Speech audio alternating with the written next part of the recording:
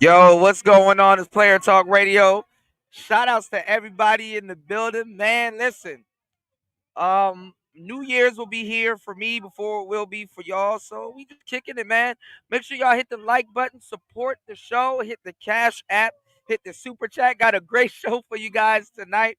We might even do a marathon on tonight's show, man. It's Player Talk Radio. I am your gracious host, DJ Cuda, right back at the helm of today's show, man. Hey, look, Fat Joe got a lot of people mad, man. We're gonna talk about it. We're gonna pick button, subscribe, support the show. What's going on, Wes? Shout outs to the cynical one in the building. What's going on? Shout outs to everybody here, man. Tech Rel in the building. Shout outs to Bronze, Flat Power God in the building. What's going on, player? Raj Will in the building. My brother Chris G in the place to be as always. As you can see, it's Player Talk Radio, man. We are still in the mix doing our thing. Yeah, OBS is free. Yeah, OBS is free. What's I about to say? Shit, StreamYard is putting the squeeze on a nigga. You know what I'm saying? But it is what it is. You know, y'all hit the like button, support the show. Got a great show lined up for you guys today. I'm still a bit sick, but I've been quiet all day, just just saving my energy for the show, man. You know, I'm about to be going into goddamn 2020 2025 sicker than a motherfucker, man. But shout outs to everybody here. Thank you, everybody, hitting the like button on the way in. Thank you so much. I appreciate you guys. Thank you guys for supporting the show. You know, so let's make sure we get the likes up. Let's get the support in. You dig what I'm saying? Be heavy handed. You know, another year of Player Talk Radio. And like I said, man, it's underrated. To make it to the next year. Look at Carter, man. Gone too soon, man. It's Player Talk Radio, man. Inside joke. But look, yeah, man. People getting mad. Shout outs to my Latino folks, man. People getting mad at the Latiners. You know what I'm saying? They getting mad at y'all for this hip hop shit. But we gonna talk about it a little bit more. I think it's the stupidest thing to beef over. But yeah, I mean, it is what it is. It's Player Talk Radio. Let's get it.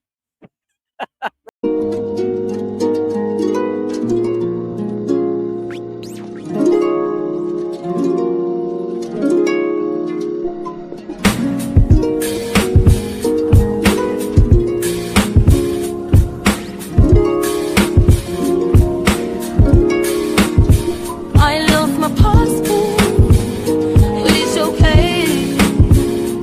We won't go nowhere. Anyway,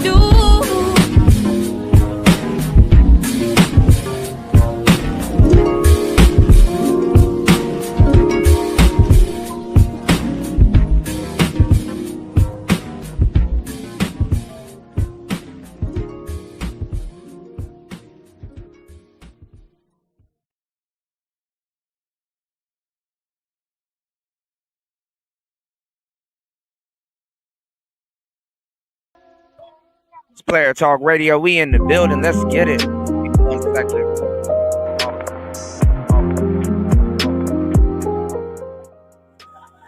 All right, man. We in the building. This Player Talk Radio. Shout outs to everybody here. Thank you, everybody, for hitting the like button on the way in. If you haven't, make sure you hit it again.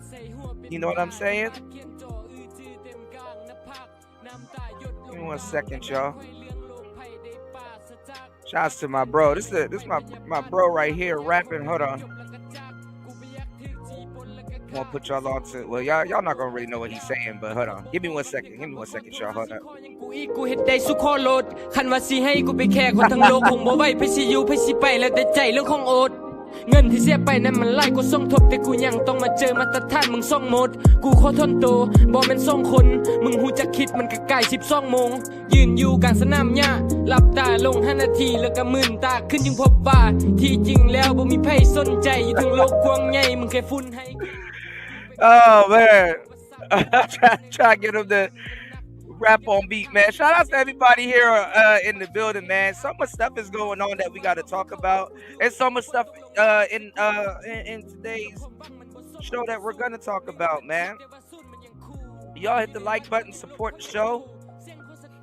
Player Talk Radio, man. Going into the next new year, man. It's an underrated flex. Shit. Leaving your house and coming back in one piece with all your damn toes and fingers is a goddamn underrated flex. So let's see what we got on this poll real quick. We got 10 votes. Give me 1 second, y'all. Hold that real quick. What is in store for 2025? 30% says good things. Overall majority, 50% says nothing, same old, same old. 0% says, I guess a lot of y'all didn't get that joke. A lot of you guys, 0% says the first 3 days of 2025 is what the fuck. So I don't know. I mean, the year is starting off on Wednesday, Hump Day. So it's like, WTF. Wednesday, Tuesday. Wednesday, Thursday, Friday. My bad. Literally, what the fuck, So it starts off with what the fuck. But anyway. And 20% says Year of the Snake. Okay. Interesting. The Year of the Snake. Yeah, this is the last year of of the dragon. You know what I'm saying? So yeah, it should be a little bit interesting going into next year. You know what I'm saying? So it's a lot of stuff that we got to talk about on today's show, man. So a lot of people are throwing Candace Owens under the bus again. We're gonna get to that. The bullet by not voting for her. You know what I'm saying? Y'all dodged the bullet for not voting for her. Shit, she still got a lot of shit going on right now, even though she didn't get voted. Well, she did get voted for. 80% of black men voted for her. So, but we're gonna get into that. We still got a lot of FBAs going in on Fat Joe. They're blowing their lid off of some random shit. I mean, obviously, Fat Joe. His statements were ignorant. His statements were, distasteful. But whether people like it or not, man, he's a part of hip hop. He's a part of hip hop culture. He's been around for a long time, and people are just being selective. With their outrage, and not selective at this point. Now they're being blatant because he said some wild shit. But it's funny because in the beginning, the quote unquote FBAs and the quote unquote ADOS cats, they didn't like Tariq Nasheed.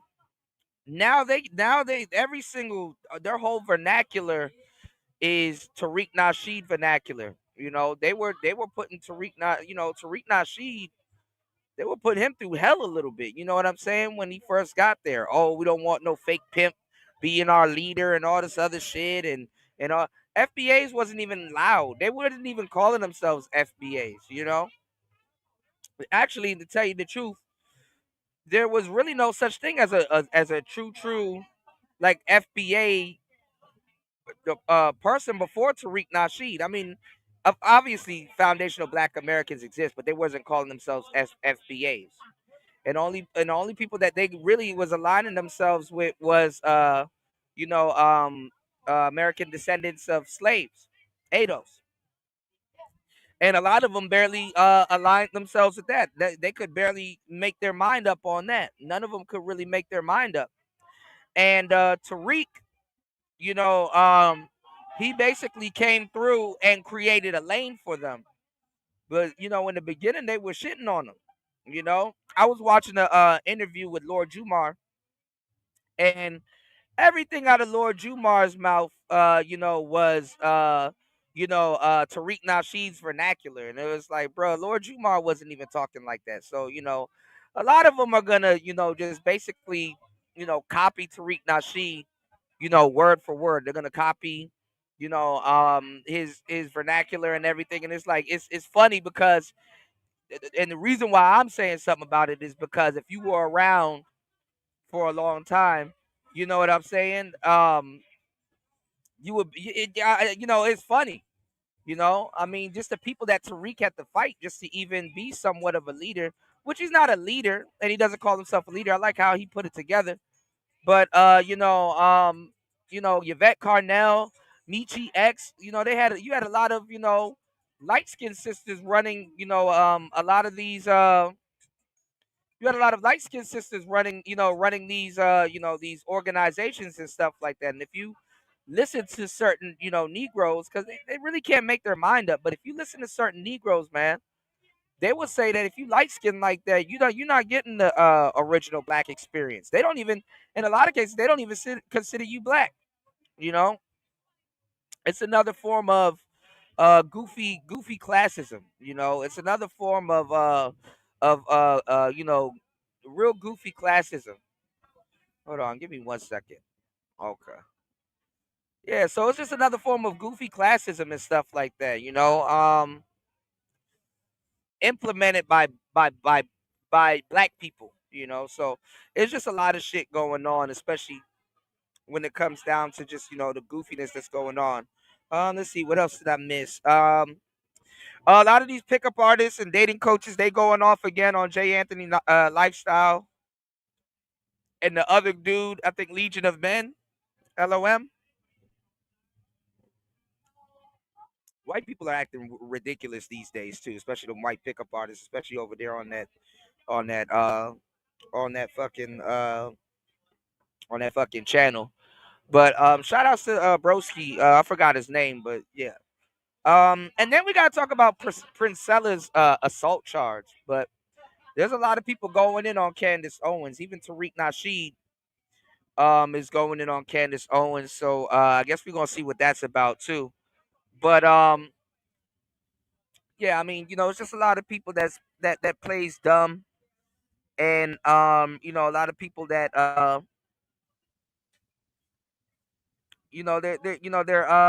hold on, y'all.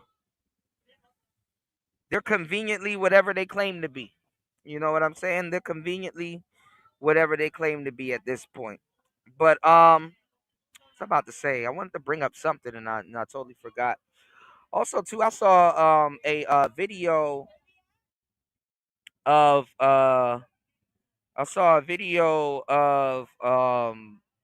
Angry Man getting into it with the Sharon Brazy dude, the dude with the tight ass sweaters and shit. Um or the tight ass shirts and shit. I'm just laughing. This is what the manosphere bargained with. You got all these, like I said, you got all these people running around here with our vernacular in their mouth. The red pill has given them a table to eat from. Nobody checking nobody. And then now you got these new people in here turning their face up at you and talking shit about you and going off on you and fighting over shit they haven't even created, you know? So this is what happens when, this is what happens when you when you too accepting of new people here, and not checking nobody at the door. You get people start calling you all kinds of shit and feeding off your damn sector and your hard work and shit like that. But hey, man, it is what it is. Y'all didn't want to listen to me. I got thrown all the way under the bus. So you just letting that shit. That's too funny. Watch watch for your own. The word I'm looking for. Watch it for your own amusement. You know what I'm saying? Shit was goofy anyway. Ain't no real stand-up cats in this space in the first place and shit. Hold on, give me 1 second. Hold on.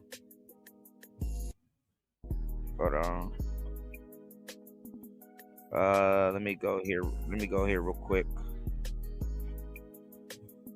So let's get into it. It's Player Talk Radio. Hold on, y'all. Y'all hit the like button, man. Show the channel some love. Hold on, let me see if I can find this Candace Owens. Get this small fish out the way real quick.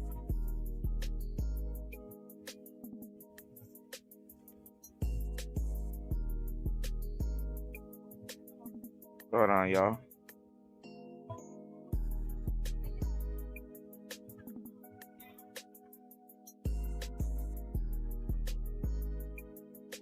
Why can't I find this? Hold on.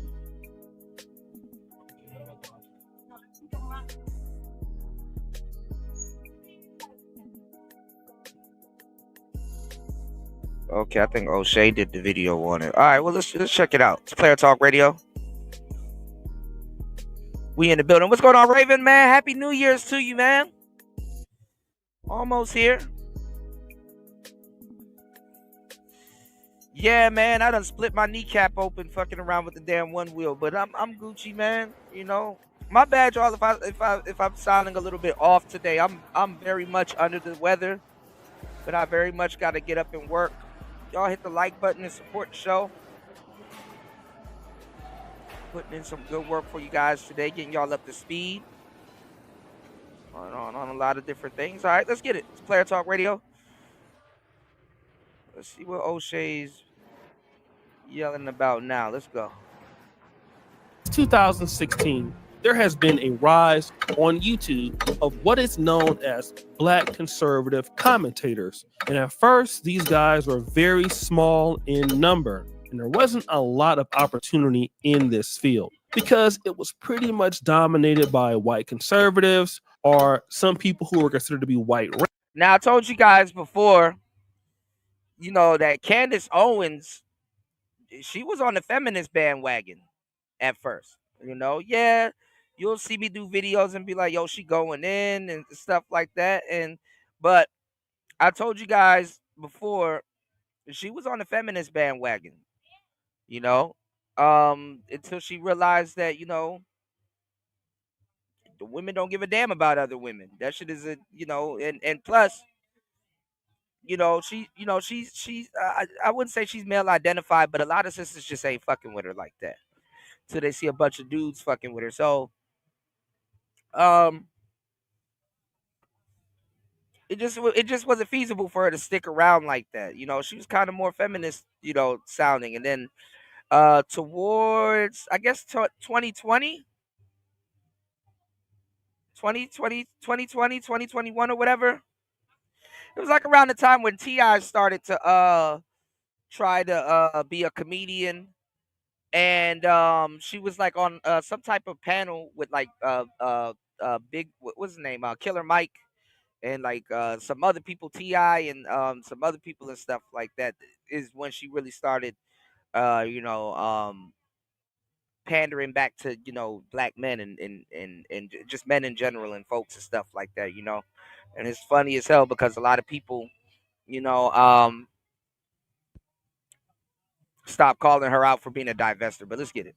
Racist, but the black conservatives came into this space and pretty much identified the same talking points that many of these white people wanted to say, but didn't want to be hit with the racist commentary. And they built quite the audience with a lot of non-blacks. And one of them that was able to do so was former Democrat Candace Owens. Now, Candace Owens used to be against Donald Trump. Then she found out how lucrative it was being for Trump. Well, she went on and did very well. I believe she's even one of the first people to come out with Blexit, which is like blacks exiting the Democratic Party. And nothing is wrong with supporting Donald Trump. But the issue is how she does it. She doesn't just support Donald Trump or the right because of their policies. She does so at the detriment to black society. It's a broken culture, it's a broken society, and hip hop is hurting things. But I also want to talk to you about something I've realized. Even if Black Americans are aware and know their history, right? And you can get Black conservatives who understand the history much more, who understand,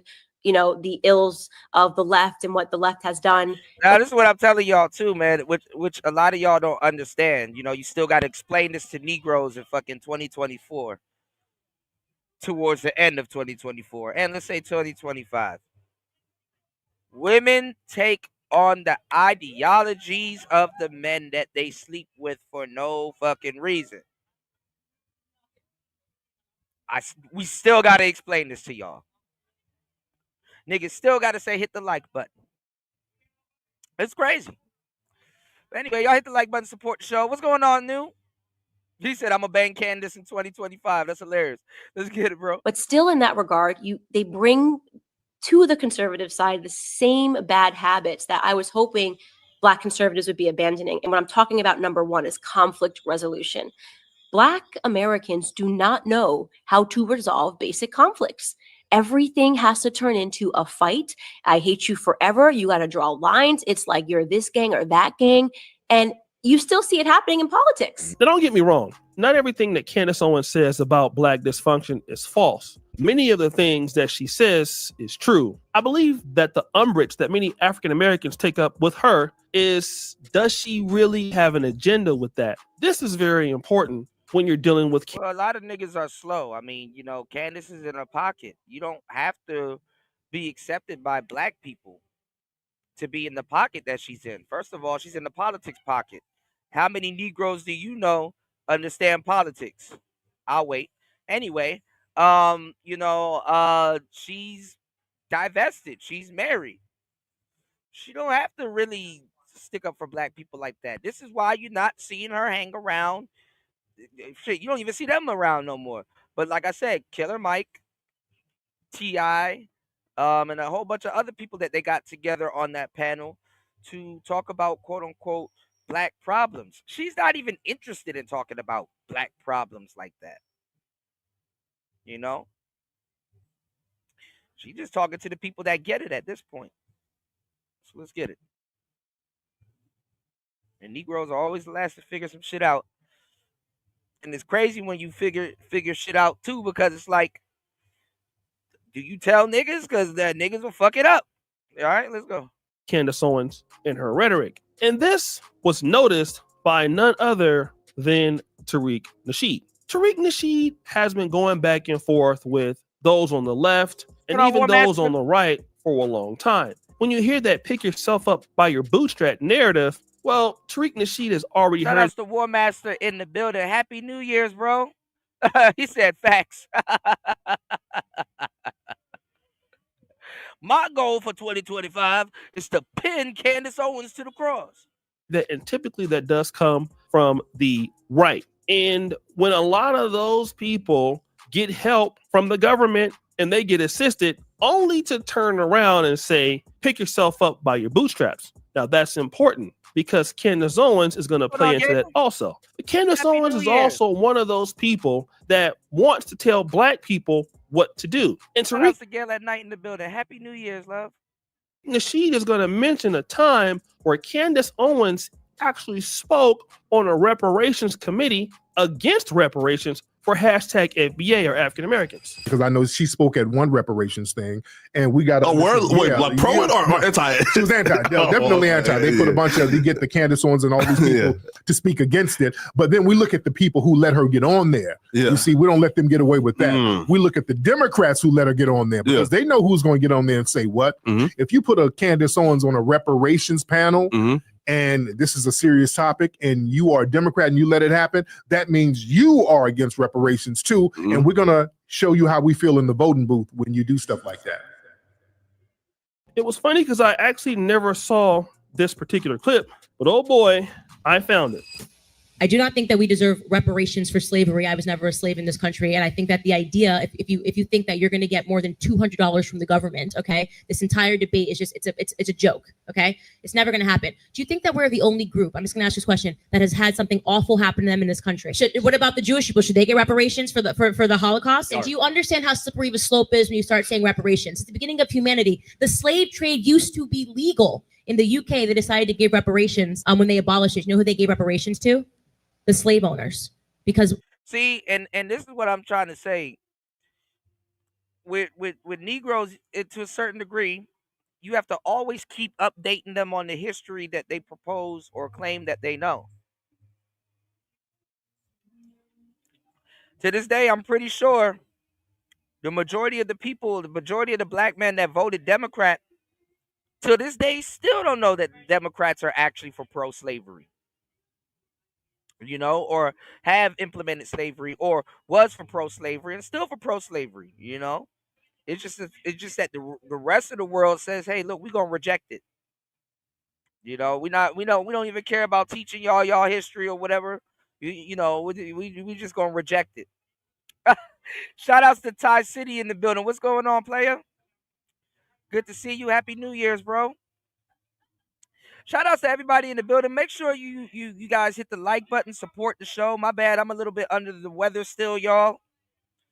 I am sick as a dog, but we're gonna put in this work, We're gonna have another I'm gonna make sure we get today's show done, and I'm gonna make sure that we're gonna have tomorrow's New Year's special show done also. Just getting into a little bit of the politics and stuff that's going on right now. But yeah, and I have told you guys before that Candace Owens is, before she used to be super feminist until she found out it wasn't lucrative, and then she turned. Right, because I've done a couple of hit pieces on Candace Owens, and I've done a lot of hit pieces giving her props. And it's funny too because when you look in the black manosphere, and niggas in the black manosphere lie and say they want the Candace Owens type, but the Candace Owens type, they don't even get along with the type of black women that they claim that they want. Shit. What archetype is Candace to the average nigga? You know what I'm saying? But hey, what it is, man. Woolmaster said black folks are willfully ignorant, especially the pro wax. There's a lot of truth in that, because they had their top tier women in their face, discussing divestment. And a lot of them wasn't talking about it. A lot of them turned a blind eye to that. Didn't say a damn thing about that, which is crazy. Which is crazy. The bitches that got unks and shit tattooed on their forehead, the poetic justice girls were talking about divestment and stuff like that. And shit, I think a lot of guys would like Candace Owens until a lot of black men did like Candace Owens until they found out she was married to a white man, which is funny as hell. But like I said, women take on the ideologies of the men that they date. And the funny part, the irony in it, actually, because black people actually, in a lot of cases, do see themselves through the same eyes as a dominant society. Hey, you'd be surprised who you might, if you actually sat them down or listened to a full podcast and stuff, you'll be surprised who you might agree with.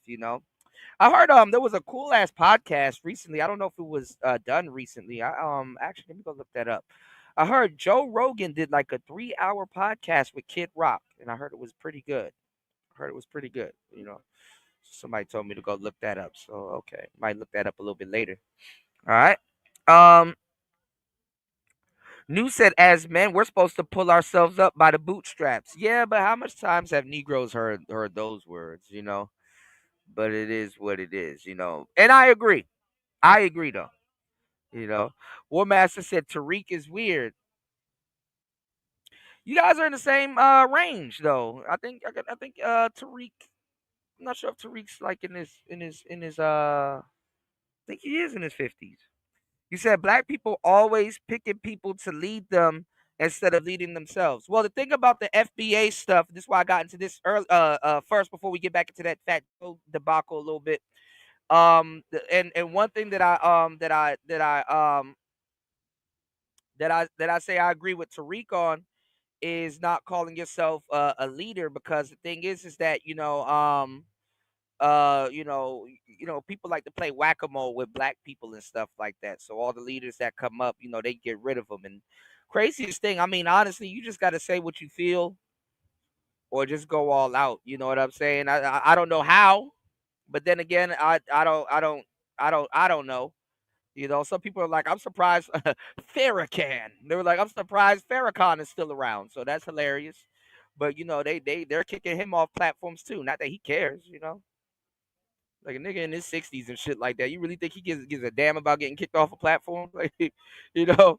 But anyway, no YouTube for you. Ty City said Candace Owens' whole career is built on upholding cultures that just got called lazy over black culture. Okay, the cultures that just got called lazy over black culture. Um, you said the slit happened at civil rights. The slit happened at civil rights. The racist Democrats switched to the Republican Party. Yeah, that's what you talk about too, War Master. I've been hearing like other subcategories and groups of what you talk about also come up. The rhinos, the Republican and name only. You dig?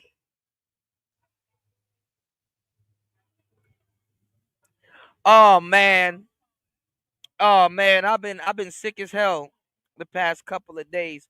War Master said Kuda eating weird shit after getting beat up by his one wheel and still doesn't play Xbox. Man, we about to be back on the Xbox tip as soon as possible. As soon as time grants me and as soon as everything works its way out, we absolutely about to be back on the Xbox tip, because I find it therapeutic to actually do the shows. I haven't done it in a long time, but it was very therapeutic to sit down, pull up game, not even pull up game footage, but actually be playing the game while I'm giving you guys good content and stuff like that. And also too, it's really good for visuals. So I'm definitely about to get back on the video game tip. And it's just that a lot of my stuff got damaged, lost, and destroyed, and I'm just not having a fun time anymore. What's going on, Ed? Shout outs to Ed in the building. You said Candace I said Candace Howens. Oh shit, I think I just created a new word, y'all. I just created a new nicknames, y'all. My bad. That didn't come out right. Candace Howens. Well, if you hear it around the space, he made it, but and not that y'all give you credit for anything anyway. But Candace Owens' husband is a conservative Republican. Yes, what she is right now. Tech Rel said, "I cracked the shit out of Candace Owens." I had to say it like that just to put the emphasis on what he meant. You know what I'm saying? A lot of brothers say they would, but a lot of brothers won't get along with the Candace Owens, and I would say too that a lot of brothers, the household would have been ran by Candace Owens. But I heard, people were saying that they really heard from her husband, and they were like, "Nah, he run the house." You know, he said losers hate saying. Losers hate that saying. Winners understand it. What do you mean? What do you mean, New? Losers hate what saying and winners understand it. Thank you, Gail. I appreciate you. What do you guys have planned for the New Year's? And did 2024 turn out the way you liked it too? Or did you learn something? Did you learn something? Are you half dead like me? What did 2024 teach you? You know? Y'all hit the like button, support the show. Please be heavy-handed on your support. Let's have a great show tomorrow. Well, not tomorrow. In the next, for you guys, tonight. 12 a.m. But it's tomorrow for me, 11 a.m. So I gotta make sure I'm up. You know, War Master said bullshit. There's no switch of racist Democrats, aka the Klan, into the Republican Party. If so, Who are they besides David Duke? That's a name I haven't heard in a long fucking time. David Duke. What's going on, Black Servant? Peace to you, player. He said, yay, yay, Candace. Oh yeah, Kanye was a part of that too, right? Yay, Candace can get with. Yay, Candace can get it with that big ass forehead. I need to see the wagon first, though. Candace really don't have a body. What I'm about to say is weird. And I hate to say it like this because it comes off as judgmental when that's kind of not where my aim is. Candace really doesn't have a body, but for the type of sister she is, her body fits her and it's not like a deal breaker. Does that make sense? You know? Oh, you say, yeah, okay, because Candace was running with Kanye at one point too. You know? So yeah, no, but I do like Candace Owens. I think she's dope. I think she's awesome. You dig what I'm saying? I think Candace Owens is absolutely wifey type. You know? Shout-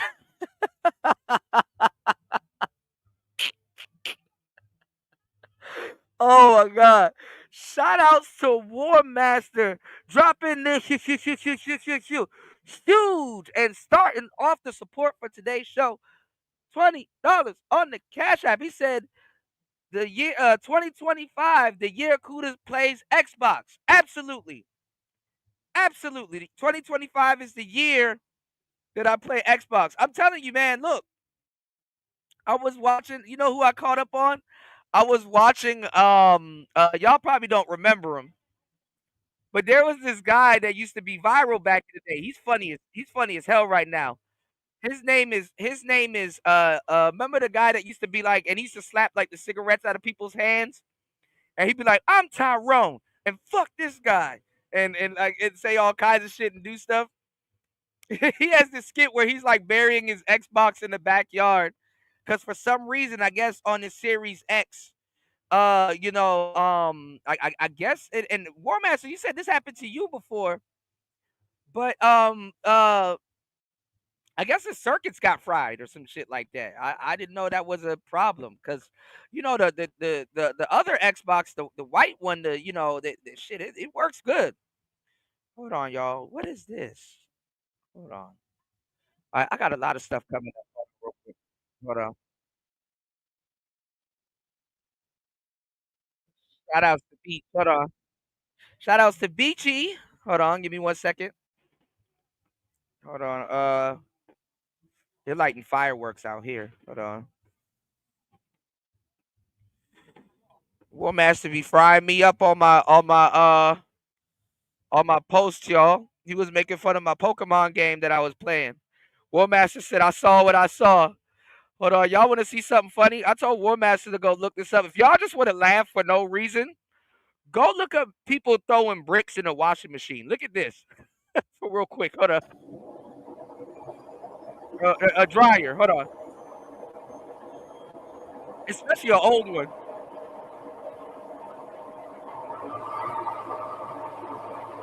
This is dangerous, too.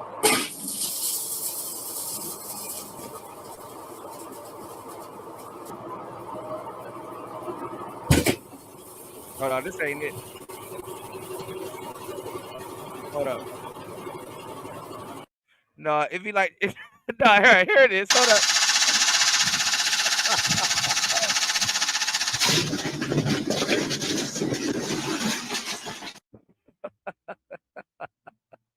This shit right here had me dead.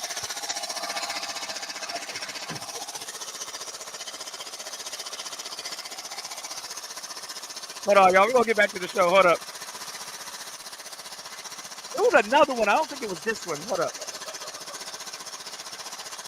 No, it was like an old ass washing machine. Or was it this one?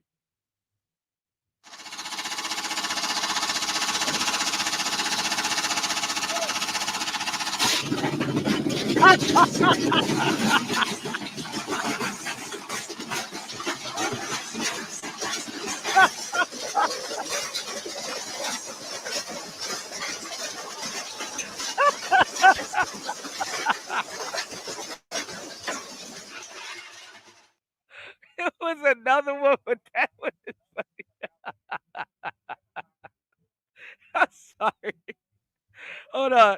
Shout outs to War Master for supporting the show. Hold on. We're gonna get to it. More. Wendy? Thanks, Chuck. We're standing here in front of the Olympic Liquor Store in Queens where scores of African Americans have been lined up for hours. We spoke to a few of them earlier. Ladies, maybe get a word? Hide the money, y'all. There's poor people around. With your broke ass.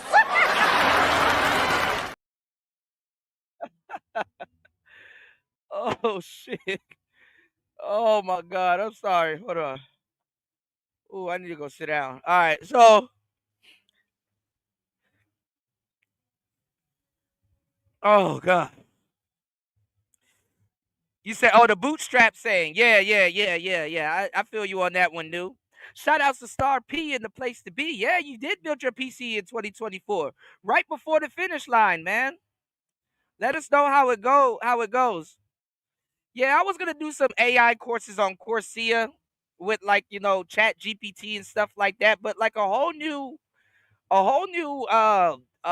genre of AI is about to be out in 2025. So I don't know if it's worth it, or maybe it might be worth it. But honestly, I've edited billions of videos in my life, and I'm gonna tell you the truth. If you're using AI, you just got to get good at prompting and telling it what to do in detail that it will understand. Not what you know, which is crazy. You did. You said Candace got small hips with a big round booty and a huge forehead. I'm just adding that on to what War Master said. Thank you for supporting the show. Chris G said Candace is not fat. Niggas are cool either with it, yeah. But I mean, I will say that she's the girl that got overlooked in high school at a younger age. Candace is like one of those late bloomer girls. One of those late bloomer chicks, which she's like one of those nerdy girls that are hot. But I will tell you, a lot of you niggas won't be able to handle a woman like that. A lot of dudes don't get along with that type. A lot of dudes don't have the mouthpiece to even get something like that in their bed, naked. You know.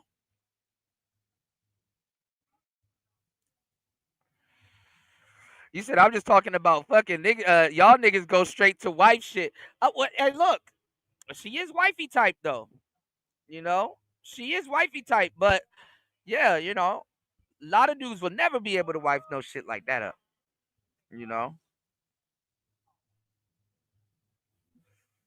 No, he had a newer. No, this one was different. He had a newer Xbox because it looked like a router. I didn't know they were tall like that, and he was like shoveling it and throwing dirt on top of it, which was crazy.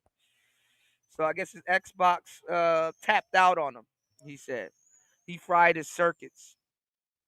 Yeah, the trading card game, man. Y'all get the Pokemon game, man. That shit is dope. If you ever collected Pokemon cards back in the day, you'll love that game. I ain't gonna lie. No, you won't. That game cheats like shit. I'm at the point where I'm fed up with the game. But it's a good game. But it's cheating like a motherfucker. You said this is why God punished Kuda with one wheel crashes. Somebody asked me, there's a guy from Thailand and he rides his. He said, have you ever got hit by a car? And I said, no. And thank God. You know what I'm afraid of? I'm afraid of riding on the same side street and somebody opening up their car door. That's what I'm afraid of. I'm afraid of riding on the same side street and somebody opening up their car door.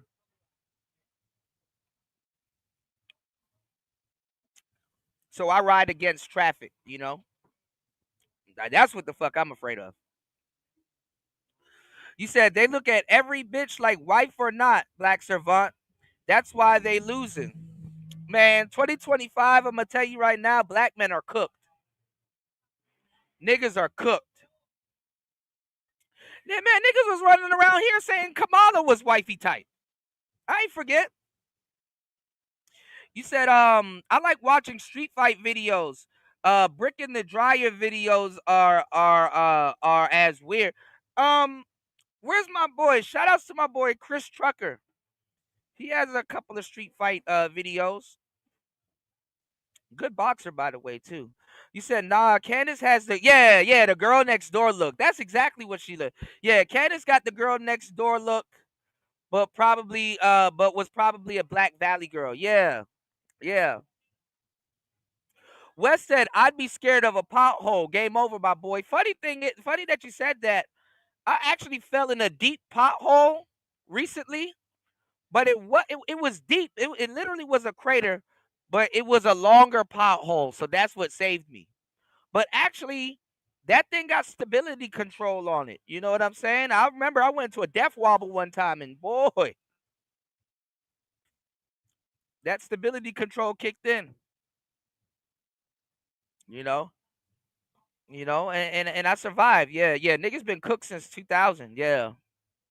Tech Rel says stay a bachelor. Yeah. Well, I've been telling you guys. I mean, if you're dating good women and real women, utilize your options. And you can get into a couple of relationships, but don't get married.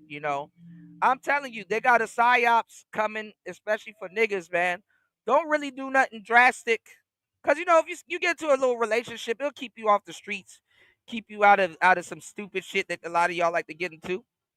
But don't really do nothing drastic until 2030. I wouldn't even say don't even get shacked up until 2030. I mean, 2031, 2032. 2031, 2032, you can think about getting into relationships and stuff like that. But honestly, get yourself together and maybe pick up a skill or two. Or if you get into a relationship, because some relationships provide you with enough stability and peace to actually learn a new skill. You know what I'm saying? So, if you get into a relationship, pick up a new, skill and, yeah,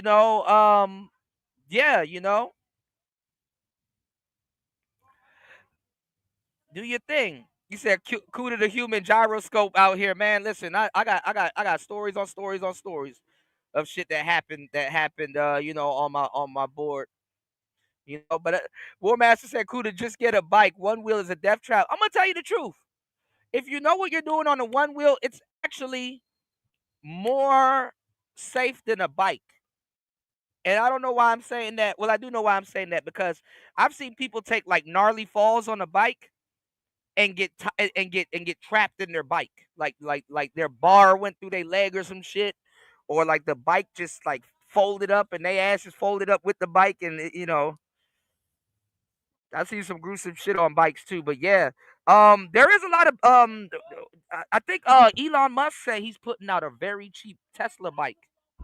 I might get one of those if God blesses me enough. You said the psyop for Black Americans is gonna be radio silence. Niggas really feel like they in the dark. Man, I'm not gonna lie. At this point, niggas are willingly in the dark. At this point, niggas are willingly in the dark. I wanted to talk about this too, y'all. Remember I was showing you guys Jaguar Wright, the woman that was going in on Jay-Z? And last week I was telling you that she was talking real crazy about Princella. Princella got some sexual assault charges on her right now. She tried to take the cookie. She did it all for the nookie. The what? The nookie. The what? So you can take that cookie and stick it. We got Princella this week catching sexual assault charges. And then Jaguar Wright recently went radio silent because she said on one of those crazy ass interviews that she does, she's just like a crazy older stud, I guess, that still pretends to be feminine from time to time. Them the worst ones too, because they know everybody business and shit. Man, woman, cat, dog, right? Jaguar Wright allegedly took, how much money did they say she took? She took like 300K. Is it 300K? She took she took some numbers, I think 300K or something. So basically they paid her to shut the hell up. She said Jay-Z put a gun to her head and made her sign a contract, which I don't believe, by the way. But I love the song that she did with him. Song Cry, really beautiful song. But she took the money. So now she's trying to, and it's funny because she spent the whole time on that blue couch telling you how oh, people do anything for money, and they sold their soul to the devil, and they sold themselves out, and whoop de whoop and blah blah blah. So she took like some type of from Rock Nation. They paid her like some weird 300K type deal. And then now she's spending her whole time now running around trying to tell y'all that she was capping and don't believe what she was saying and stuff like that. So she folded for the paper and some weak ass publishing deal and shit like that. It was some weird shit. We might get into that on tomorrow's show or later on tonight for you guys, right? Thank you, Gail. You said street bikes don't fold. I haven't seen an actual street bike fold, but I've seen them foldable ones fold and them joints fold. All right. But let's get back into this real quick.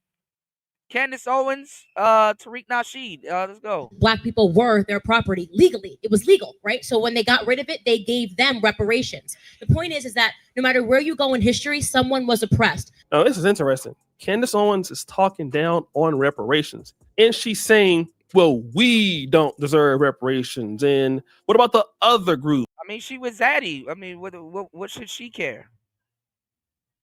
And that's the thing too. Like, I agree that FBA, ADOS, foundation, I agree to a certain degree with reparations. What I don't agree with though, and even FBA and ADOS people got to take a look at this also, is why are you trying to get people in the world, like why are you spending more time trying to get sympathy instead of unity?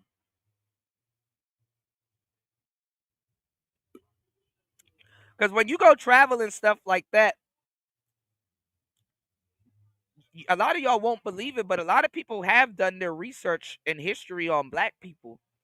And they're like, hey, man, one day, hopefully something will work out for y'all. And it's like, well, hey, you need to be telling that to, a lot of niggas. A lot of niggas don't do their research, A lot of niggas don't do their research, I'm telling you, somebody that will tell you about history and stuff like that probably knows more about it than the Negro that they telling about it, And then at the same time, too,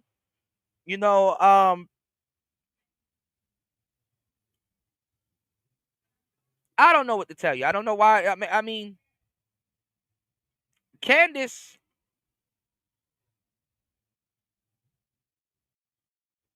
she has popularity amongst black men, And I'm going to tell you the truth. There are a lot of brothers here in the manosphere that stand behind ADOS and FPA, and I get it, right?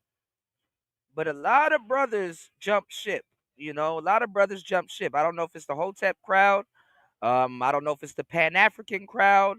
I don't know. A lot of brothers jump ship, at least with this last election.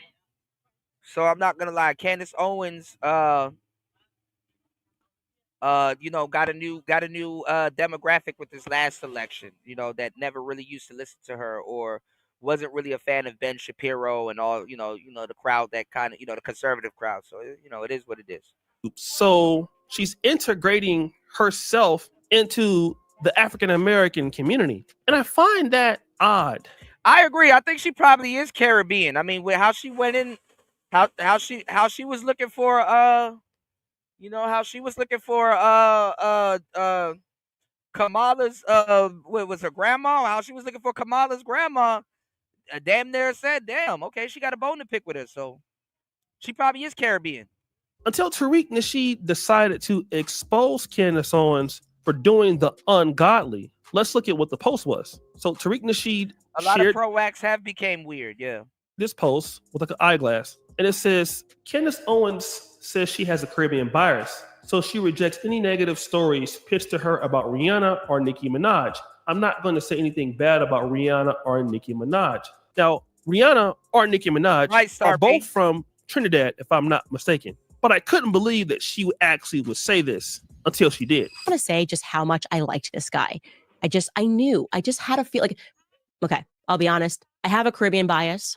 My former producer made it very clear to me that I have a Caribbean bias because she'd pitch me stories or like say like Rihanna did this. And I'd be like, I'm not gonna say about Rihanna or like Nicki Minaj, and she's like, but I have a Caribbean bias. So that led me to looking at Candace Owens' background. Candace Owens, according to Wikipedia, is also of Caribbean American heritage through her grandmother, who is a. And see, this is why I'm telling you, a lot of people don't have their facts straight. Rihanna is not from Trinidad; she's from Barbados. Rihanna is from Barbados, and she I think she's in politics in Barbados. I think she like the she's like a high ranking politician in Barbados. They gave her some like weird position in Barbados, but she is a billionaire.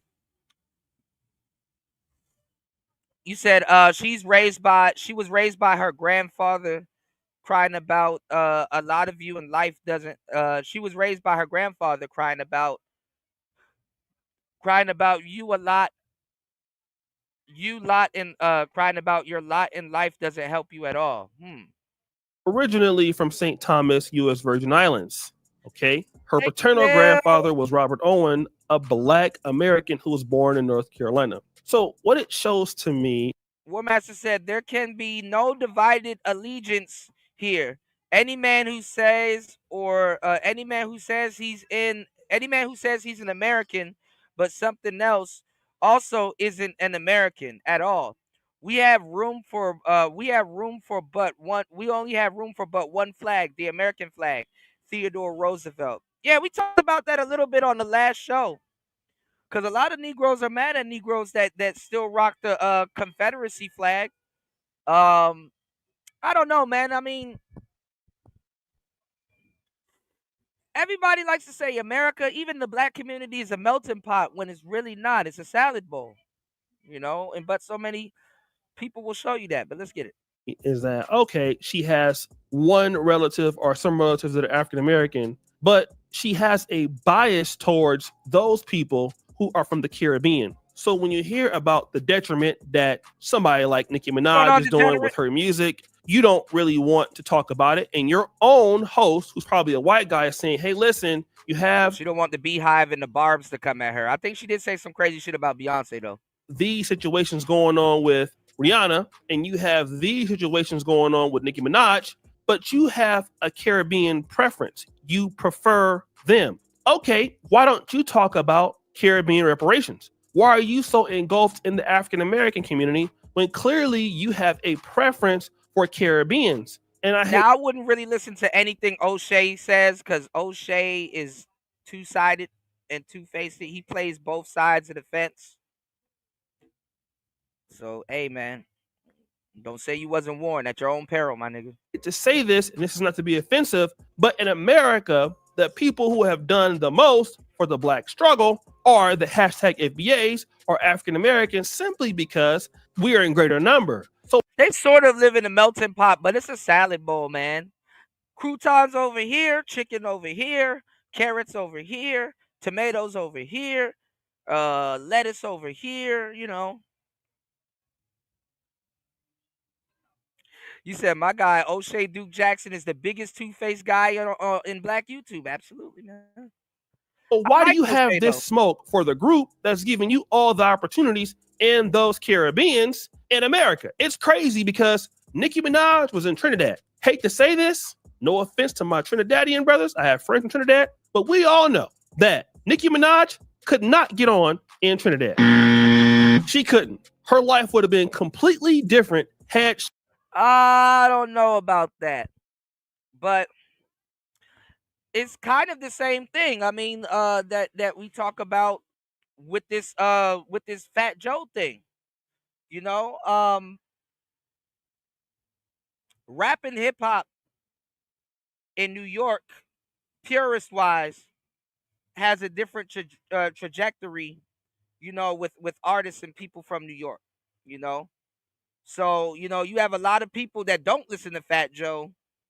That's going to be like, yo, F Fat Joe, and whatever the hell he talking about and stuff like that. They don't understand too much of New York politics, but hey, let's get into it. She stayed there. We all. O'Shea Two-Face Jackson. Hey, Warmaster, you crazy as hell. Two-Face Jackson. All right, let's go. about Rihanna? Rihanna was born actually in Barbados, not Trinidad. If she would have never come to America, would she have ever had the opportunity that she has now, especially with Fenty? No, both of those people, including you and your ancestry. But see, Degenerate, nobody called that out. I was the only person to really call that out. Nobody was saying that. Hey, but it's not the way they think it is. You could be a passport bro and be FBA, but you better be, that's just traveling though. But you can't really be you can't really be a passport bro. You can't really be a passport bro and FBA and ADOS. You can, but you can't. Not in the way they're telling you can.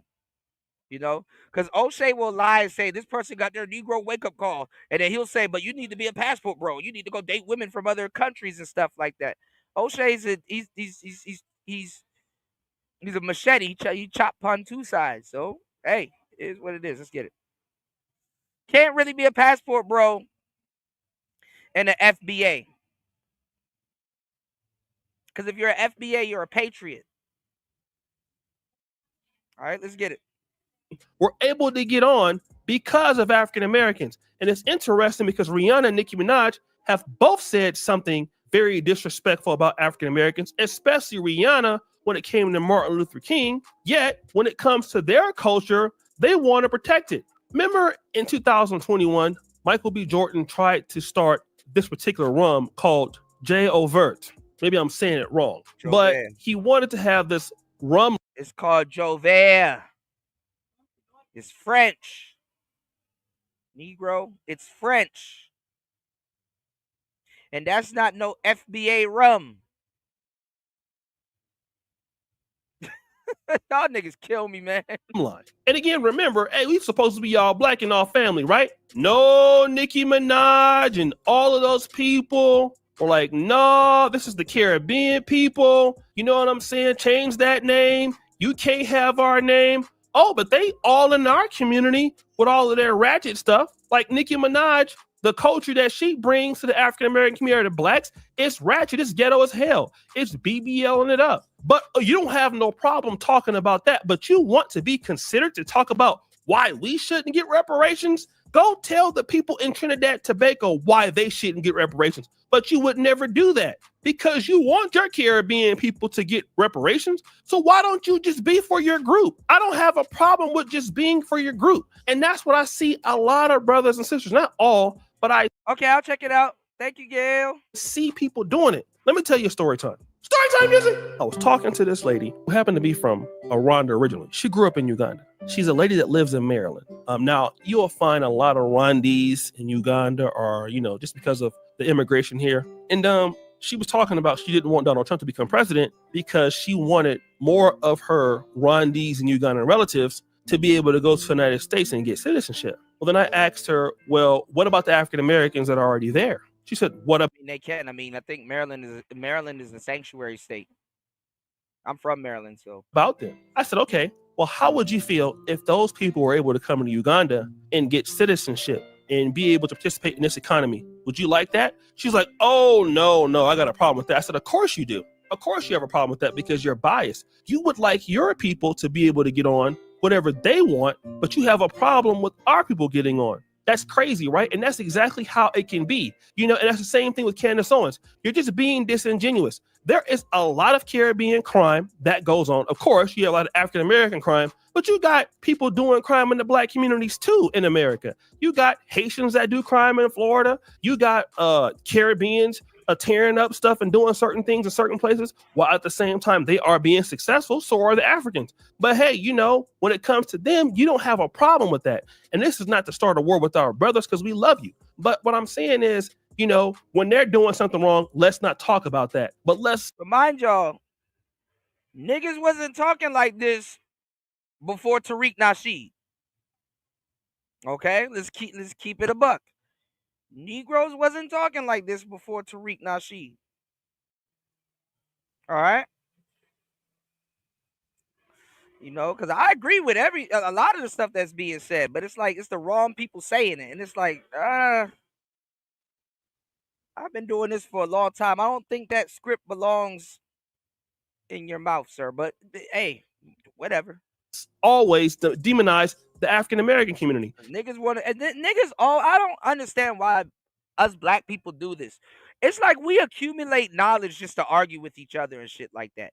Cause these niggas was not talking about this. The closest you would get to the type of shit that you hear niggas talking about today is some dude that y'all undermining anyway, going over to Sanetta's House of Consciousness to go argue about some shit. And the fucked up part is that when niggas over in the Hotep sector on Sanetta's couch was talking about this exact same shit, y'all threw them under the bus and called them crazy. Oh, he just a delusional ass nigga with a wooden cross on his chest.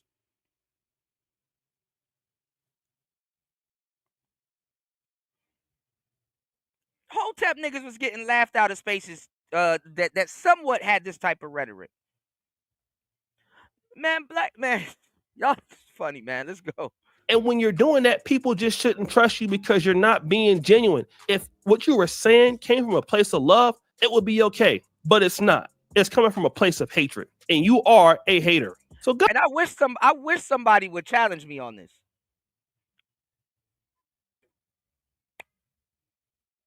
I got a whole bunch of receipts for your ass. You know how much black women I had to save from Nature Boy? And the funny part is that Nature Boy got laughed out of the black community because he was talking about traveling. And the funny part is that this wasn't on the Passport Bro shit. Because the funny thing is that Nature Boy predates that Passport Bro bullshit. But before Nature Boy was Travel Bros. And the Manosphere, including O'Shea,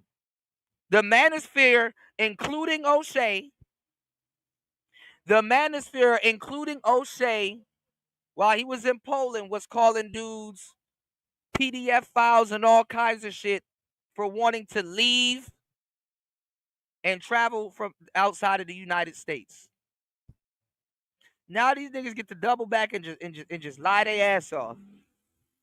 Shout outs to War Master. He said, "I challenge Kuda's gamer rep." Look, we about to get a whole bunch of trophies back. We about to get a whole bunch of I think I won an Xbox trophy, like gone for like 465 days. He said niggas love Strife in Discord. Hey man, this shit is funny, man. This shit is funny. You said, bro, you got to cut it out with saving black chicks from Nature Boy. I did. It's true. I done saved about like the 7+ women over there. I had a coworker, rest in peace to my coworker Todd. His wife was gonna abandon him and his family and go be with Nature Boy. Before he passed away, he had to shut that down.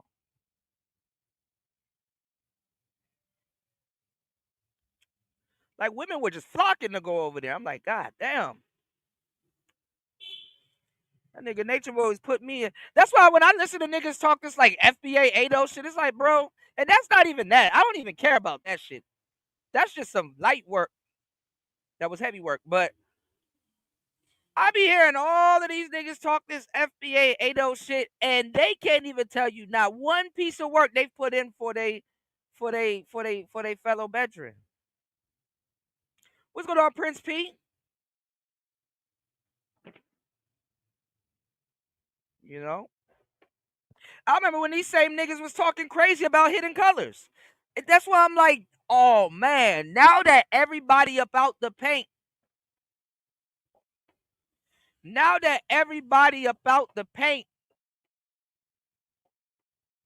everybody want to flock over to Tariq Nasheed.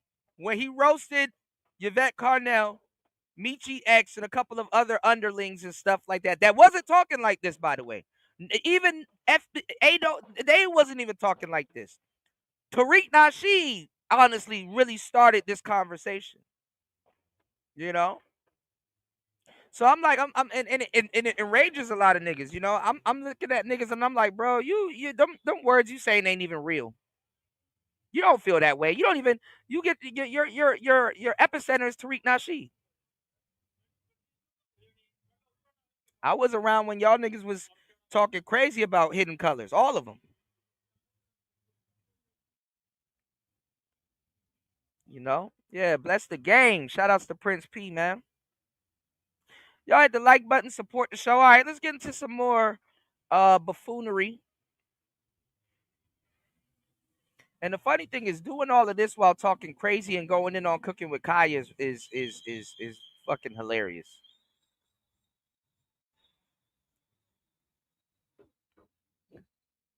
Hold on, y'all.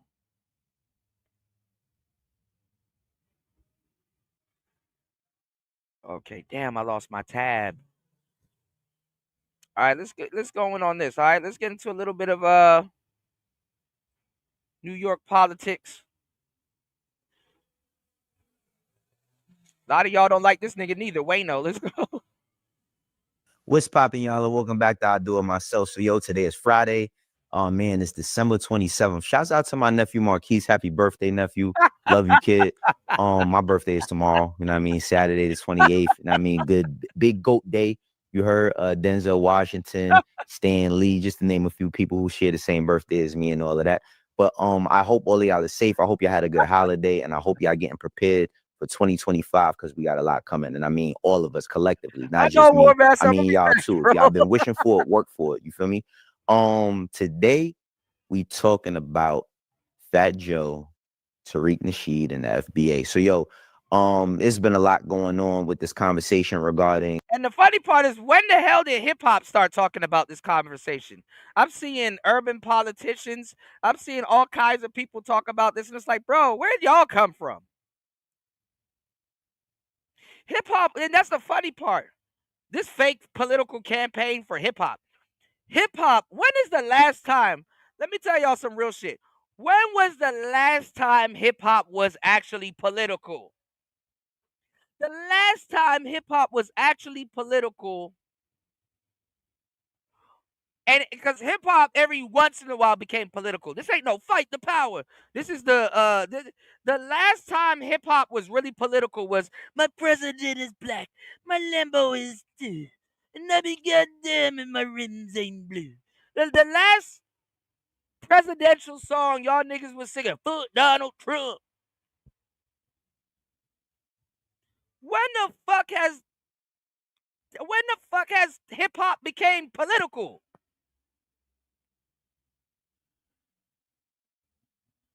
I think Plies made a weak ass Kamala song or some shit like that. I don't know what the fuck that shit was. I don't know what my grandma on the kidney machine remind me of Kamala. I don't know what he was talking about. Hey, you country niggas gotta stop with this fucking politics shit. I'm sorry, y'all are confusing everybody. So now all of a sudden, everybody in hip hop knows Tariq Nasheed, and this is it should be a crime, even amongst other FBA and ADOS cats, when you find your own being selectively black. I'ma just say that, because that's just as bad as the quote unquote tethers being selectively black also. But whatever. Shout outs to Prince P dropping the huge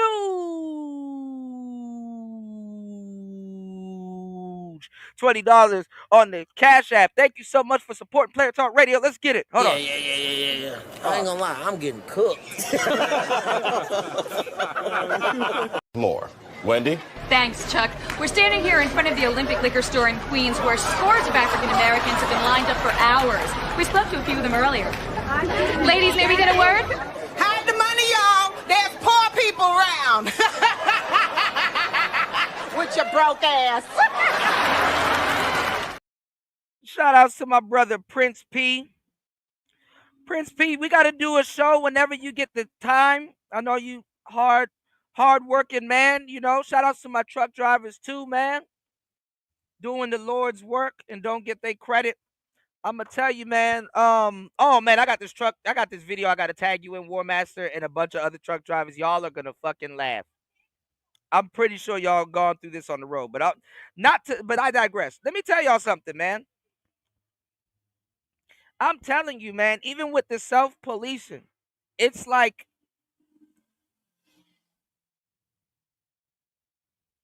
you find a lot of people being selectively black, even in hip hop.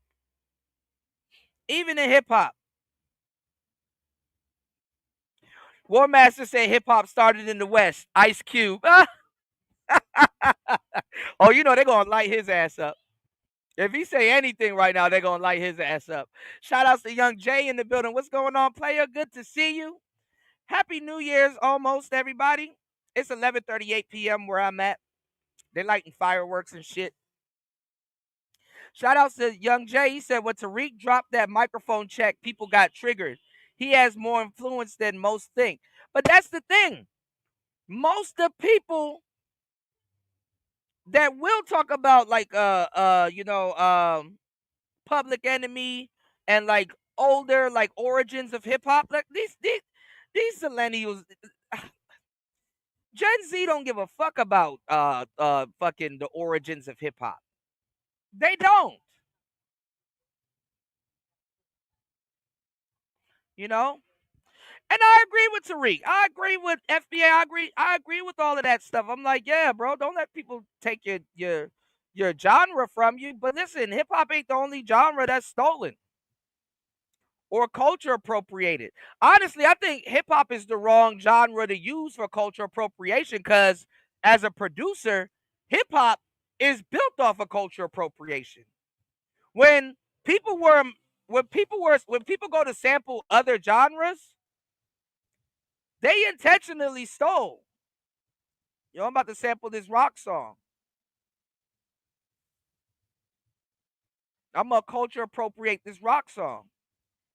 Because you had too many ignorant niggas talking about shit that they don't know. It's like this nigga thinks he's stealing from rock artists, not realizing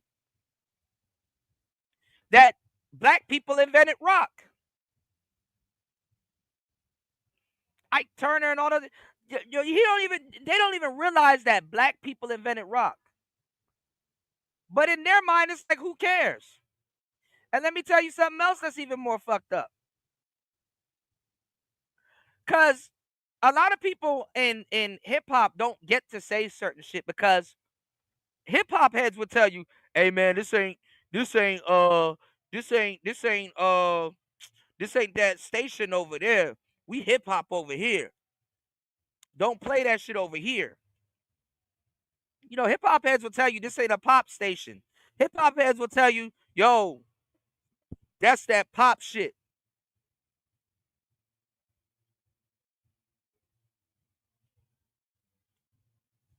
Nicki Minaj would not exist in the 90s.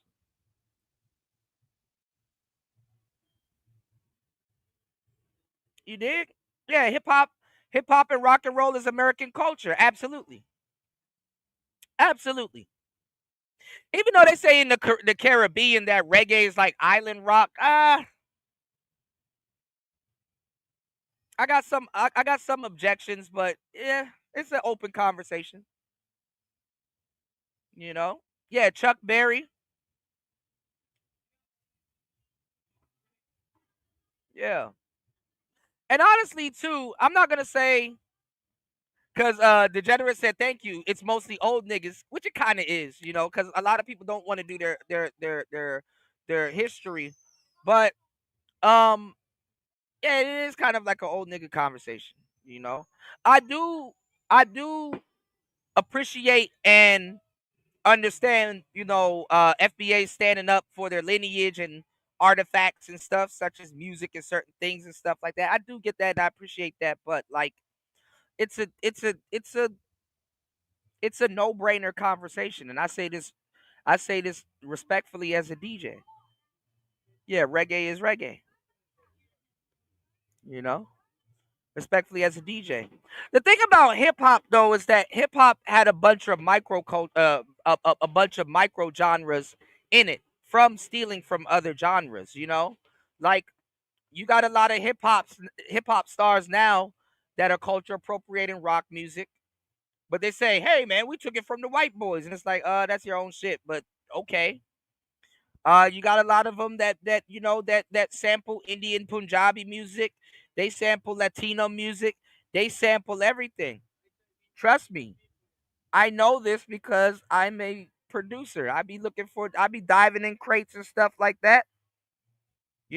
And honestly, as a genre that will never die, why will hip hop never die? Because it's always borrowing from other cultures. When Nas said hip hop is dead, he was talking about his type of hip hop. Yeah, Jamaican DJing is Jamaican. Yeah, DJing is Jamaican. Yeah, yeah. I heard of Lovers Rock. Absolutely. Warmaster said there were a lot of white hip hop groups, the young black teenagers. Yeah, yeah, yeah. You know, and hip hop has always been accepting of a lot of different things because they sample and took from a lot of different cultures and stuff like that. That's why in the crux of it, you have Vanilla Ice. Hell, even back in the day, you even had rock stars rapping. You know, I was about to say, cut my life into pieces. But nah, you had POD. We are the youth of a nation. You had what Chocolate Starfish. You had Limp Biscuit. Hell, even Jay-Z broke up Linkin Park to make Fort Minor. Let me tell you something. Hip hop wouldn't be getting this smoke like that, really, if people deviated from rapping. None of that shit is rap. That nigga, they wouldn't even play R&B songs on rap stations back in the day.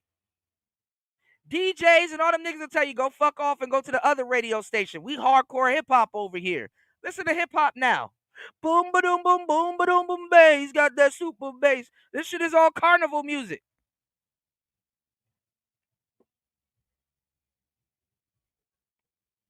And see, that's the thing with people from New York. New Yorkers, they're purists, which I get it.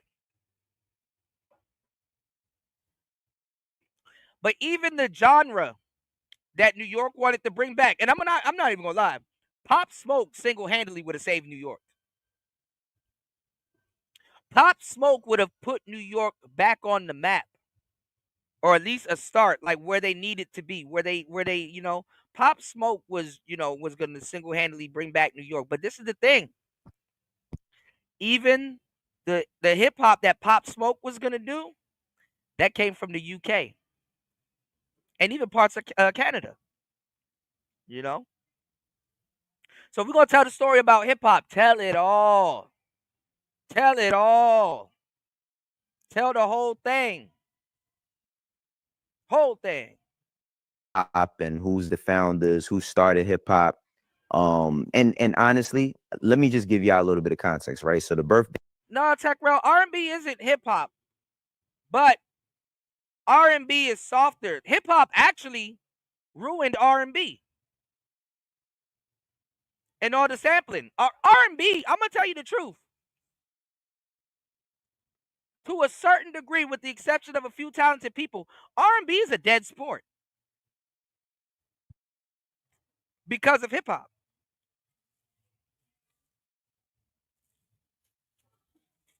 Trust me, I know what I'm talking about.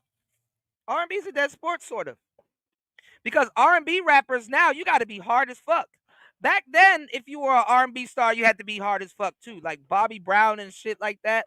In his era, you had to be somewhat hard, but you didn't have to carry yourself as a gangster. Nowadays, if you're an R&B artist, bro, you better have muscles. You better somewhat carry yourself as a gangster. R&B songs are not as long as they used to be.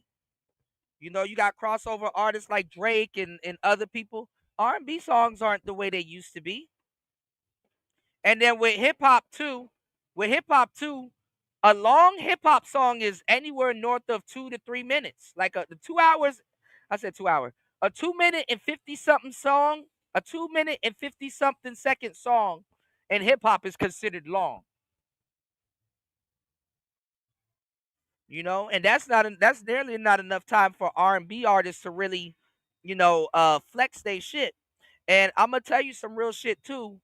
You gotta be an exceptional artist that can hold your attention. Niggas ain't listening to no 4-minute song like that. And honestly, hip hop radio actually ruined that because they could tell you that they're playing more music when they probably aren't. They could tell you that, hey, we play more music than the other channels and stuff like that. It's only because they were playing. It's only because they were playing. What you call it? It's only because they were playing rap music that's like 2 minutes. That's like a commercial. That's like a caveat for a commercial. That's like a commercial, a commercial slot. So that's why they love those songs that you play for 2 minutes, because the A&Rs will have to go up to the radio station and make sure your song is getting the proper spins. All right. Give me 1 second, y'all. I'll be right back. I'm gonna let this play. It's player talk. Hold up. Give me 1 second. But everybody copying Tariq now, so let's get it. Day of hip hop is August 11th, 1973. I was born in 1982. You know what I'm saying? So my perspective might be, I'm not going to say skewed, but my perspective is coming from a place of what I saw growing up, what influenced me, what I know to be true and all of that, right? And I will say, let's start it off with this. Hip hop is Black culture. Now, I'm not going to dispute that. Hip hop is Black culture. But let me add some context to that. I am born and raised in the Bronx, and I migrated to Harlem years after. When I was 12 years old, I moved to the east side of Harlem. So I grew up in Spanish Harlem, aka El Barrio, right? And growing up there, everything's kind of integrated, and also in the Bronx is integrated. So specifically when it comes to Fat Joe, I'm not going to be against Fat Joe if that's what y'all thinking. Fat Joe was in the same class as my older sister. You know what I'm saying? He knew my dad. He grew up in the projects right around the corner from the where my dad used to hustle out on Boston Road. He grew up in Forest Projects. You know what I'm saying? So I grew up kind of in that area as well, being over there visiting my pops. Now, I want to talk about, this whole FBA thing, because I'm still learning. I don't know everything about it, right? But the FBA is the Foundational Black Americans. You know what I mean? They are descendants of the Black people who survived one of the greatest atrocities recorded in American history, slavery. FBA are descendants of Black people who built the United States from scratch. So I'm also not going to be against Tariq Nasheed and all of that, because I'm never against my people standing up for my people. But I do want to talk about division. And I think that while everybody pointing the finger and shit, we losing sight of the focus. We don't own any of this shit, right? So Fat Joe was on Math Hoffa show. Shout out to Math Hoffa, you know what I'm saying? And he spoke a little bit of. And hold on, y'all.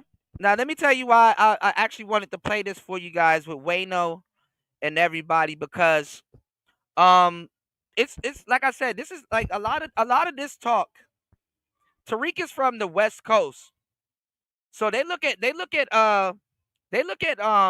hip hop a lot different. West Coast, right? And it's not like New York where everything is crowded and everything is like just crowded and bunched in with each other.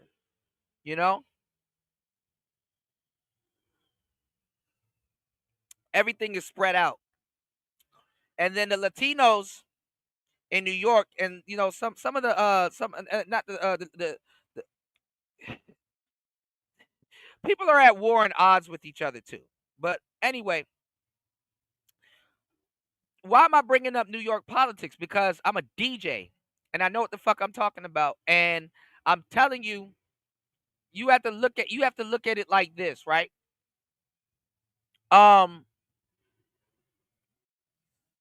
Nobody, not even New Yorkers, expected Atlanta to take and the South to take over as long as they had. But you have a lot of New Yorkers at the time that wanted to keep hip hop strictly New York. They wanted to keep it pure. They didn't really want to listen to to the niggas in the South. They didn't really want to listen to the Texas cats, even though Jay-Z was working with Jay-Z was working with UGK and stuff like that. You know, they wasn't really showing the South love. And then, you know, they were calling they slang goofy and all kinds of shit, right? What's going on, brother Love? How you doing, brother? Peace to you, man. Happy New Year's. We got 7 minutes here before 2025. They popping fireworks. It smells like fish out here.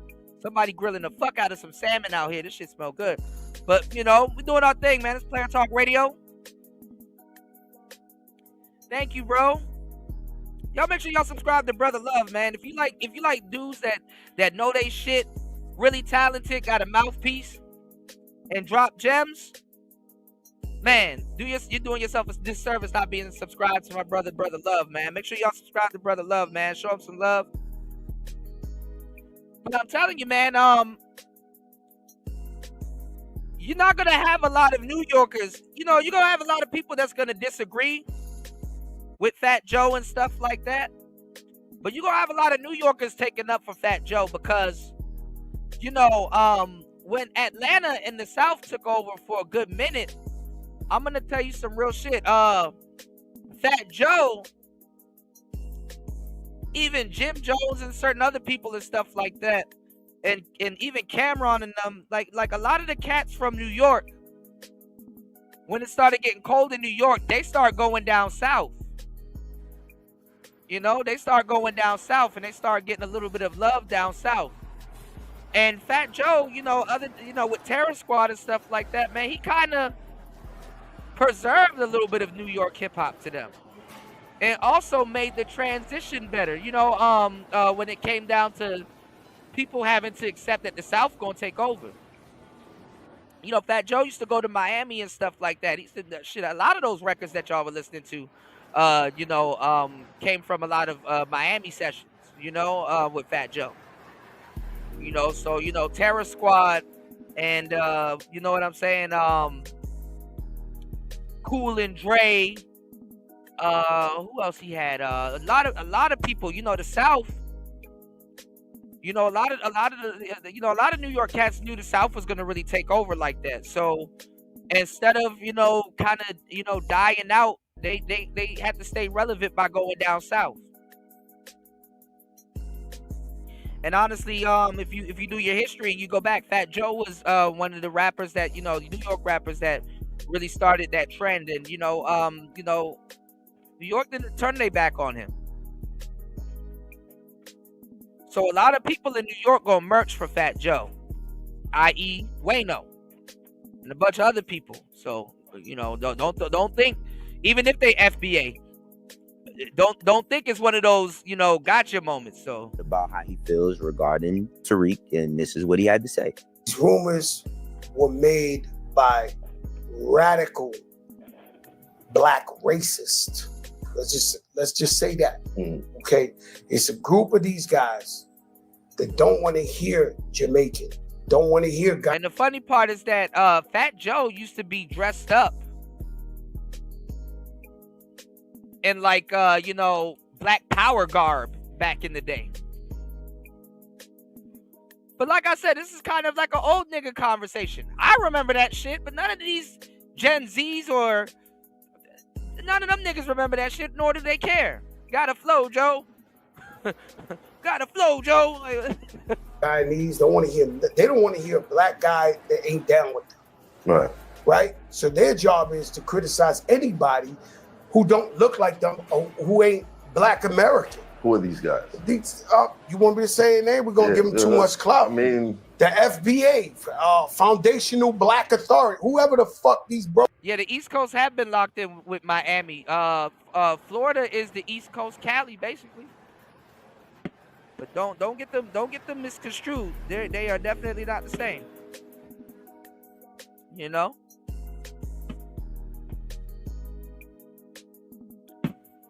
But it wasn't Miami that really took over. Damn, these are big fireworks, y'all. It wasn't really Miami that took over like that. Miami had their own thing going on. You know, Miami had booty music and all kinds of shit. Uncle Luke and all of them. Honestly, ooh, these are some big ass fireworks. Honestly, they kind of didn't like Atlanta taking over. You know, they didn't like the dance music and all that other shit. All right, 3 minutes, 2 minutes, y'all. I wonder what the ball looked like. Pause. Damn, that was super gay. I wonder what the New Year's ball looked like. Let's get it. So yeah, they claim Florida is in the South. Fat Joe, what he's saying, you know, now look, I'm not gonna associate the word racist with being black. I will say prejudice. You know what I'm saying? A lot of us can be prejudiced, but I'm not gonna go to the part of going racist for the simple fact of what we've gone through in this country. And see, that's the thing too. A lot of Florida artists, they could work with Atlanta. It's right there, you know? You know, so Atlanta got the biggest pass ever. Cause I think back in the day, the better artists were coming out of Texas. But Atlanta, you had Outkast. You had a lot of talent coming out of Atlanta though. Like to say it was just dance music, that's you know. But I get it. I get both sides. Cause I'm from the Bay Area of the East Coast. I'm from the DMV. I'm from DC. So we understood the influence coming from the North, and we understood the influence coming from the South. You know, we understood the influences and stuff like that, you know? Because we had our own genre of music also. Actually, if you want to talk about real FBA music, let's not go there. Let's start with go-go music. The fucking DC and the DMV area that fell off after go-go music. Go-go music is unmistakably FBA. Go-go music. And I remember go-go music, what happened in DC was happening in New York. Go-go music is actually banned in New York.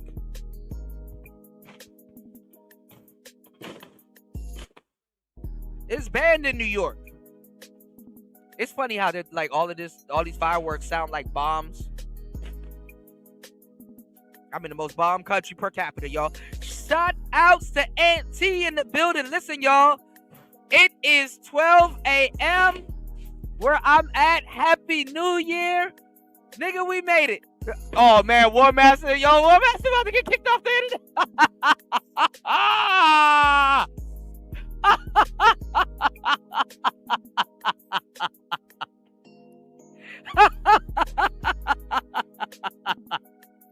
Holy shit.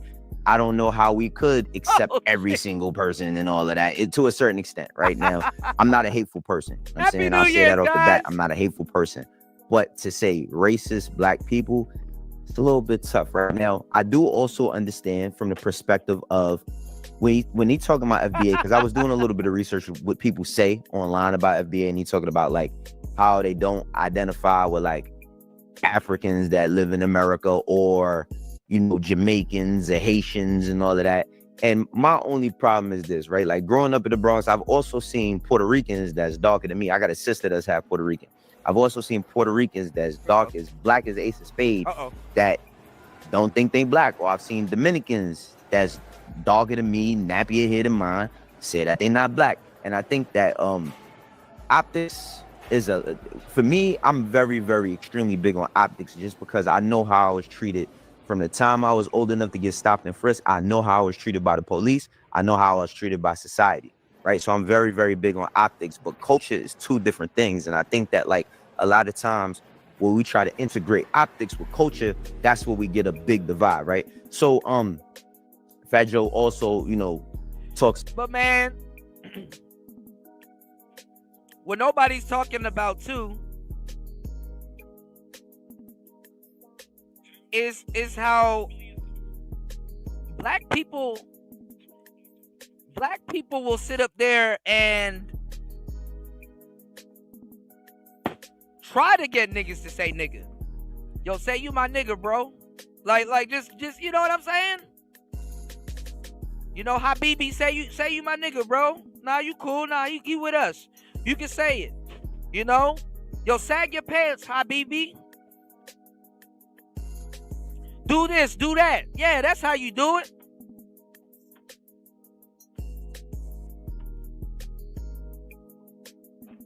So a lot of people don't talk about the culture getting put on other people too, especially just to be in a certain neighborhood or be around certain other people, or shit, just not to get bothered. Look how much shout outs to Coffee. Look how much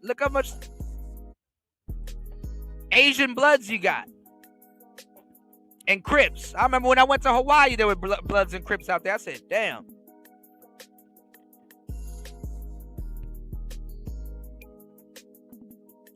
What's going on, Paul? Actually, I haven't smoked a cigar in a week or so. I don't know. I don't even think I might smoke a cigar, but I don't know. I'll keep you updated. I want to make sure I'm up so I can celebrate with you guys, you know? But let's get into it. You know, sometimes we force our culture on other people to seem cool, you know? And it don't start from being in the hood. It starts at high school. It starts in certain places, but let's get it. It's about the history of what he saw growing up or what he experienced living in the Bronx, and let's take a look at that. You gotta be fucking kidding me, man. And so they trying to change the narrative. They're not from New York. Right. So they telling a whole nother story. This was whoopity doop wop. Yo, bro. Far as I know, we're at Yankee Stadium right now, and it's hip hop's 50th birthday. And the guy who invented it, Grandmaster Flash, my brother carried his crates. My babysitters made up the, let me hear you say, ho. It's two girls, twins, used to babysit me. They made up, let me hear you say, ho. So they have a big problem, these guys, right? Well, see, that actually came from the DJs.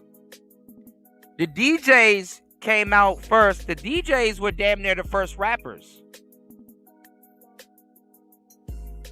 Trust me, I'm a DJ. I know this. The DJs were damn near the first rappers because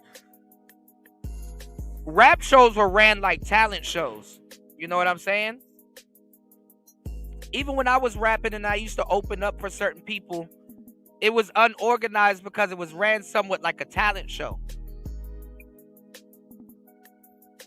Until this day, even in the manosphere, you see people having a hard time with their audio. Shouts to War Master. War Master, see it? To this day, you see people having a problem with their audio. So a lot of the times when the DJ had to engineer or check the microphone, like mic check, yo, yo, yo, woo, woo, woo. Hype up the crowd. What's going on? Can y'all hear me loud and clear? Okay, we ready to go. Let me hear you say ho, ho, ho, yeah, yeah. Like basically, it's a compliance test to get the audience hyped up to have a good show. That's where DJing, ad-libbing, that's where all that shit came from. Because everything had to be in sync. So they had to get the audience hyped before the artist came out. You know? And the funny thing is that some people say DJ Kool Herc started hip-hop. But hey, it is what it is. Let's get it. So they're against anybody who ain't with them. So this ain't a popular message. This ain't what everybody's saying. We might be giving them too much light right here is what I'm trying to tell you. Right. So there's a small minority to get on them Twitters and they running it up. Shout out to AT in the building. With that being said, I think that like when it comes to being there on the ground, that does say a lot. Now, the whole conversation that's coming around is because Tariq did a film, a documentary, and it's talking about the origins of hip hop. I did not see it. So listen, let me just be honest with y'all. It's hard to keep up with a lot of this stuff, and I try to keep up with as much as I can possibly. I'm gonna watch Tariq's documentary because he seems like a very well-spoken brother. But it's the conversation about did Puerto Ricans 50-50 help blacks create hip hop? That's the funny part. You have so many people, and that's the same thing I'm talking about with the manosphere and the goofy shit that's going on. This is why you got Angry Man arguing with Sharon. Like, I am not arguing with a nigga named Sharon.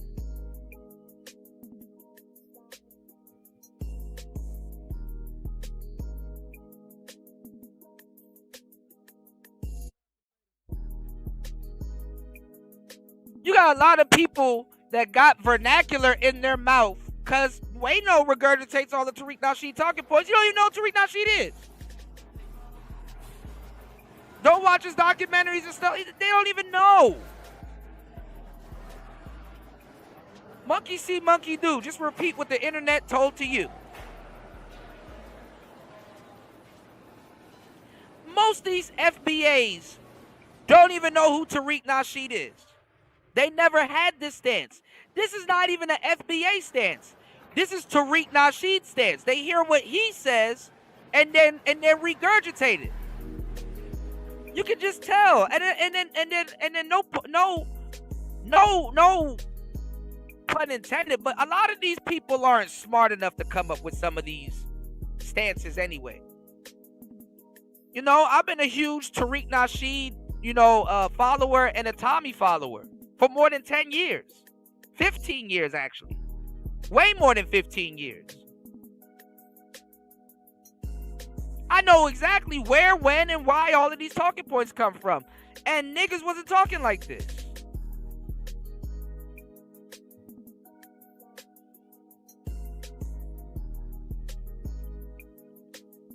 And the fact that you can just come in somewhere and start arguing with like the top of the line people, that's funny as fuck. Sharon is a clone. A lot of these dudes arguing FBA shit around here, they're clones, bro. They're like, nigga, those ain't even your thoughts, bro.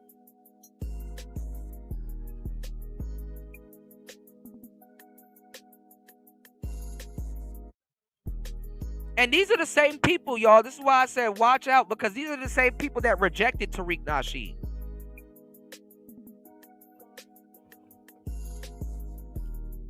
These aren't original talking points from these people. These are Tariq Nasheed talking points.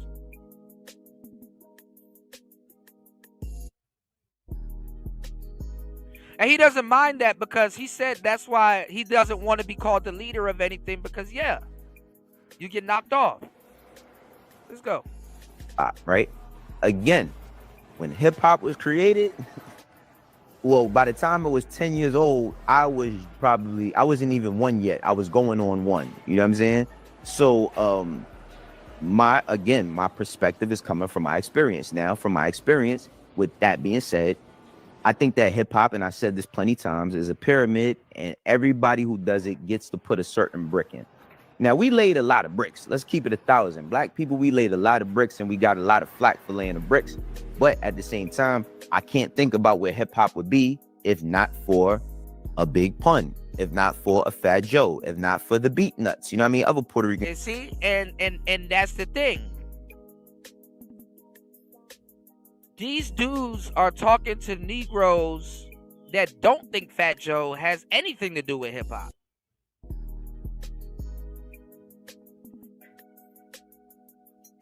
Man, who is Fat Joe? Man, I don't listen to Fat Joe. People is funny as hell. It's like, if you don't listen to them, in your mind, world, or wherever the hell you from in America, they don't exist. No, they exist. You just don't listen to them. But let's get it. In groups. And with that being said, like, that does not mean that it's 50-50, or I'm saying it's 50-50. But I think that contributions are contributions nonetheless. If you look at hip hop overall in its all totality, it is a culture, but it's also a culture that we don't fucking run. And that's my biggest problem with this whole conversation about it, because again, let's watch this clip from Tariq Nasheed, and he's talking with Vlad, and they're talking about hip hop. Let's watch that right quick. And see, that's the thing. Tariq said he'll never do a Vlad interview again. He on Vlad. Tariq Nasheed was going in crazy on Donald Trump. Had to vote for Donald Trump. Tariq Nasheed called Vlad and Adam 22 race baiters, and they're destructive to the black community. Tariq Nasheed on Adam 22.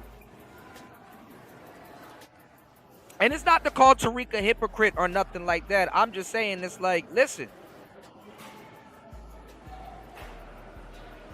Be pro-black, be for your culture, do what you need to do, but don't be surprised if you find out that this shit is just a phase, y'all. You know, a lot of us go through that Hotep phase. And that's all it is, a fucking phase.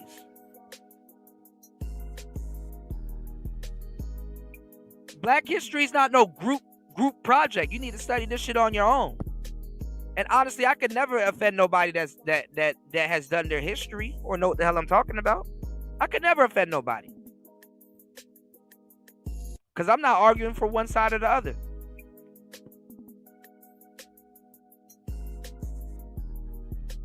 Let's get it. Right. What's going on, UFO Kamikaze? Shout outs to you, man.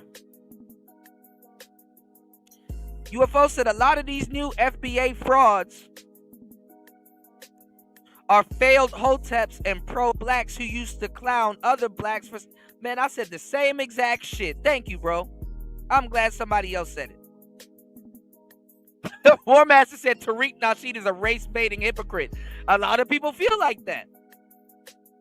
And I'm not gonna lie, even being a Tariq Nasheed fan, I can't blame you if that's what you saw. Yeah. My thing though, War Master, is a lot of the people that were there clowning him before, and now they have no choice but to soak up all this vernacular because ain't shit going on in the Hotep community. Like the Hotep community died in 2016, really. There was a few flames around 2017, 2018, but like after COVID, it was over with. Nobody was checking for Umar. Nobody was checking for none of them people. Pharaoh done went crazy. No, I don't know what the hell happened to Sun Ra Suit and Seti. Tazariot was around here doing God knows what. What you call it? Who's the guy that's in this space? The Zyax dude that had the school and shit like that? With his hat backwards, I forgot his name. He like, and then what you call it? Nyla and Taz was running around destroying it. That B1 shit was a joke.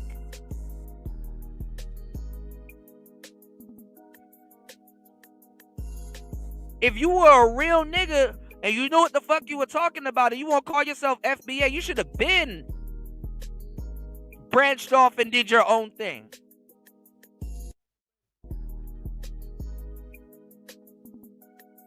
Because that's what real people that know the history and understand, that's what they do. You got to know when to respectfully step away. Q butter. Yeah. Thank you, Gail. Thank you guys for being my brain when my brain ain't my brain.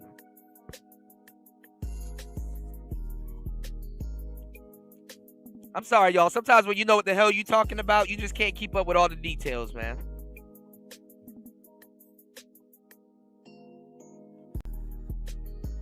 Yeah, a lot of them defected to the Derek Jackson crowd too. I'm gonna tell you the truth with that whole black female is God thing.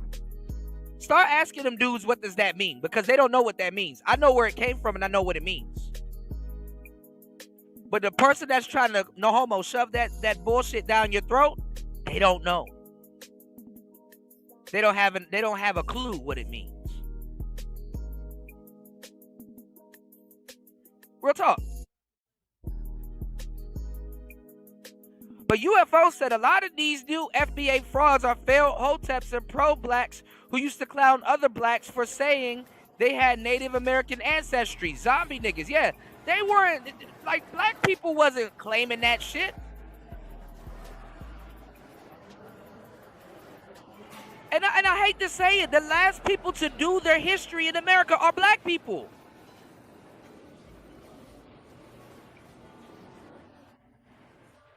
Shout outs to the ones that do. Shout outs to the ones that know. But the ones that do and the ones that know, they know what I'm talking about. They know what I'm talking about. And the funny part is, look how much black people turned on Diddy, Prince P, when Diddy had that vote or die thing.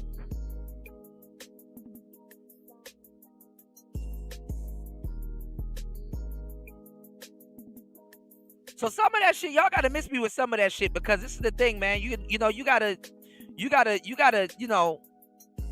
and that's another thing too. Instead of a lot of people standing on their own, a lot of people wanted to be included in some type of shit.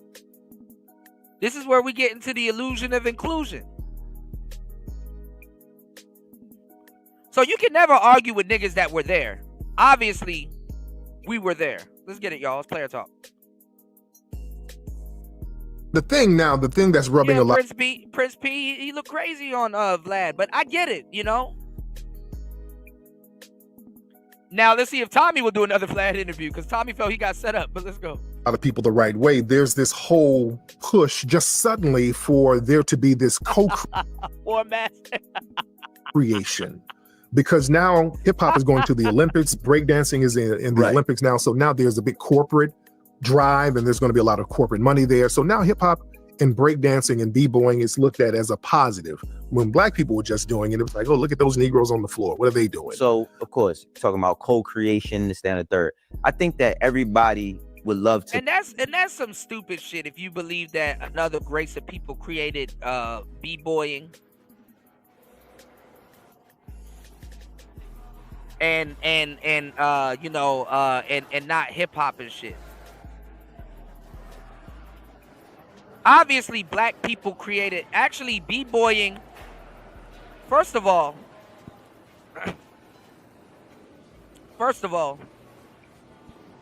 Tariq Nasheed said FBA Black Americans created b-boying and breakdancing. That's incorrect. That's incorrect. If anything, we can trace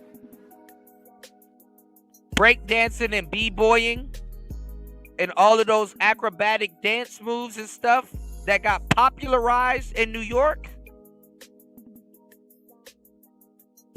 You can trace that back to Africa. You can trace that back to Angola.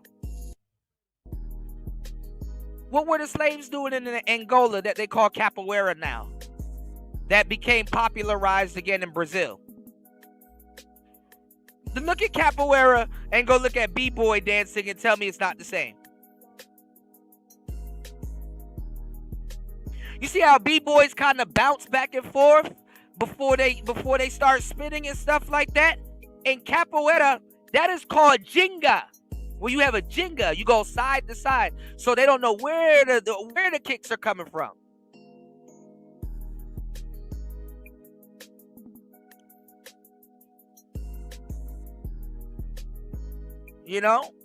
But shout out to Tariq. He's accurate with a lot of stuff. But capoeira is from Africa.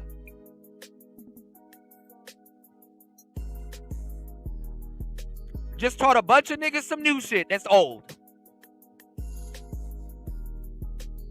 But again, if you want to hide shit from niggas, put it in a book. You got a lot of niggas that watch MMA all day, and they think that jiu-jitsu comes from Brazil. When it comes from Japan.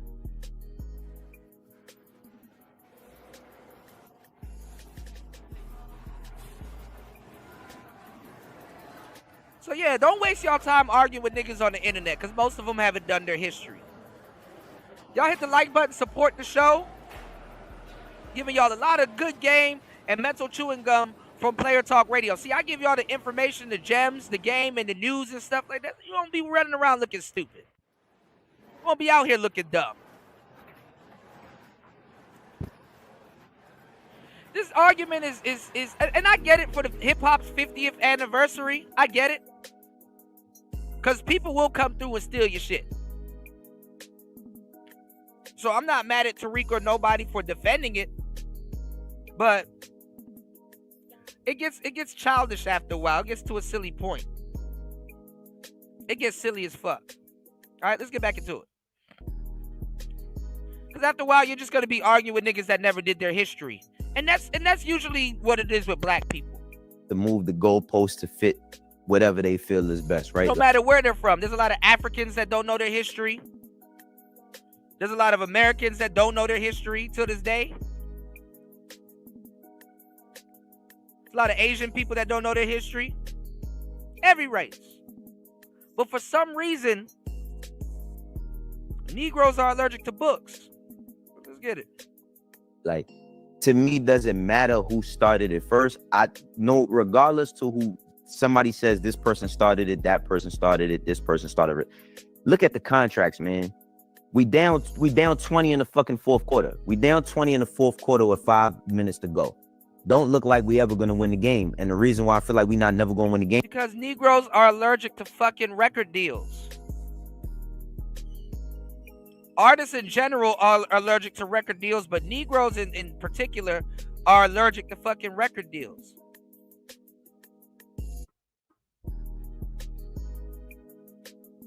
You got white artists that got that same atrocious 360 deals, same atrocious 360 deal, and came up out of it. So, you know, it is what it is. game is because it's always this. Now, I'm not mad at Tariq Nasheed for doing the stuff that he's doing or the work that he's doing. I think that if you do cause a certain level of divide where, you know, you're not open to talking with other black, and maybe I need to do a little bit more research. I don't have nothing negative to say about the brother. But if you're doing something where everybody can't be included, especially due to your hue, I think that raises a lot of questions. Now, with Fat Joe, a lot of people is bothered by Fat Joe, specifically black people. And of course, you get the conversation of what gives them the right to say nigga and all of that, right? When it comes to hip hop as a culture, hip hop is a culture that was created in the Bronx of New York. That culture spread everywhere. Oh, that's Atlanta crazy. got their turn. LA got their turn. Houston got their turn. And I feel like everybody have their different iterations of what they started. But this is what we always arguing about. Now, I beg the question, though, y'all. How far here we are. Could Tariq Nasheed and Fat Joe get by having a genuine conversation about what the resources that Fat Joe has and the resources of what Tariq has and what he's trying to do and what they trying to do to move it forward so that our babies could benefit off of this shit? Because that's the real conversation. Our babies need to be benefiting off of this. Everything I do, from I do it myself to all other content to the jobs I do, it's to benefit my babies. I like to buy myself nice stuff too, but it's to benefit my babies. You feel me? So I think that, like, but see, that's the thing though, New. That's what these dudes are telling you. Oh, all of these dudes aren't real. I'm the real one. All of these Negroes and the African people, they're sellouts. They sellouts. And then sell out. Like I said, I just showed y'all Jaguar Wright. She was just talking about how people sell their soul and all kinds of stuff. She took that check. I ain't gonna lie, when you see that check and you see all them zeros on that check, you're like, oh shit. Oh damn. Shut up real quick. I'm gonna just say and close with this point. I'm not mad at either one of these brothers for standing up for themselves, but I think that, like, this divide shit, man, specifically with blacks and Puerto Ricans, because I grew up in the Bronx, and that also was a divide depending on what. And honestly, this just gives a bunch of people on the internet that don't know shit, not even their own lineage, because the majority of people that's gonna be banging the FBA gong and calling people tethers and all kinds of shit, they're tethers too, and they're not FBA. That's the irony of it. It's just some stupid shit for niggas on the internet to chew on. That's all. The conversation was, you know what I'm saying? But again, I grew up in a town, specifically the east side of Harlem, where I also experienced the culture of the Puerto Rican Day Festival. You know what I'm saying? We're living in the epicenter of that shit. So a lot of this stuff is intertwined. When Big Pun had came out, his music during the festivals, and anybody from the east side, even if you're from the Bronx, if you've been to the festival in the east side of Harlem, you know what Big Pun meant, and that's hip hop, and that's, you know, something that's what I'm saying. It's like this whirlwind. It's like this tennis that we play back and forth about who got this, who got that, who started this, who started that, but we don't own this shit. While these motherfuckers is laughing to the bank all the time. I'm gonna end it with that, and you know, once we do a little bit more research and watch a couple of more things, we'll give some more context into that conversation. Okay, now I also want to talk about, because Fat Joe did talk about Lord Jamar from Brand Nubian, but I want to talk about Sadat X. So Sadat X is one of the founding members of Brand Nubian, you know what I mean, a hip hop group that I grew up listening to, Love Me or Leave Me Alone. They had so many records when I was a kid. But Sadat X posted himself, you know, working at And Lord Jumar just dropped a single today, and he dropped another single. He dropped a single today, and I think he's dropping an album soon. Let's see how much people gonna get behind him and drop that. the hospital today. And I really enjoy seeing some shit like this, and I'm gonna tell y'all why. But check out this clip right quick. Why do I work here? Basically, it's just one of my hustles, yo. I'm here from 7 to 3. I'm certified. You know, I did go to school for it. I'm getting ready to get probably a surgical tech certification. Probably move to the OR. But you know, it got benefits. Fortunately, in rap, a lot of times there ain't no real benefits yet. I got a pension plan. That's gonna count in the long run at some point as I get older. You know, plus I'm here from 7 to 3. I'm back here by myself. Jay-Z didn't say anything about it because he's too busy paying off Jaguar Wright. And honestly, I think you know, like recently there was an accuser that came out against Jay-Z, and I remember I was telling you guys that that they were gonna they wanted it to be unsealed because the person that's making the accusations and claims against them, they're trying to say that they're, you know, Jay-Z told them that you know, that person needs to show their face, and then some motion or something happened in the courtroom saying I think the judge reversed the motion or something like that. It was like, well, that person doesn't need to be public and show their face. So Jay-Z almost got out of court with that. You know, he almost wasn't about to go to. He wasn't gonna go to court behind that. But now he got to still go to court behind that. So they thought the case was gonna get thrown out. So now he got to be prepared to go fight some goofball case. And then on top of that too, they just paid Jaguar Wright like $300,000 or some shit like that to shut the hell up, and then like gave her like some weird ass record deal and stuff like that. So like that's another thing. Like I said, black people would never take over the record industry because they don't understand how a record deal works. It's not a record deal, it's a record loan. You know? So let's get it. For the first 4 hours. I usually listen to the Star Report. You know, I like Star. I be having to turn it down low though, because sometimes people be complaining. I listen to my music. I write sometimes. From here, I go to the gym. That's 4 to 5 days a week. That's the discipline. You understand? So the owners and the pioneers of hip hop, they gotta still work. They gotta still work their ass off. And you know, it's funny. A whole bunch of black people will sit there and watch this, and they're running around talking about some, FBA this, FBA that. Man, you gotta take care of your folks, man. If that's the case, why did Tariq Nasheed have to pay for Dr. Francis Cress Welsing's funeral?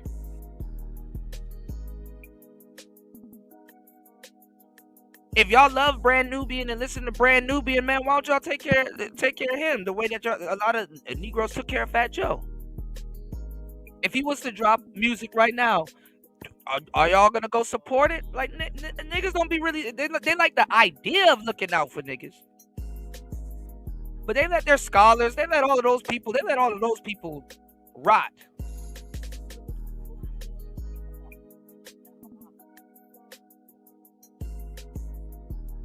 Sad, man. There ain't no chairs back here, so I'm on my feet. I seen a lot of people come back here and bounce at And that's the craziest shit. You can't run around and say people are using your culture when you're not ensuring that people that are pioneers and put your culture together, you're not ensuring that they're okay. The same thing with the manosphere. Same thing with a lot of stuff that black people do.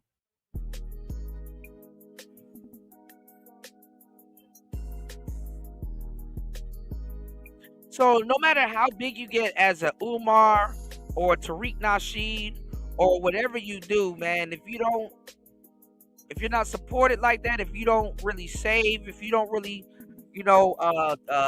put certain things together, bro, I'm gonna keep it a thou wow with you. Eventually, you're gonna have to sell out. y'all watching Umar right now, and I'll tell you when it happens. Some people say he already did, but the Umar contemplating on selling out. Look how long it took him to go get his damn school, and fucking Jaguar Wright just get that shit just for, man. Look, how much do you love your people, and how much do your people love you? I thought that if they're your people, that clip was beautiful. I thought that clip was beautiful. I thought that clip was honest, and it led to me tweeting. I put up a tweet. It says, "If that music ain't making no money, there's nothing wrong with having a job. Don't make you any." It don't even be about the music making money. If you put out good, what do people say? What's that bullshit they keep trying to tell YouTubers and content creators? If you put out good content gonna get supported. No, that's a lie. No, it's not. Good content can get supported, but so does fucked up content. So does bad content. Good content don't always get. Who lied to you? And they be trying to tell YouTubers this like if that person ain't a YouTuber. Nigga will say that goofy shit and never edited a video a day in their life. You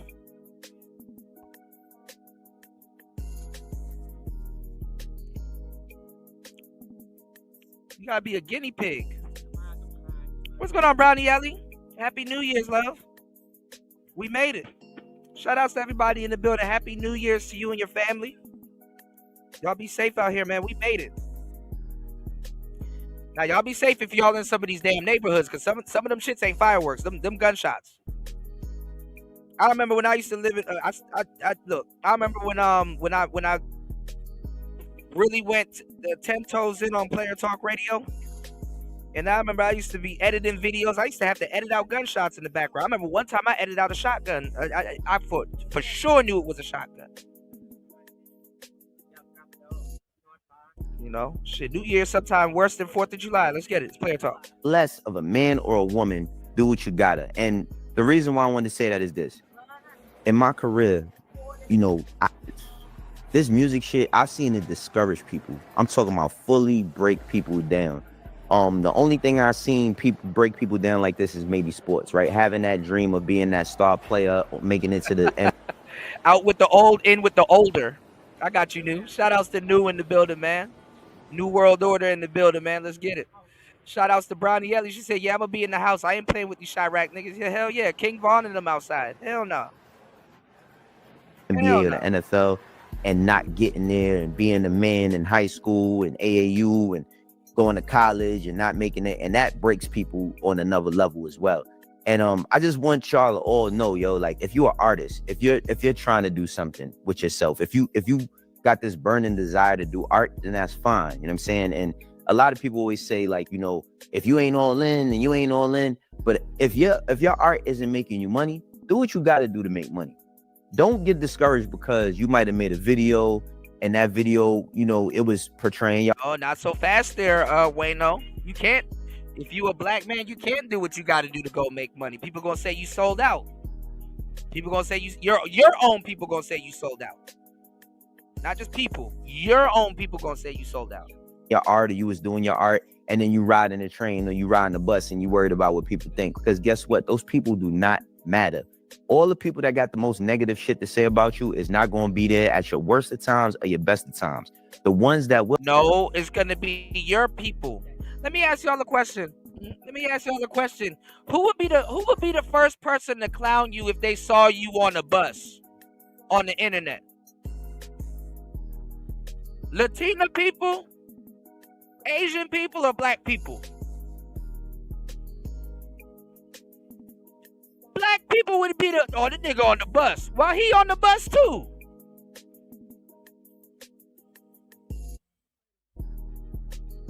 Then we do some shit that's unapologetically black. Kuda, what you talking about? Oh, I'll tell you what I'm talking about. Look at this nigga, he on the bus wearing his Jordans. That's unapologetically nigga. Why he got on $500 shoes, but he taking the bus?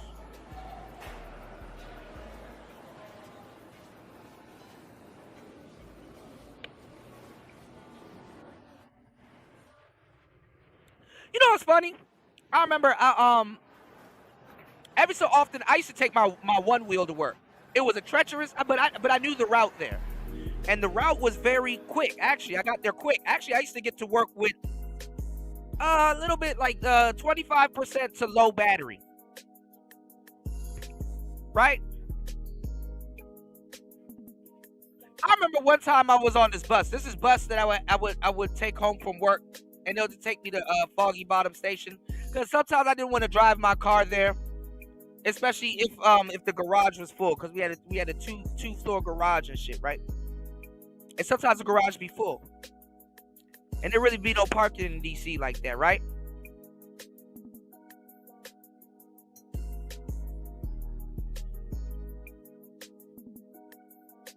I remember this old dude was like, yo, how much you pay for that one wheel?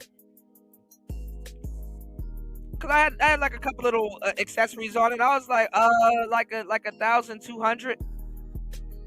I was telling him it was better to buy it used. He's like, I wouldn't have paid for that one. I would have got a car. Well, guess what? I spend that, if not more, on a fucking bus, back and forth. I still got my one wheel. Where that bus at? And the nigga said, I would have got a fucking car. Well, that's why I got that one wheel, because I had a car. Car accidents will do that to you. Been there, done that. And guess what? You spend $1,000 on that car, and guess what? That car ain't gonna last that long unless it's a certain type of car, which were the type of cars I bought. You know, I used to buy. I used to love Crown Vics. I used to love, you know, cars that were somewhat bulletproof. But guess what? I gotta pass an emissions test. I gotta insure the car. I gotta put gas in it. I gotta make sure I don't get no traffic tickets. Man, that car is gonna cost you way more.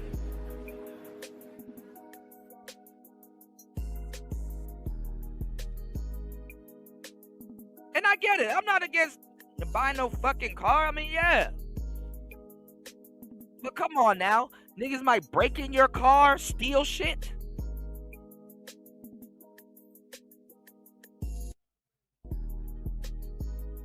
And I'm just showing you how some of our possessions can make us a target for anything.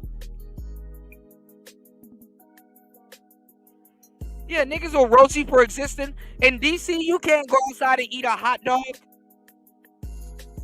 You'll get told that somebody will be behind you yelling, oh, that nigga swallowing that glizzy. You gonna spit up the hot dog because it's gonna be funny. Somebody gonna be loud and draw attention to you and shit. You can't even eat a hot dog outside in DC in peace.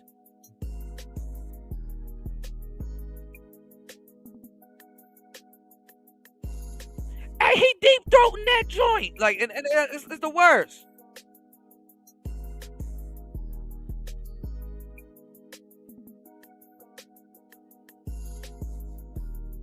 Yeah, stop liking him, little mama. Can't you see he on the bus? Right.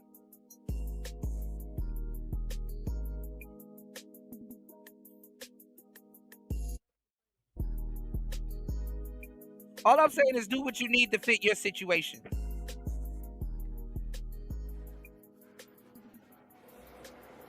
But niggas will clown you. Let's get it. Well, is the ones that you love and the ones that love you. So I want all of y'all, yo, listen.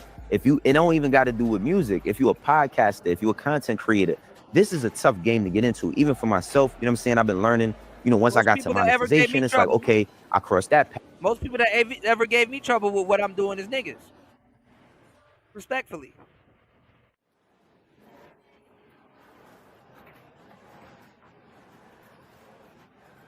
All right, let's go, man. But it's like, you know, not just doing shit for the fluff, not just doing shit trying to go viral, because that's what people think. All right, so once you go viral, then what? You know what I'm saying? Oh, everybody got a chance to see it, but how are you taking that virality and equating it to business? It doesn't always work that way. So a lot of y'all, you know what I'm saying? I hope that y'all don't get discouraged and feel like, well, listen, I owe. And that's something else too.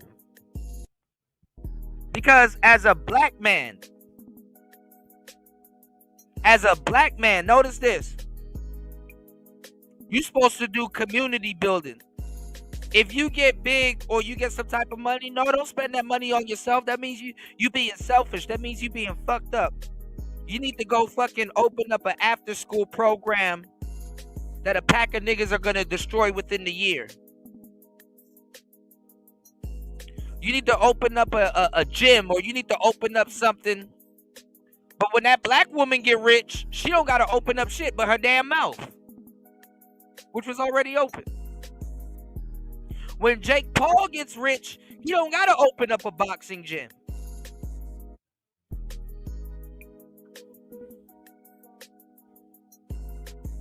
You see what I'm saying?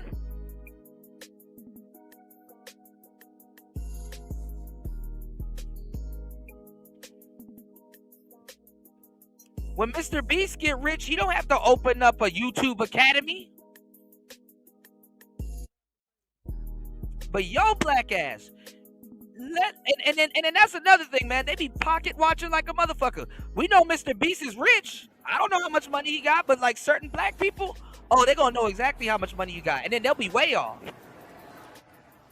Cause nigga, you still gotta teach niggas that net worth and actual money that you have is two different things. They don't know this. It's like what Devin D said. Niggas was still stuck on the word demisexual. They couldn't even. They were so dumb that they couldn't even fathom a word. Let's get it. Always wanted to do this job, and I can't do this job while I'm trying to be a rapper because I'm rapping a certain way. Rap about reality. Rap about your life. Even if your life. Gonna support that. J. Cole said the same thing too. I'd rather listen to a nigga that rap about being broke, because that's real and you know he telling the truth. Niggas don't want to hear that. Niggas, like if we want to talk about hip hop, because these people ain't even talk about hip hop. Niggas made shitting on other niggas a genre of music. I don't hear rock stars and jazz musicians talking about some, hey man, I just bought these new guitar to shine on these fuck niggas. You don't hear rock stars talking about that.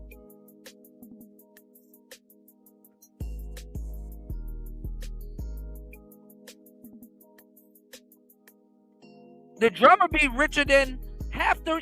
That's what a lot of y'all niggas don't know. The drummer be richer than half these rappers that y'all like. The drummer. He don't got no big ass chain. Like how y'all throw Diddy under the bus. I'm not defending Diddy, but I think that's fucked up.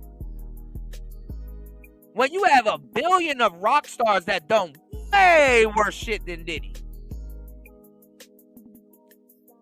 Nigga, Ozzy Osbourne will make Diddy look like a schoolgirl. But you got niggas running around YouTube, man, Diddy need to get locked up because he's doing cocaine.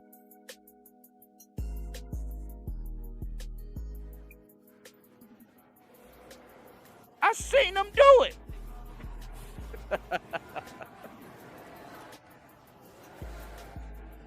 Shit. Ozzy Osbourne do cocaine, kick bitches out of hotel rooms, destroyed hotel rooms.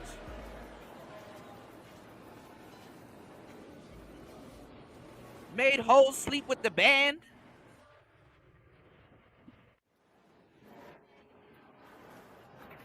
But Diddy's the monster. Okay. Life doesn't always have to be the most glamorous, and it always got to be the worst. You know what I'm saying? Life is a great balance. This shit up and down, hot and cold, left and right. None of those groups knew. None of those groups were big by black people. I like Little Brother. I like Pop Div. I like, you know. And you know what's funny? I'm glad you know what? I'm glad we're on this topic too, with this bullshit hip hop topic. Look at all these fake Kendrick Lamar fans. Y'all want to talk or I should walk? Look at where the fuck did all these fake Kendrick Lamar fans come from? If Kendrick don't make a beat that got like a little bounce to it or whatever, it don't matter what the fuck he says. Niggas ain't gonna listen to it or support it. That's funny because War Master doesn't know who Kendrick is, and Kendrick is like huge on the West Coast.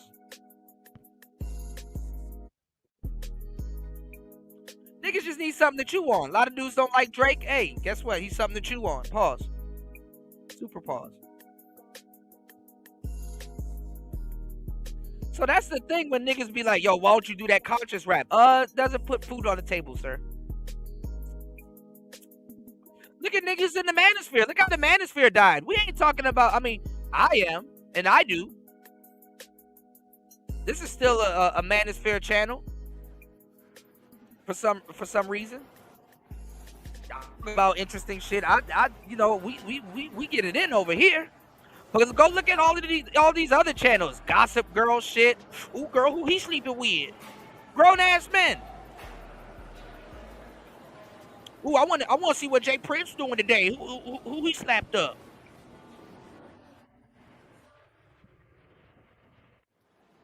These niggas are their mamas. A lot of people didn't know who Kendrick Lamar is, and you're technically on the west side.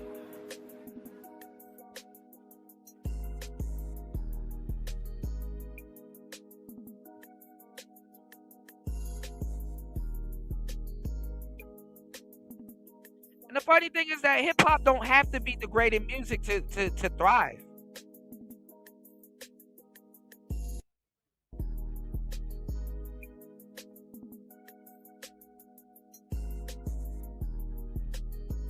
Rock don't have to be degrading to thrive.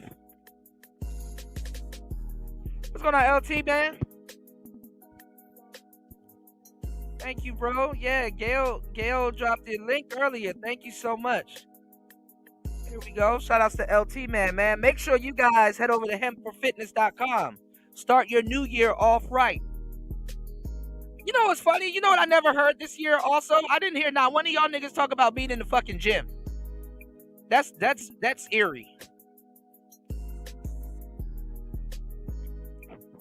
I guess niggas gave up the gym for the new year. Like niggas like, hey, look, I ain't even gonna do that to myself, man. All right, let's go. Right. And I think that a lot of us got to tap into ourselves and really look in the mirror. When you got mouths to feed and bills to pay, none of that shit that anybody is talking matters. Do what you got to do for you and yours. This is how I do it myself, y'all. I'm thinking about doing another episode to drop on my birthday. Why not? Why not? We've been going up. We've been working. Y'all been supporting me. And I thank y'all for the ones that rock with me. You know how we doing. For the ones that don't, eventually y'all will. This is how I do it myself. I'm Wayno. 2025 is on the way. Well, shout outs to Wayno. If a lot of you guys don't remember who Wayno is, he was on Everyday Struggle with DJ Academics and Nadeska. I think he replaced Star. So Star was Joe Budden was Joe Budden, DJ Academics, and Nadeska. And then Star came, and then after Star came, then it was Wayno, if I'm not mistaken.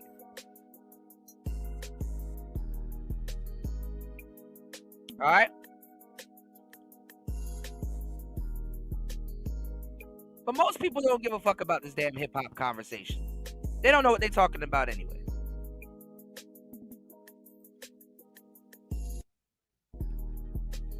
Other shit is going on in their life. Like, for example, Princella, she getting caught with her tongue in the cookie jar. Now, you guys know for the longest that I've known that studs and lesbian women are aggressive. Women in general are aggressive as fuck. Especially when it comes to things like cis-X. But the black man has been getting thrown under the bus for decades for taking cookies. They got thrown under the bus so much, the sisters done, sided with them, that we became the face of raw pay. Again, look at Diddy.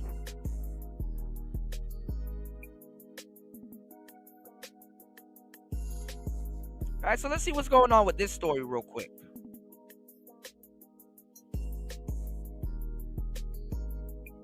they were saying I got this other show I want to show you guys about Pretty Privilege. What's going on, LT, man? Nothing really, just chopping it up with the fam.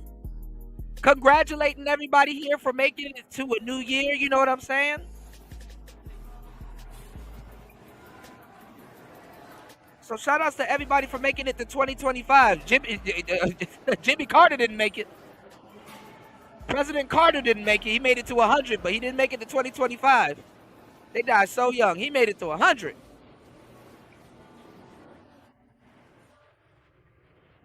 All right, let's get it. Oh, hold on. No, wrong tab. Hold on, y'all. You old as hell when you can't close your mouth. That nigga couldn't close his mouth. That's my fear, getting old as fuck, and I can't close my mouth like a fly. Bro, you get violated by like a fly and shit. And you can't do nothing about it and shit. Your reaction time, like imagine a fly fucking up your mouth and you can't do nothing. Flies be like landing on shit, throwing up, and then re-eating their throw up and shit. This shit is disgusting. All right, let's go. Hold on. Is going on. Welcome to the Sweet Life of Atari. It is your host, Atari, and I just need to make sure y'all can hear me so we can get into this predator that we done let in Black women's space. Dang, this predator. The sisters don't be believing me when I'm telling you that Black women don't give a fuck about other Black women. That shit is fake. They just think, oh, well, you're just one of those red pill guys that hate Black women. Actually, I love Black women. Actually, I be giving Black women, I saved a fuckload of Black women in my lifetime. Don't feel bad. I don't get credit for saving thousands of men neither, but hey, it is what it is.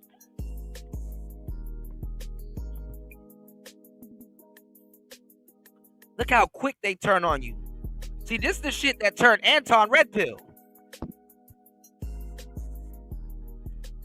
This is the shit that make Princella come running to red pill spaces. Now niggas gonna be like, see, and a lot of you niggas, y'all fall for the dildo and the tailpipe anyway. Y'all niggas, some goofy nigga gonna run around here. See, now she one of us. See, she just got the experience what a Black man go through because see how these sisters just be turning on people. See, now she know. Now she one of us. Here we go. This is right. The wolf in sheep's clothing, okay? Like, we literally thought she was one of us. And lo and behold, she's out here acting worse. And let me tell y'all something. Don't let women fucking lie to you. Women love evil motherfuckers. You want to get a lot of women in your life, become evil. I'm telling you. The Joker came with a bitch.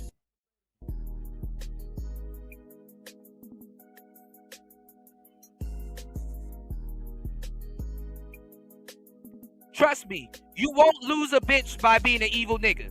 You wanna know why? A bitch will stick around to try to unevil you.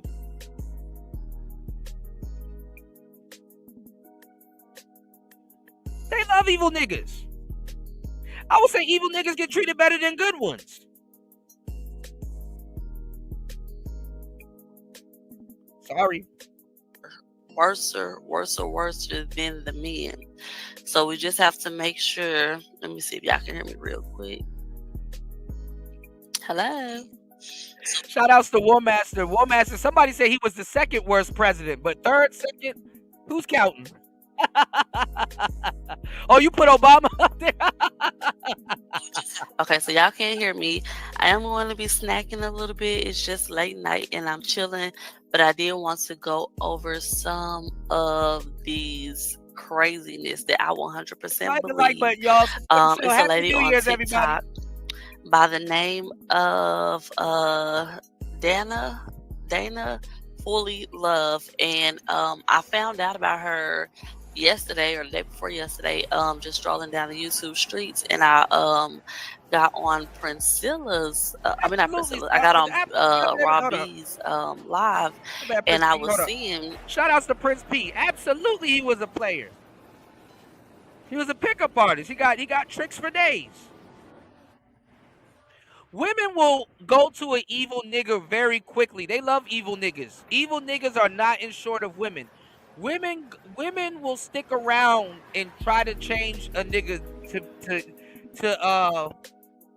they will try to change it to turn a nigga into a good boy. But knowing damn well he can't change, because then she gonna start treating him how he seen her treat the good boys. Why would he change? And a lot of women like evil niggas because they get to hide behind evil niggas and look like good women. It puts them on a prestigious pedestal. Because in reality, the women that date evil niggas are worse than them niggas. Let's get it. All of this stuff that's going on with Priscilla and one of her ex-cult members. I was just shocked, to say the least. Hey, say you like podcasts, y'all be on it. I love it. I love everywhere. it. But I was shocked, to say the least, and I was really, really hoping, and I tried to ignore Priscilla's 180 that she pulled on black women. UFO Kamikaze asks a real good question. Wouldn't becoming evil to acquire or keep a chick be like selling your soul? Not really. If you put some game behind it, you only gotta be an evil nigga to her. You don't really gotta be an evil nigga to everybody in public. As long as she looks at you as an evil nigga, or you're just doing debaucherous shit while she's around, or setting up stuff where she hears about some of the debauchery, you good to go. You don't gotta be no real evil nigga. But the funny part is that you're gonna realize that you got an evil bitch beside you. Evil women love evil dudes because they can hide behind them and look like good women. Look at Krishan Rock and Blueface.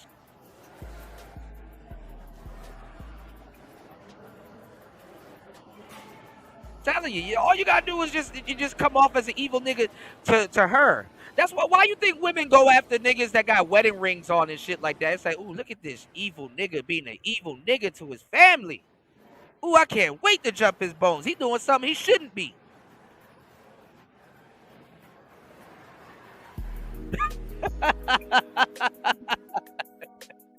Shout out to UFO Kamikaze. Hopefully you laughed at that, man, because that's actually kind of funny. How you got all of these so-called good women house wrecking? Things that make you go. He said them gal are wicked.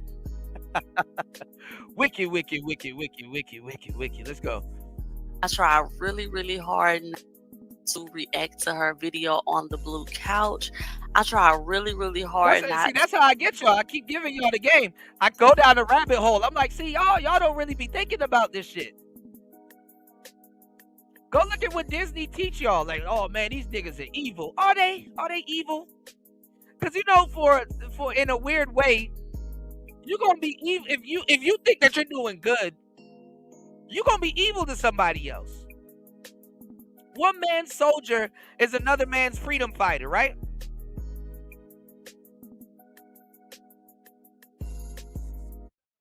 Yin and yang. You come off as evil, but you're actually good. So an evil person can actually do some good, technically. Or a good person can actually do some evil. You know? Technically. And that's what I tell y'all. I'm like, man, because a lot of y'all got indoctrinated by Disney growing up and shit like that. Like, what about Jafar? Jafar did all that evil shit to go get this nigga had a cave. This nigga had a lion leopard cave full of gold and all kinds of shit.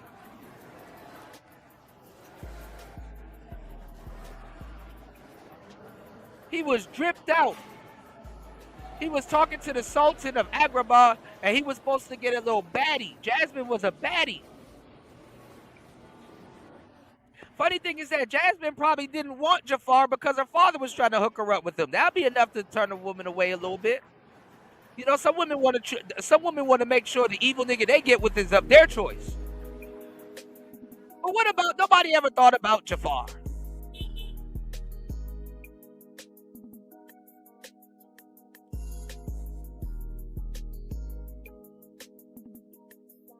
This bitch left him to go be with a nigga that steals apples from the market, running around with a monkey, flying around on a carpet, and has a genie. When she could have just got Jafar to give her one of those lamps, sold one of those lamps, bring some money to Aladdin, and fucking ride off into the sunset. Nope.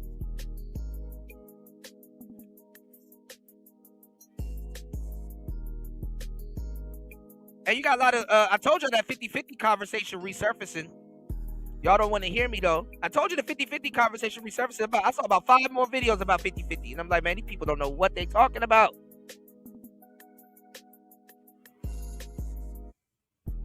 Women are talking about we're tired of dating down.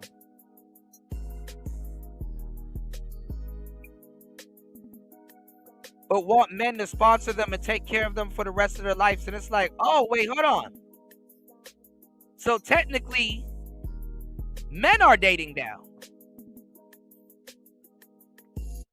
How is it that when we have to pay for your whole life, we don't have a problem? And you even be giving lesbian women the pass. Let's be honest. You give lesbitarian women a pass. That means men have been dating down for centuries.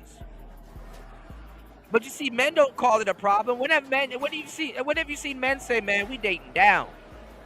Because by their definition, that's what you technically are doing to a certain degree. That you're supposed to spend racks on the... Never mind. Let's go. Let's go. To react to Jaguar Wright dragging her. And I just thought I was going to make it out of 2024 without... What was the girl name? Hold on. I was just shocked, to say the least. Hey, say you like podcasts, y'all be on it. I love it. I love it. I love it. But I was shocked, to say the least, and I was really, really hoping, and I tried to ignore Priscilla's 180 that she pulled on Black women. I tried really, really hard male identified to react to her video on the blue couch. I tried Can you fucking believe it? Black women are mad at a stud lesbian woman pretending to be a man siding with men. You can't make this shit up. You can't make this shit up. Hard not to react to Jaguar Wright dragging her. And I just thought I was going to make it out of 2024 without having to talk about this goddamn lady. But again, I feel kind of responsible because the people who were in our space, like, we was sweating her, and we made it okay for other Black women to go over there and to participate in this, in her movement. But we didn't know that she was a wolf in sheep's clothing. You know what I'm saying? Like, very horny. And that's cap. Obviously, if you're parading around as a man, you're a wolf in sheep's clothing, even to the eye. And fellas, these women don't get on no fucking FBI list. Look at how nicely she said, we told a lot of Black women that it was okay to be gay. We taught and told a lot of Black women that it was okay to be a lesbian. It was okay to be gay. And it blew up in our face. And we sent a lot of sisters today. We fucked a lot of sisters over. Man, listen. Harmful person for any Black woman to be listening to. But at the same time, we got to think about it like, when people wake up and understand, I feel that too, really UFO. They've I know what already you mean. manipulated these people. I know exactly what you mean. They've already got these people a part of their cult, and it's going to be hard for people to leave. It's going to be hard for people to walk away. They're too invested into. Shout outs to Prince P. Bless that bitch.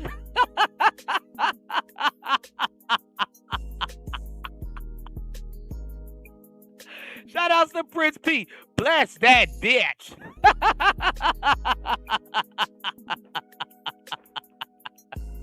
her community. So now when you hear women saying that Priscilla the Queen Maker allegedly sexually, assaulted her, people don't want to believe the woman or whatever the case may be, because it's like, I don't want to stop following my leader, right? It's just that I don't want to stop following my leader, man. Hold on, let's start this from the top again. is going on. Welcome to the Sweet Life of Atari. Gail. It is your host, Thank you Atari, so much, love. and I just need to make sure y'all can hear me so we can get into this predator that we done let in Black women's spaces, right? I mean, this is nothing new.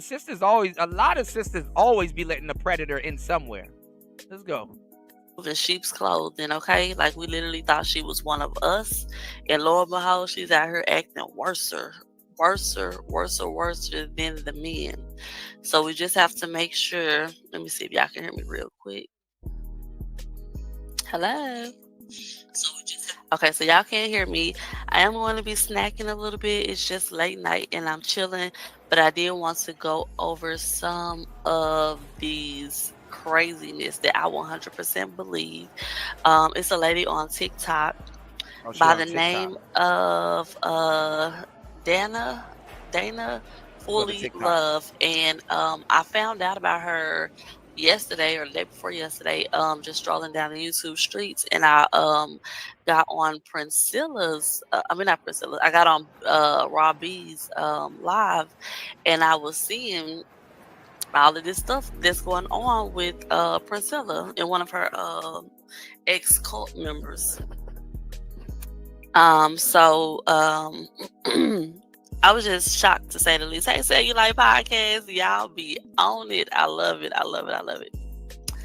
But I was shocked, to say the least, and I was really, really hoping, and I tried to ignore Priscilla's 180 that she pulled on Black women. I tried really, really hard not to react to her video on the blue couch. I tried really, really hard not to react. Imagine having no life, that when you feel that you feel like you're so much in a relationship with somebody, you feel that when they screw over their spouse or something happens and they fall out with their spouse, you feel that you have to take it upon yourself to get her back. You know that B. Taylor girl gonna have a field day with this. Hold on, let's get it. To Jaguar, right, dragging her, and all of a sudden B. Taylor gonna come out crying, I was a little raw paid too. I just couldn't say anything. Just thought I was gonna make it out of 2024 without having to talk about this goddamn lady. But again, I feel kind of responsible because. So we're gonna listen to this real quick, y'all. And fellas, this is why I don't teach or give y'all the game on certain things, even though I actually do. But we're gonna talk about something real quick.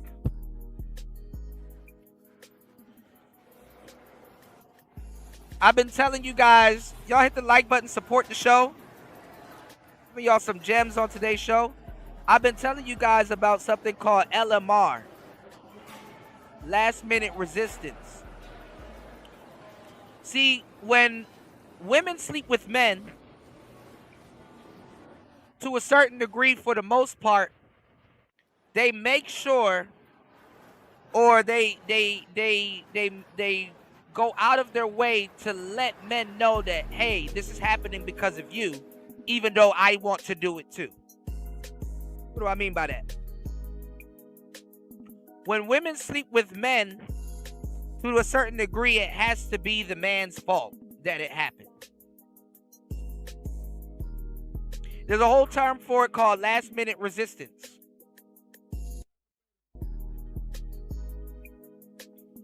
Sometimes you get last minute resistance early. Sometimes you get it right before you about to get it on. But it has to be your fault in their mind.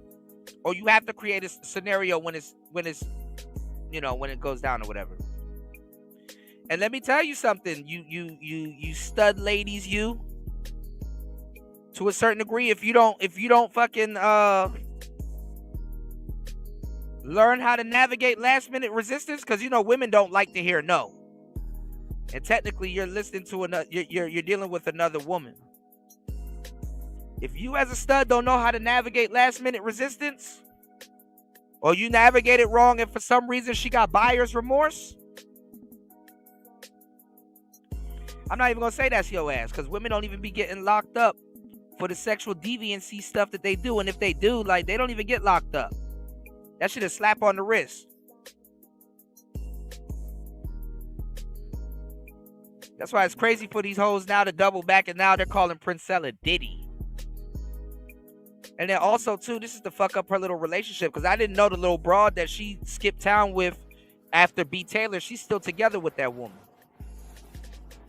So she says. Let's go. Let me skip forward, all right? Sick early, though.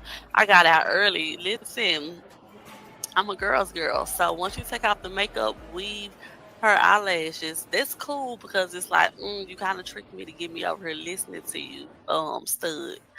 So, but once you take that out and then you turn right back around and start attacking weaves, hair, makeup, I'm done. But yeah, so I am happy that I did get out early as well, you know. And it's just sad that for the people that's left. That's crazy. You a grown ass woman. I can't believe she tricked us. I thought she was for over there, because this is what's happening to them. It's crazy as fuck. You got these weirdo dudes in these manosphere spaces talking about male leadership and how you got to do all of this to lead a woman and stuff like that. And these motherfuckers will willingly follow a stud who's confused. I don't believe that B. Taylor is going to be the last. I don't believe that Dana Fully Love is going to be the last victim. I think she's going to go all the way with hurting people like the brother Polite. I'm sure he's hurt many, many, many people, and he knew what consequences could happen from him abusing that little girl like that. But did he care? He had to go and be like his leader, Pastor, whatever his name is, Dr. New York, Malachi, whatever his name York. is. I don't even know what you're talking about. He had to go be like these people, which you know, this man had. You're a victim. Or he had this, There we go. CSI. Religious. I don't know. I'm gonna say they like the Muslims, or whatever the case may be, where they got these places where they live on a land or whatever the case may be. I don't know what you're talking about. And had everything that they could want. The government left them alone. Everything was popping. It was black people only. The white folks was out of their business. He was so sick that he went around raping so many of the children that was in the community that I believe they gave him 100 years under the prison. I don't even know if that's a real thing or not, but obviously, I don't know. That's what they did to Malachi York, right? And I feel like Priscilla's a part of that. I feel like what's this boy named Nature Boy? He's a part of that. It's like, you know, they can get away with Nature Boy. They said a lady had wound up dying over there. You don't even know that story. Don't tell that story. You don't know that story. Crazy, whatever the case may be. But they you're will welcome. not stop until they go so far that it winds them in prison. It's like maybe that's their mission, maybe that's their goal to, I want to go all the way. I want to just slowly be this creep until I abuse and I hurt enough people. Because it's like, why won't you stop when you ahead? Why won't you stop, you know, say after you got away with this one thing? You know what I'm saying? It's just like, you're going to wait till you get away with something else and something else. It's like, these people are just going to continue to keep going. Hey, Dr. Steele, what's going on? Okay, so I'm just gonna get into some of the notes. I don't think, let me see. It's talking about she from some galactic planet or whatever the case may be. So Nature Boy had, and that's fucking funny as hell that they will listen to. She don't know the Nature Boy story. None of these people know the Nature Boy story. They wasn't even. I was around for all of that shit. Like I said, I saved more than 7 women over there. But I was about to say hold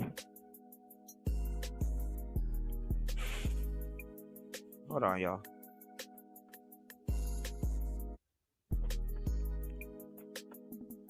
Damn, I was about to say something I fucking forgot. But anyway,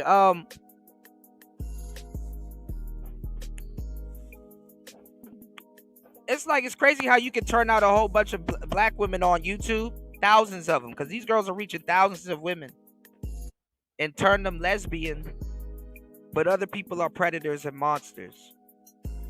Fucking, this is disgusting work, man. Beautiful. You know what I'm saying? Like as far as being in Mexico with the plants and bathing in the ocean. It was just so beautiful. Had all these beautiful natural hair women, you know, just living the free, America free lifestyle or whatever case may be, and just had to mess it up by abusing people and just abusing their power.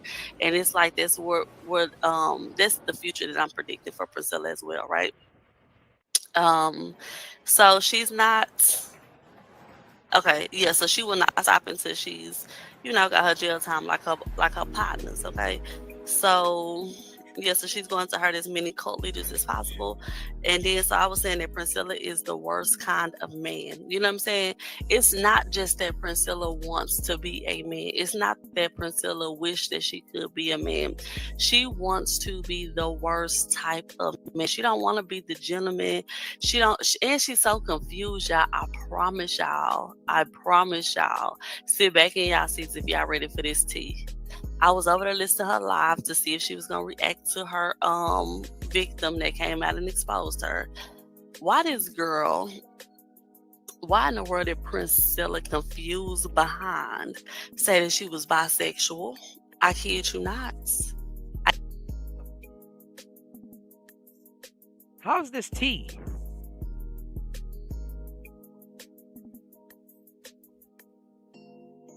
What's going on, Larry Legend?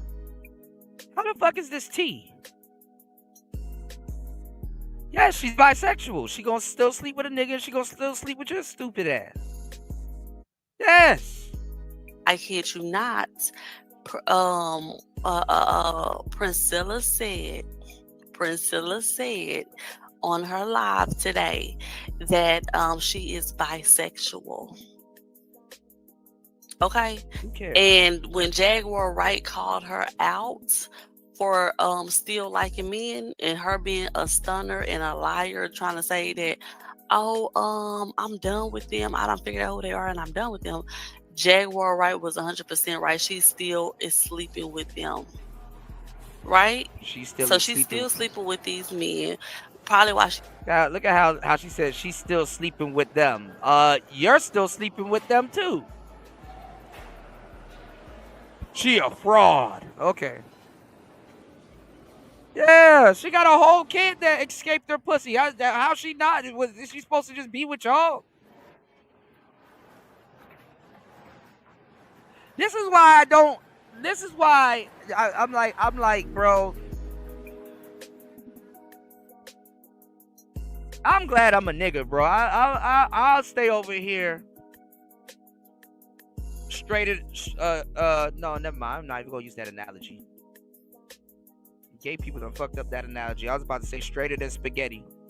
Because, you know, gay people be like, all spaghetti is straight until it gets wet.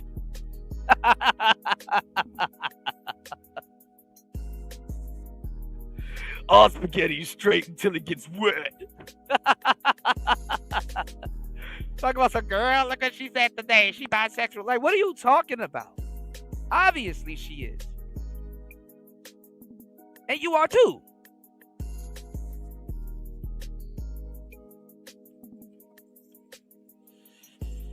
Oh, God, I can't stand she still rock her wedding ring because, you know, she's still very much so still sleeping with her husband.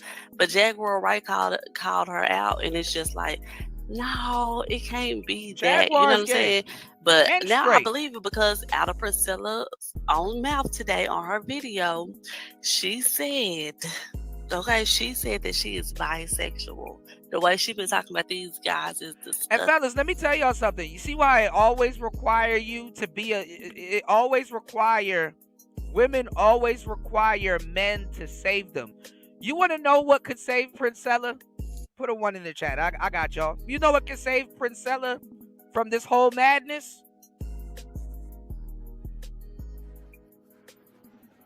She don't got to go back to her baby daddy, but that'll be a start. But you know what will save Priscilla from this whole madness? Dressing up like a woman again. Probably wear hijab. and get with the man. All charges will get dropped. All kinds of shit will happen. Always need men to come somewhere and save you. Always. Always. Always some man. It's always some weird nigga that gotta spawn out of somewhere, that gotta magically appear and save them.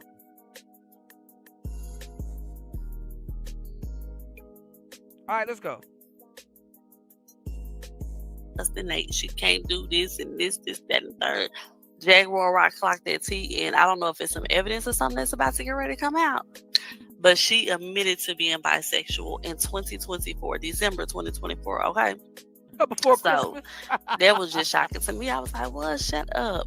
So Priscilla is the worst kind of man. She is emulating. She is copycatting. She is trying to be like the worst type of man, right? Like the men that she speak about, literally. Like, I don't know if she studied these horrible guys so much that she just basically became one, or just was thrilled by them, you know.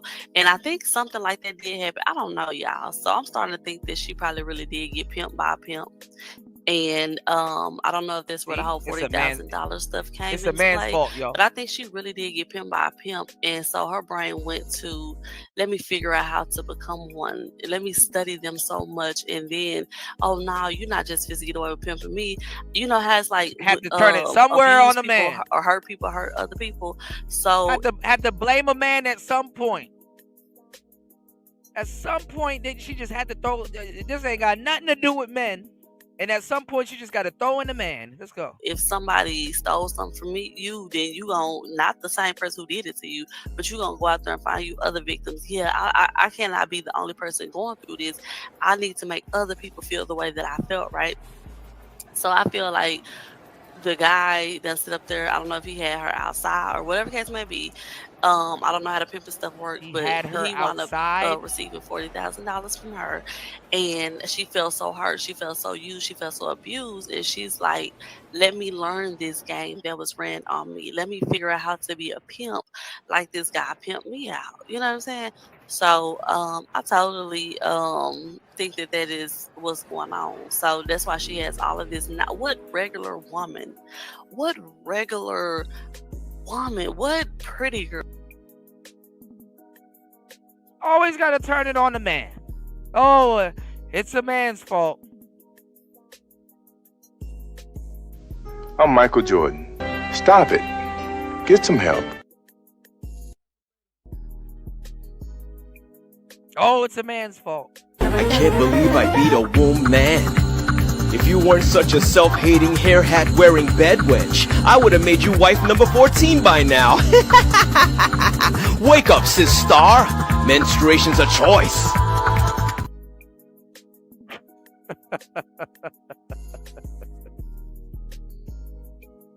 Oh, God. Girl, what woman is sitting around reading pimp books? And you don't even want money out of a man. You're not even trying to get money out of women or whatever the case may be. Who sits around as a woman? First of all, wear ball caps. You know what's fucking funny? In Princella's situation, like as a player, I'm gonna give you some real game and her some real game.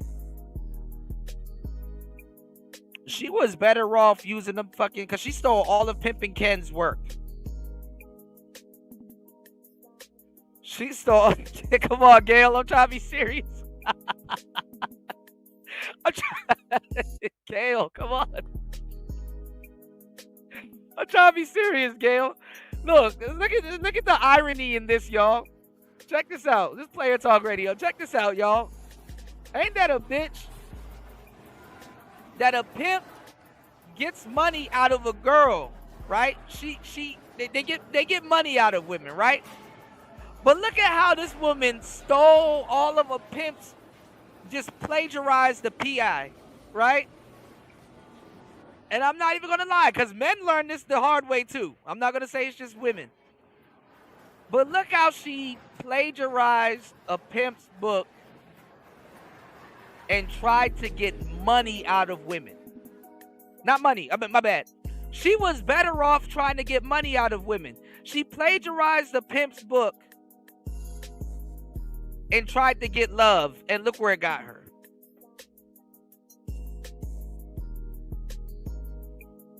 At this point, she should have just did it for the money. Y'all see this? Prince P, you see this? Everybody gamed up in the chat. It's like, damn, for all of that, you might as well had just tried, you just might as well have went for the money. You did all of that to try to go, you left love to go look for love and get shown no love. Damn, the game is cold out here. The game, you pee on a broad. Oh, you want money? Yes, you can have it. But the moment you want love, You just don't get it. Your love for white women and poorly seasoned fried chicken is making you weak. Go get some Kangen water. I promise. I might even break a sweat next time. Oh yeah, corn is making you infertile.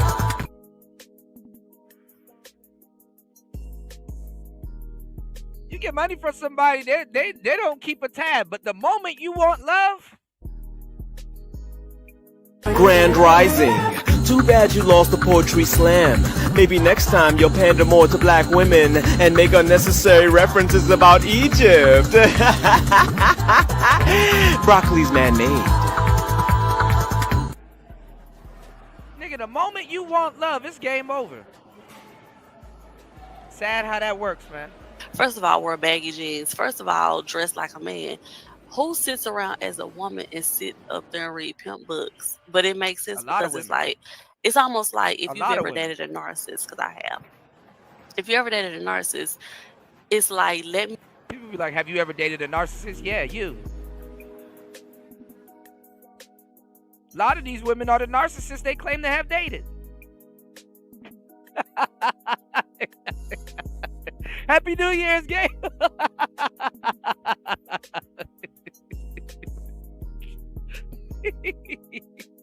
No, you know what's funny though about that, Gail? Like the irony in it is that like Princella literally that's what her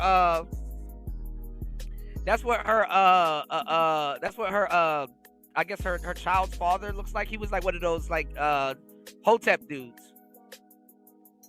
Yeah, narcissist. Black people be butchering these words, boy. I tell you. Learn everything that I can learn about the narcissist, so it never happens to me again. So I don't get I even pick up on that. Swept up by their tricks. I don't get swept up by their kindness in the beginning.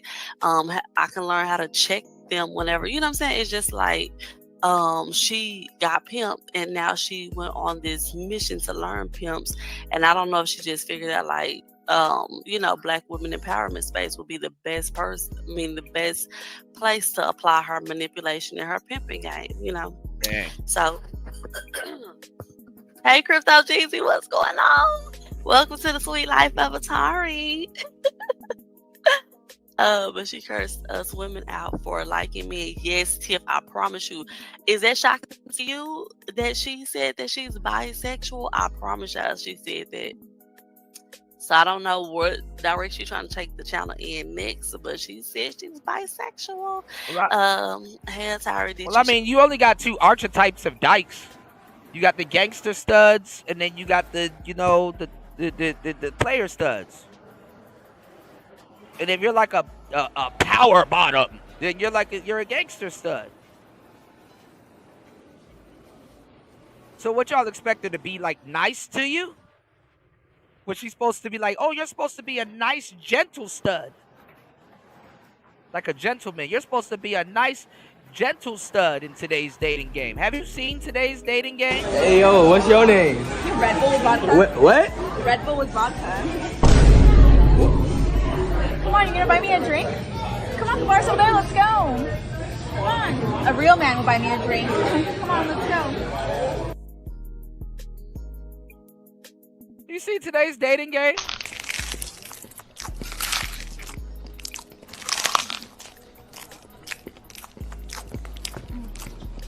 Hey, you can go on and get us a check, cuz we finna go. All right, are we separate or together? All right, You got it. All right, gotcha. I'm gonna forgot I had some errands I had to run. Oh, good. I mean, cool. I'll take you home right after this. It's gonna take us 30 minutes max, and then we can go ahead to the movie. Can we get an order of lemon pepper wet to go? Extra crispy? You know how I like it. All right, 6 or 8. 20, nigga. All right, baby. Well, hold on. Hey, don't touch me, light-skinned bitch. You're light-skinned too. You a different type of light skin though. I know, right?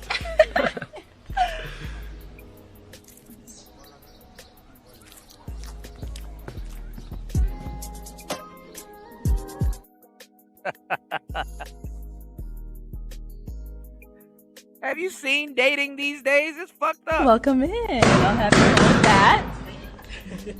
And what's your name? Tommy. Tommy, how old are you? I am 43. 43. And what do you do? Fucked up. You metal munching moron! Just as I suspected! Hollow! You metal munching moron! Just as I suspected! Hollow! You.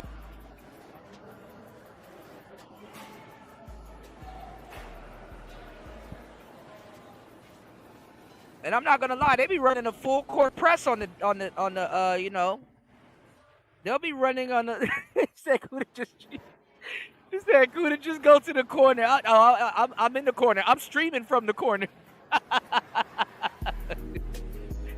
Bad out here, man, for a lot of people. Like, I'm gonna tell you, if you didn't really learn how to like date or do anything within the like 2010s, yeah, you might as well go ahead and stay single till 2030, man. Until something out here has to reset itself, you know? This is why people stay with their exes. This is why people stay with their baby daddies. This is why people, man, look. I remember I was with one of my girls, and she already knew I knew the answer. I was like, man, if you wasn't with me, what would you be doing? And she was like, straight up, she said, I don't know what I'd be doing, but I know I'd be out in the streets. I said, damn. I can't get mad at that answer. Absolutely, there's nothing wrong with being single. That's the default. You have to be comfortable with the default. You gotta be comfortable being single, like, you know.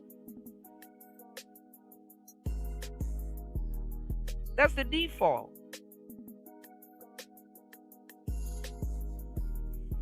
Yeah, a lot of manosphere dudes are doing that. Oh yeah, we need an apocalypse to happen to go get some ass.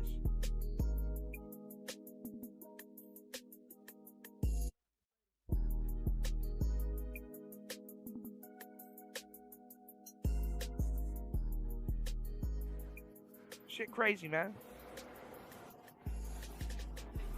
Y'all make sure y'all go subscribe to Crypto Jeezy. And Terrence Gangsta Williams. Right, Wes? Okay, I was on Terrence Gangsta Williams channel yesterday, and I had a debate with Charleston White best friend Anthony Dewberry, and I totally won that. So y'all gotta go check out the debate that was on Terrence Gangsta Williams platform. Okay, so it seems like Priscilla hung around and studied the wrong men. Yeah, but that's who she was intrigued by, right? Because I don't know, she was sleeping in her car, she got put out. I don't know if that's just what was in her face. I don't know. It's not giving honorable military men, and she mocked them. But it's just like, we're listening. This has to be diagnosed. I'm telling y'all, it has to be diagnosed, because it's some type of personality disorder that we're dealing with Priscilla, that we probably just ain't put our finger on it yet. You know what I'm saying? Because it's just like, she really thinks that she is a man. She really think that she's slick enough to This is fucking funny. You thought she was a man. You addressed her as a man. You preferred her as a man. I like when a mental case try to tell you, man, this needs to be diagnosed. This needs to be stopped. What? When the problem asks you, what's the problem? Jesus Christ. Manipulate people. She kind of just takes on. She gonna manipulate you.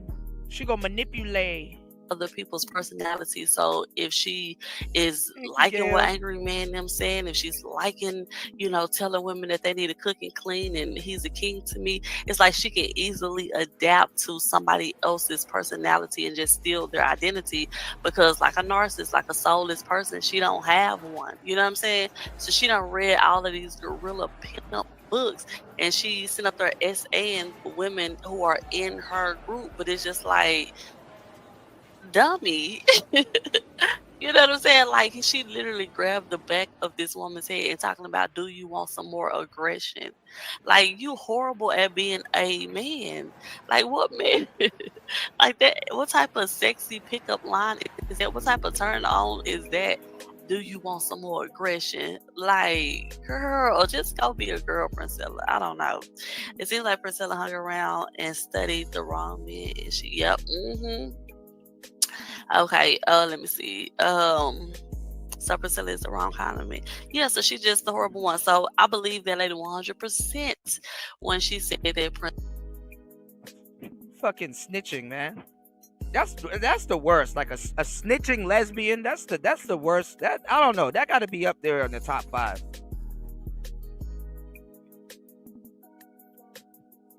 A snitching lesbian. They sat around and listened to Princella's rhetoric, talked all this crap about the manosphere, and then all of a sudden now, since a victim or whoever came out, now all of a sudden, oh, that's horrible. She's trying to be a man. Princella sat up there the whole time as a man, like, women's should worship me. You feel me? Wow. Like, man eat steak, pork, chitlin. Woman eat salad. That's just what it is. I want to watch football game, eat food. With women, they supposed to be loving us. You feel what I'm saying? Man, are you married by chance? Nah, man, I ain't never had a girlfriend. Okay. But what I'm saying,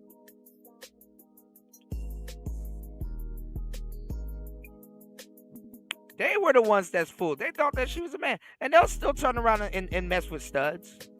That's worse.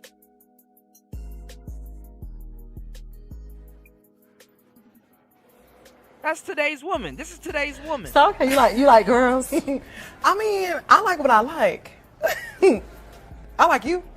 You do? I do. You're a fuck me. Would you say it like that? Cause would you fuck me? Yeah, I would. So who on top? Me? It's definitely giving top, you know that. Okay, I'll be about it for you. Yeah. It's definitely giving top. Fuck out of here. Priscilla raped her, right? And we're gonna play a little bit of it, right? She said Princella raped her. How you do? She forcefully put her tongue between my legs and my buttocks. And violently licked my disaster zone. Okay, all right.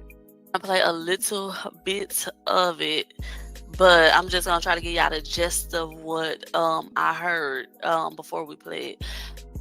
I think she was saying, I don't know if I'm gonna get it right or not, but I think they was playing a game, an axe game. I don't know, where I get you throw the axes to release some stress or whatever the case may be, right? And Priscilla just came up to her and grabbed her in the back of her head. I don't know, child.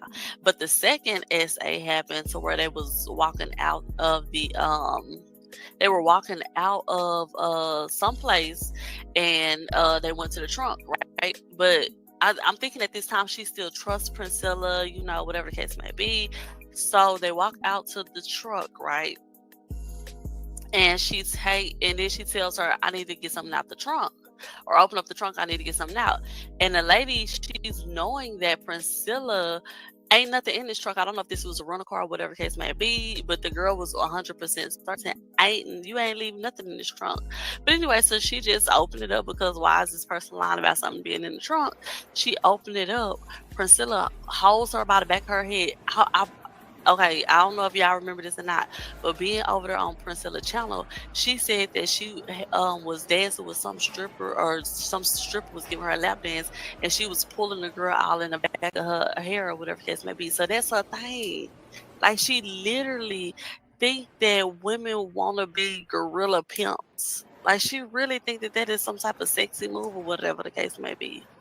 But anyway, so you can just tell that the lady is telling the truth because that is her move. That is how she gets the woman.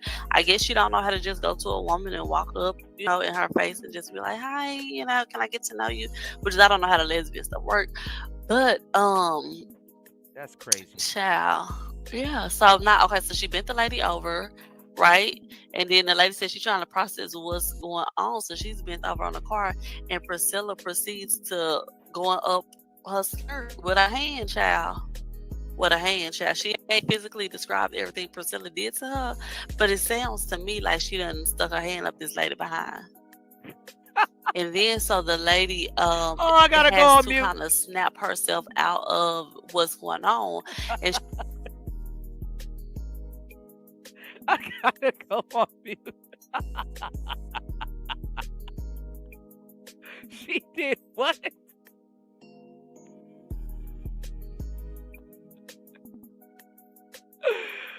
Oh shit.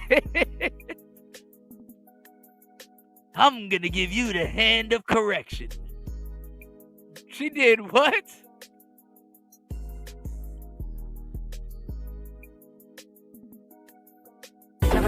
My Seamoss! You lose. I lost again? What am I fighting like a Girl? Wait, my voice. Did someone put soy milk in my smoothie again? Oh no, I'm cramping. Now I want to be petty for no good reason, and I have no idea what I want to eat. It's the confusion for me.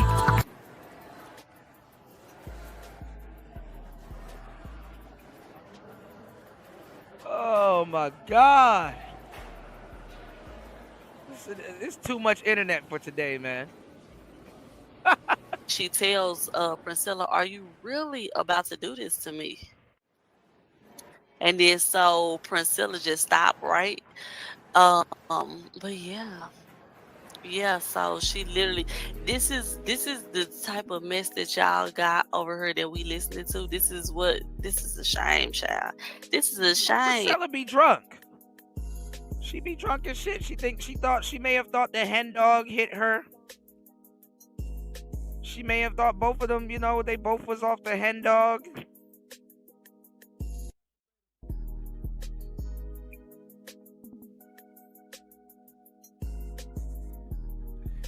What's going on, Chris G? Yeah, Chris G and West, they like, look, Asteroid, come on down.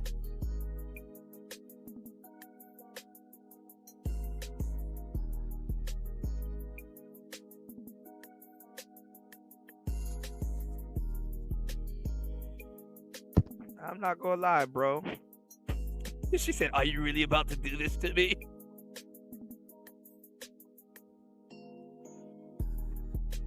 Damn, getting Rob paid by a hand is crazy. Y'all getting arrested. I couldn't find a joke. I wanted to do like a strong arm joke, but it's like I couldn't find the joke. But anyway, I remember that she got kicked out. That's my fault. I shouldn't be joking about this shit anyway, because this isn't a joke. But boy, oh boy, is this funny. Of the club that night. Absolutely. So that is her thing. Cult members, watch out. Make sure that she walks in front of y'all. If y'all out somewhere alone, or if y'all giving her a lap dance, turn around forward, okay? Because she's going to be pulling.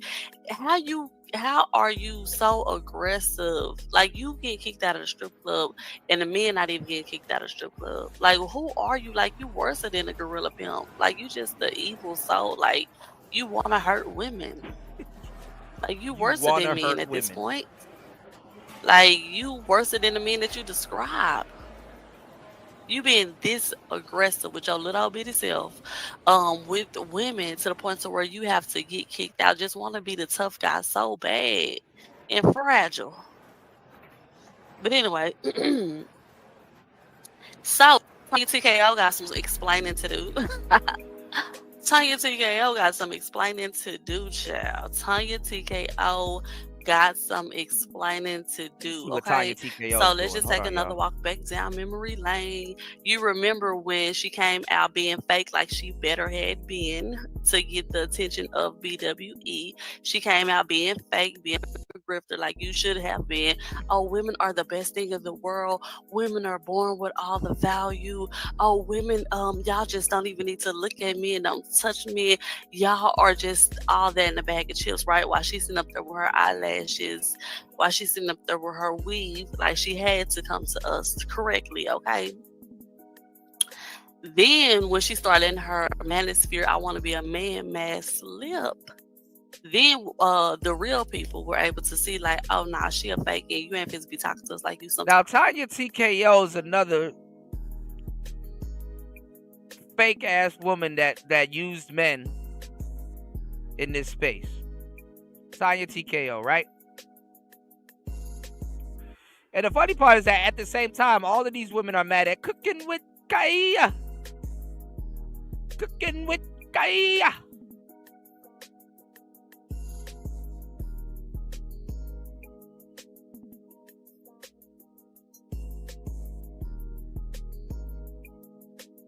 Cooking with Kaya. War Master, you gonna like this one. City Boys up by 10, y'all. So I don't think Tanya TKO over here said anything, but here we go. Single mom buys Xbox for man, and he gets her a card for Christmas. What else were you supposed to get her? Remember niggas used to keep getting socks and ties and shit, and keep getting told to go back to work? Damn, we can't get nothing. And why does the price of gifts got to be equivalent with each other? How much is on that card? She might be picky. He don't know what to get. She knew he wanted an Xbox. Can't have shit.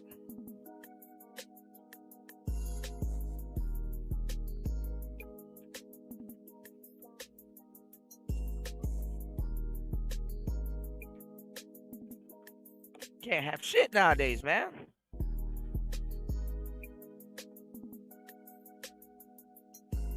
She didn't say anything. And she got to come up with her lies. She probably got to call Princella. The Sunrise Psychology, Patriarchy, the woman's slave book talk.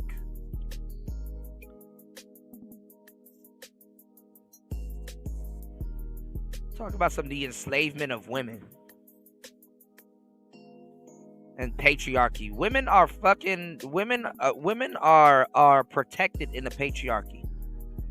You know, because men actually protect their families. Yep, nothing about Princella, unless this is it. There are lots of cowards disguised as strong men in our community. So I'm going to give you all a few moments to come on in. We're going to have a conversation. We got Dallas in the hizzy. Let me go ahead and set Firefox's lying ass woman. Hold on.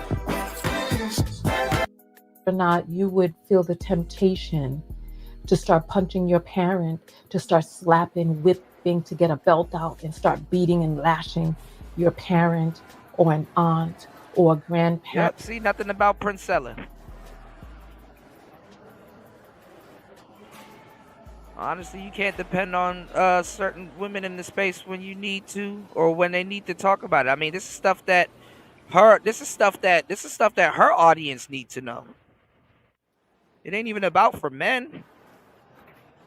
Damn, your girlfriend is taking the coochie, and you not saying, damn. What's going on, Miss V? How you doing, love? Happy New Year's. Good to see you. The hardest working woman in showbiz is in the building. Miss V in the place to be. Make sure y'all subscribe to make this go viral TV. Shout outs to my fellow Capricornians.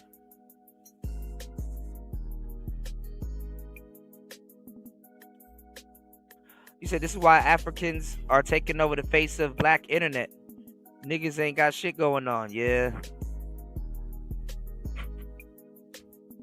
News said bitches love being slaves. Uh-oh.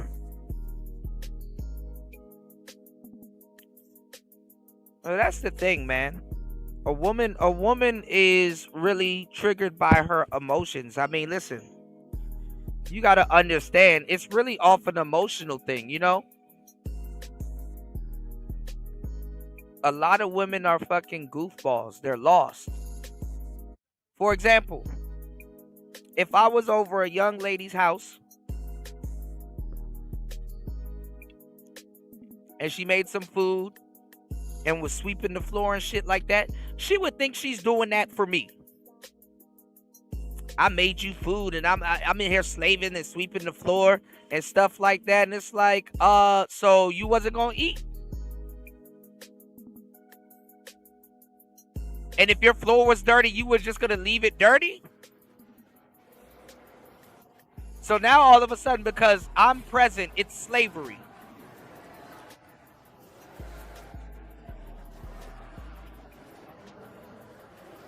Like, you gotta make them feel comfortable 24/7. Like, a woman won't mind doing shit from you unless she feels that she's a part of something.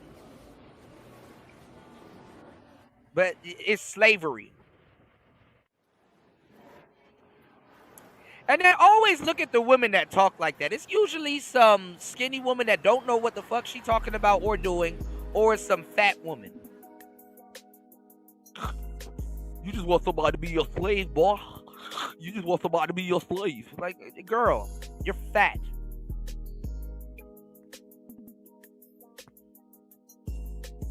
You're not a slave. You haven't slaved a damn thing.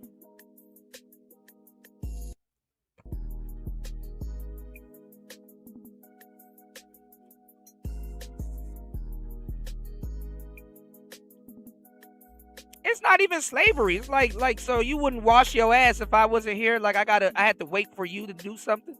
What's going on, bro? How you been? Happy New Year's. How you been? Good to see you.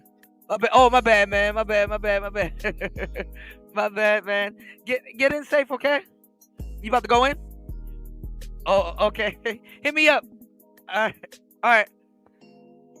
But yeah, man, it's not even comfortable slavery, man. It's like, she basically telling you she wouldn't have washed her ass if you wasn't there. Now that you're there, she has to wash her ass and look good.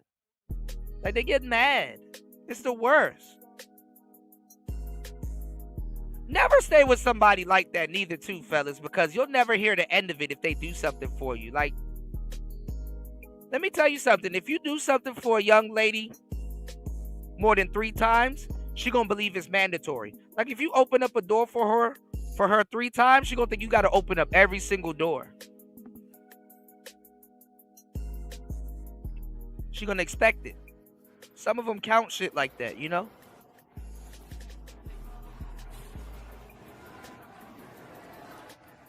And if you stop doing certain things, they'll penalize you too. That's the crazy part. You don't do nice things for me anymore. What the fuck are you talking about? What are you talking about? But I don't know. I mean, a lot of y'all dudes want women to go through the same thing that dudes go through, to be like, see, it is hard for us, see? And y'all dumb as hell if you think a woman is going to advocate for her to have just as much of a hard life as you. And then a lot of y'all are stupid. A lot of y'all never really put in work like that, you know? I put in a lot of fucking work, and I'm here to tell you that sometimes the justice that you want delivered to women is not going to come at the hands of you. Might come at the hands of another woman, because I told y'all, this is why black women know what's up. A lot of them can act delusional and sit around and lie and shit like that. A lot of sisters will straight up tell you, man, listen, I know other sisters don't fuck with me. That's why I don't work under them. Remember, all right, Remember how people tried to make it seem like I didn't know what the fuck I was talking about when I said black women do not like each other? Remember I told you that they don't even want to fucking work for each other? There was a story that came out not too long ago. There was a black female police officer. She was the captain of a precinct or some shit, right? And she just got like fired or reprimanded or some shit like that because she did not hire black women. And it was a black woman. She would hire white and Latino women, and they got mad at her because she did not have not one black woman on her fucking police squad but her ass. And she said because they have attitudes, you can't teach them nothing, and they don't work well with others. That's exactly what she said.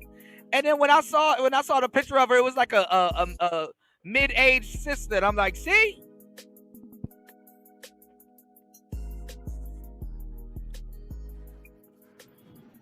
Respectfully, I know what the fuck I'm talking about.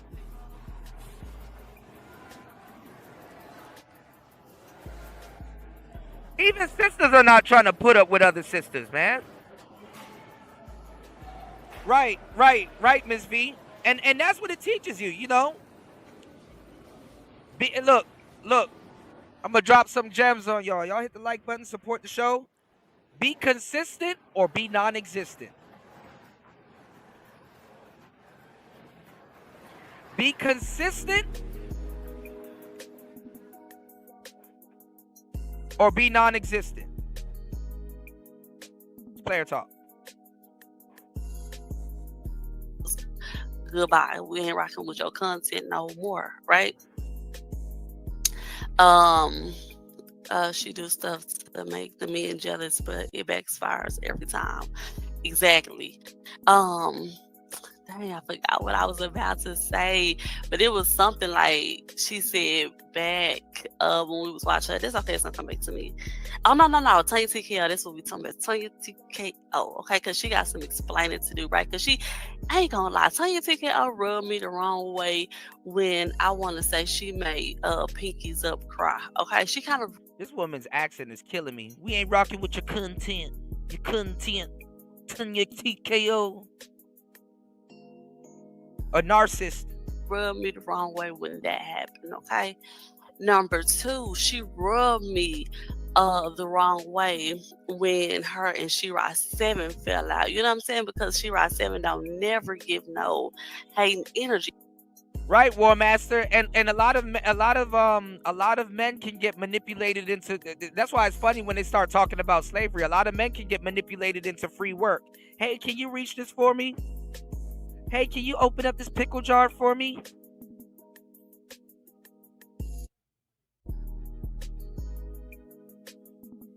Shit, men will be easier to work with.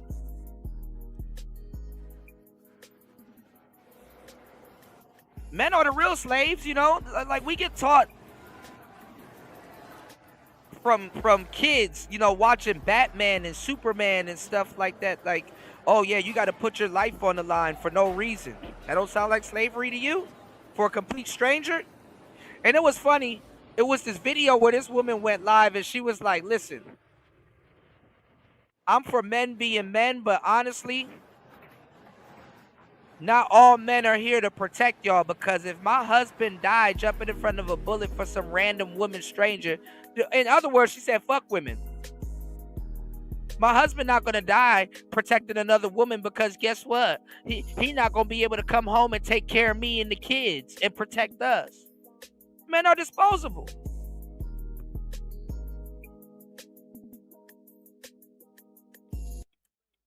Ms. V said, we're finished if he can't open my pickles.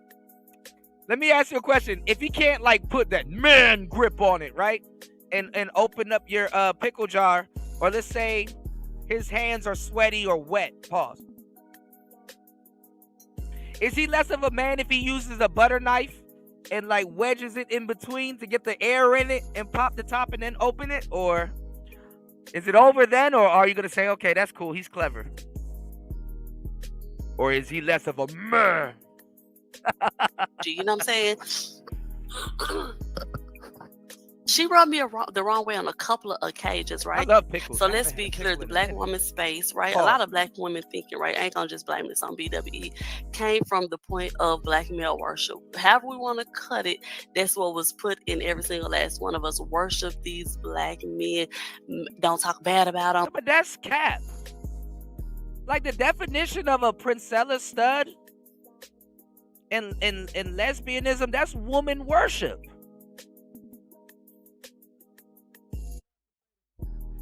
That's woman's worship. Some women can't be worshiped. Some women can't be worshiped. Honestly, women can't handle being worshiped in a lot of cases. Not directly. They like the idea of it, but not directly.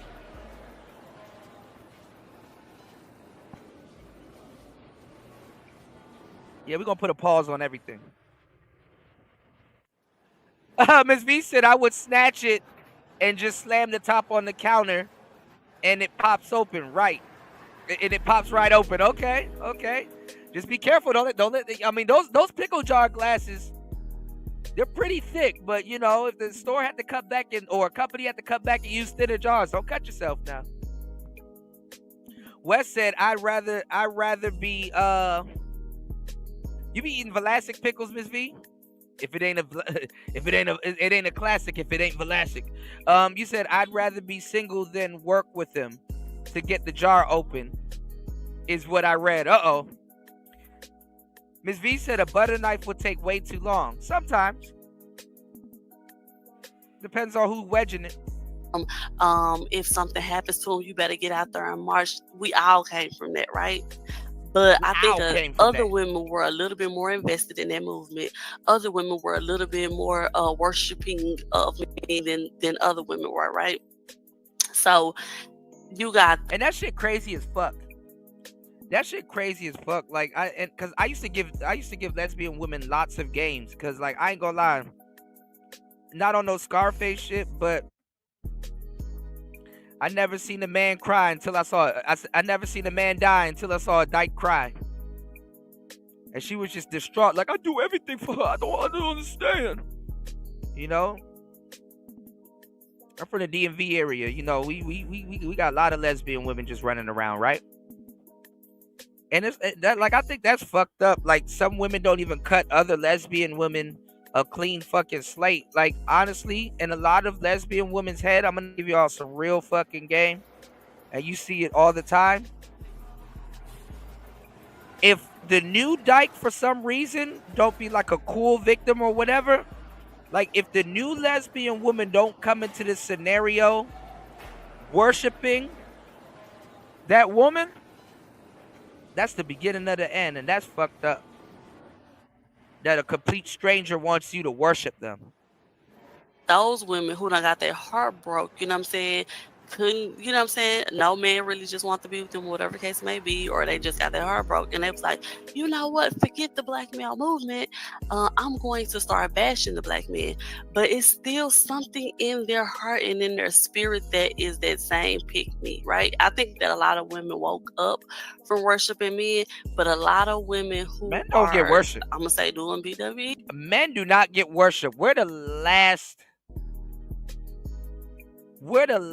creature on the planet to get worshipped. Dogs and cats and rodents and all kinds of other shit get worshipped before men. Men don't get worshipped. What the fuck are you talking about?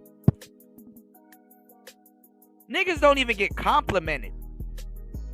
Niggas be still remembering some shit somebody said to them in 7th grade. One time. Niggas only get complimented like 2-3 times a year. Content, they deep down still really are pick-me's for these men, right? But they just mad, you know what I'm saying, that they did this to women, they did that, they you know, and even if they were going to treat all of the women wrong, when these particular women got with them, they were supposed to be good guys to them, you know what I'm saying? So but anyway, so Tanya TKO give me like pick-me vibes, definitely, but she tries to be for the women, whatever case may be. But this is the reason in this situation that I'm bringing her up, why she got some explaining to do.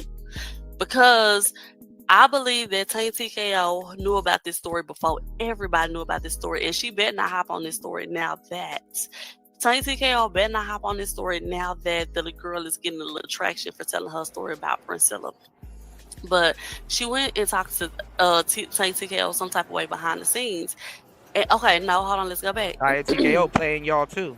So if y'all got Tanya TKO's, what I really think that You're not gonna believe me because I'm a man and I said it. So. But it's just not popular to be a pick-me no more. It's not popular to worship men anymore. So now she's on another train of, let's all come together and blah, blah, blah. So in the midst of me actually being over there watching several live streams where she coming correct with the women, and then me saying, oh no, she's trying to flip it on us, and she's trying to, kind of be like a little Kevin Samuel-ish, right? Tanya TKO gonna sit up there and have we exposing this is not a good person to be leading the BWE movement. This is not a good woman to be in our space. She's fake. She's phony. Let her go back to wherever the heck she came from. She ain't supposed to be over here, talking to our women about how white women had it rougher than us. Like, girl, bye. You know what I'm saying? Tanya TKO decides to do a video with her. You know what I'm saying? Like using her numbers, using her platforms to hype Priscilla up, in my opinion. So when the small voices or the small channels could have been getting heard of, hey, we believe that this is a co-leader. Hey, she's trying to turn women gay. Hey, she's trying to turn women this ain't gay. adding up about what she said. Tanya TKO took her big platform to go sweat Priscilla. I don't know if Tanya TKO was getting turned on with the backwards hats. I don't know if Tanya TKO was getting rubbed, turned on with the rubbing of the breasts. I don't know what it was, but she decided to come in super save Priscilla and do this live stream. Y'all let me know if y'all remember.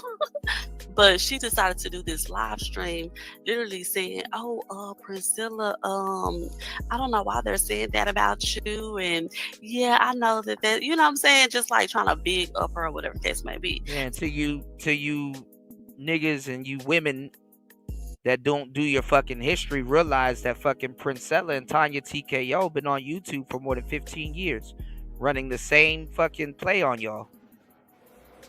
Oh, but the men is the problem. Gotcha. So, Tanya got the side eye when it happened. Okay, so now why today, Atari, are you bringing up Tanya TKO? I don't want to be, but I am. This lady says that she goes to Tanya TKO after the B. Taylor situation. After Tanya TKO done broke down how she did B. Taylor dirty, this, that, and the third. This lady goes to Tanya TKO with her story, and Tanya TKO tells her, I don't believe you. I don't believe you. Yep. Now, it's one thing to say, yeah, I want to wait to someone. So why is it a big fucking deal when a woman says something that black men been saying for a long time?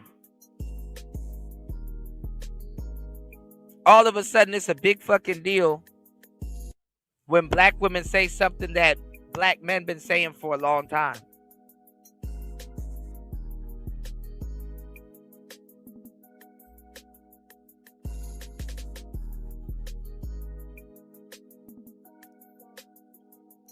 No apology neither. We don't even need y'all rusty ass apology, but why? That's the fucking, that's the question.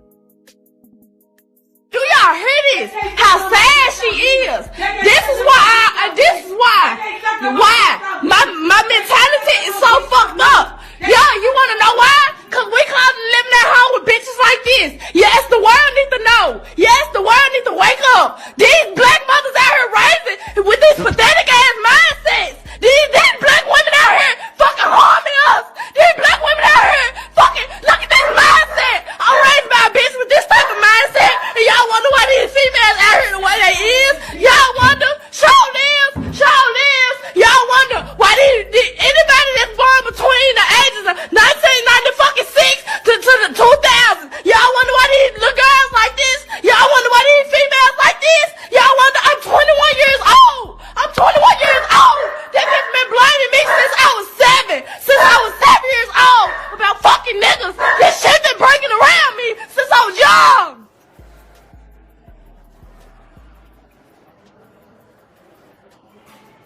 Oh, somehow it's the black man's fault. more evidence comes out, or this is not something I'm interested in putting on my platform, whatever the case may be. She just straight up and down told the woman that she don't believe her.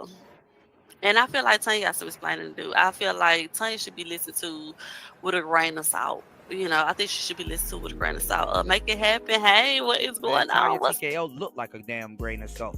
Anyway,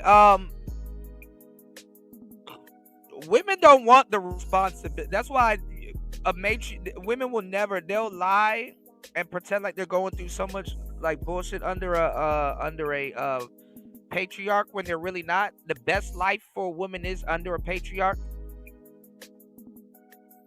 Y'all keep letting these women talk for these young girls. These older women ain't about to be on OnlyFans, even though a lot of them would love to be. But it's the young girls that's gonna suffer, and they're gonna blame it on the men. Happened with feminism.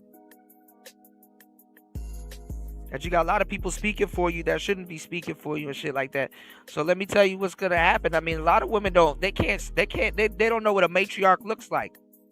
Women never want to be the responsibility of other women.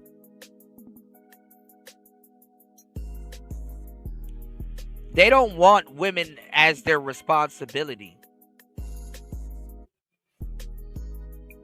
As men, we're responsible for a lot of other men. They don't want that responsibility in their hands. They want to dance and look pretty and play niggas and shit. They're not ready, man. They're not.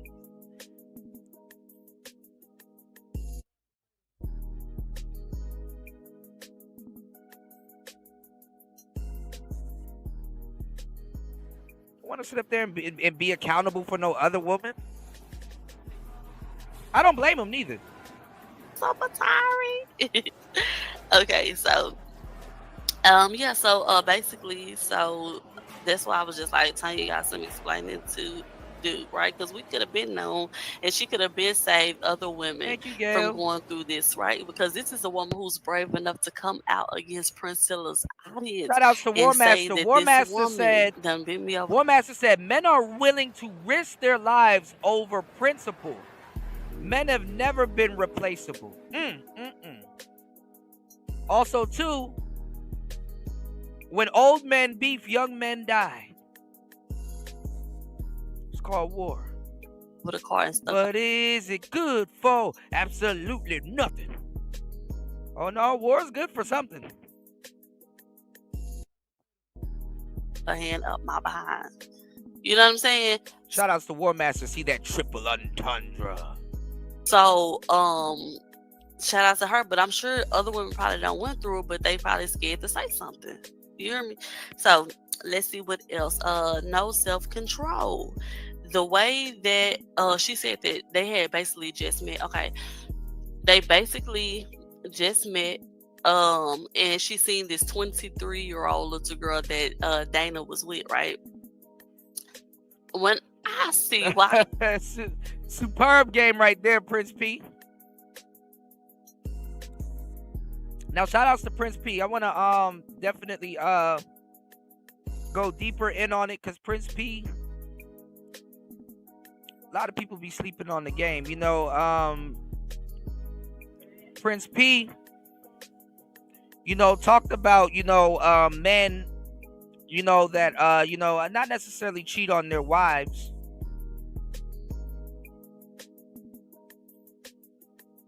But how the men takes on another new family. You know what I'm saying?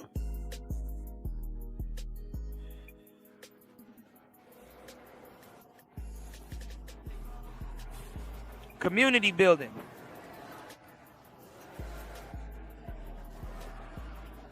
I think that needs to be practiced also. But you listen to people in the manosphere, oh man, I'll never be a stepfather. I'm gonna be a player. And they're not even players, Shout outs to Prince P. Prince P know what the hell he talking about. Real talk. Let's get it. Yes, okay, maybe because I'm not attracted to women. But and you know what's funny, Prince P? That's what I wanted to bring up too. Glad, man, listen. That's why I definitely need to do that show with you, bro. Because look at this. They will take a stud and turn her into that. I keep telling y'all, man, and that comes from DJ Kuda as men, bro. You can never out-simp a stud. When I see a young woman, or when I see somebody like 25 younger, 30 younger, whatever case may be, if they're looking to me like a youngster, I'm going to look at them like a niece. I'm going to look at them like, okay, I need to make sure that they good. I need to make sure that I protect them. Nothing in my brain is going to say, do you think she gonna let me suck her titty?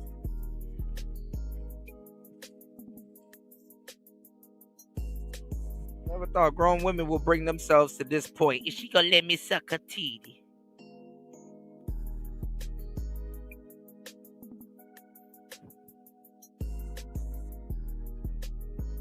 Huh. Ladies, I don't know how y'all do it. She gonna let me suck her titty. What the fuck is wrong with you? No. Do you think she gonna let me suck her titty to this other woman? And that's a form of sexual harassment too, because why are you trying to talk to me How she trying to stack it on about what you want to do to the next person? You know what I'm saying? So I think the lady said that was like one of her first red flags on the trip. Just nasty, just a degenerate, just can't get your mind off of sex, just like men. That's what I'm saying. So she acts just like a freaking man, but is it, to me, if I could describe it, it's giving a stud who is gay, or a stud. Well, I mean, I'm gonna let y'all know a lot of ladies are not interesting. Even a stud don't want to listen to your bullshit. Some of y'all are not good friends because you didn't let her suck your titty, right? Like, what else is there to do? She don't want to talk about what you want to talk about. You're boring. Niggas never told you your whole life that you're boring as fuck.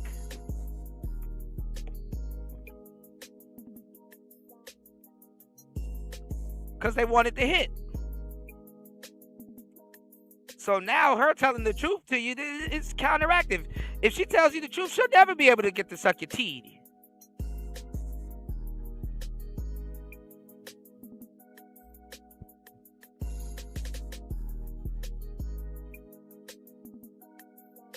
And why nobody ever look at that? Because the lesbians be out here, the women be out here molesting kids like at an astronomical rate. I don't even want to go there, but why nobody look at lesbians sideways when they raising a young girl?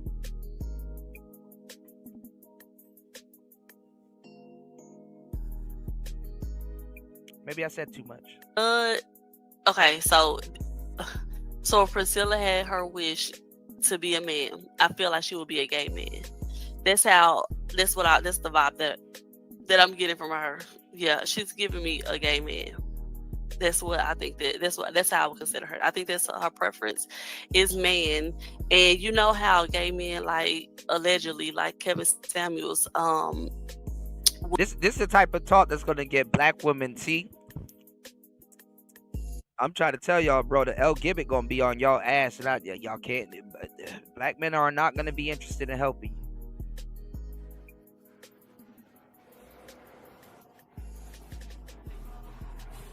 Fellas, listen carefully to what she gonna say. Cause they be talking real greasy about their best friends. Gay men are black women's best friends. Hey, let's go. Would go so hard on women, go off on women. And I believe that it's easier for a gay man to go off on a woman, right? Like a T.S. Madison or case may be. It's easy for them to go off on a woman because I don't even like y'all no way. As a man, I know I have to pretend to be straight, but I don't even like y'all. So I can really be in the strip club pulling on y'all hair and getting kicked out. I can really be bending y'all over the car and violating y'all. If y'all think this is what a man will do to y'all, wait till y'all see me because I can't stand y'all. You know what I'm saying? That's what is given. But okay, let me keep going down the list. Okay, so I'm saying that she has no self-control, okay? She takes what she wants from people, and she do not care. Right? It's given all. And that sounds like a lot of women that I know. Shout outs to the good women, because there's a lot of good women. I don't want y'all to think that y'all, you shouldn't feel no type of way if it's not you. I don't want y'all to feel like y'all batched in with this, but I'm gonna tell you some real shit. They be really trying to take like a lot of the negative traits that women have and rub that off as a man thing. Oh, she just want to take what she want. No, how about humans that feel entitled want to take what they want? It's not a man or woman thing. But let's go. Of the people coming out with the Diddy stories, right? You just basically leave them as damaged victims, right? While P. Diddy, he's still on TV, he's still getting his awards, he still making his music. His victims are out there in the world. See, this girl, I like Atari, but this girl is slow as molasses, bro. He's in jail. And nobody still knows what he's in jail for. World, and there's nothing that they can do about it. They still have to watch these people on their radio. They still have to watch these people on their TV. You're watching people on a radio? This who y'all listen to. Hey, look. This where y'all get y'all information from. To watch them shine. So this lady done came at her and told her story. Priscilla done went live like, okay, and you know what I'm saying? And then the supporters who continue to support that is just sick in every type of way. You know what I'm saying? Like either they brainwashed and gone, or they just, I don't know, like they still pick me's. And I think people are picking me's over Priscilla because I don't know. Probably don't even know what the word pick pick me means. I don't know. So she has no self-control, just like a man. Just like a man. Oh yeah, women got all the self-control take what in the world, she wants from people and don't care. And then she just leaves these people damaged while she goes on to live. Like ain't nothing happened. Okay, so basically, the girl did reveal that they were on edibles and smoking weed, and so I think where it gets see how she tried to just slip that in there. No pun intended. With what we talking about and shit. See how she just tried to slip that in there? We were on edible.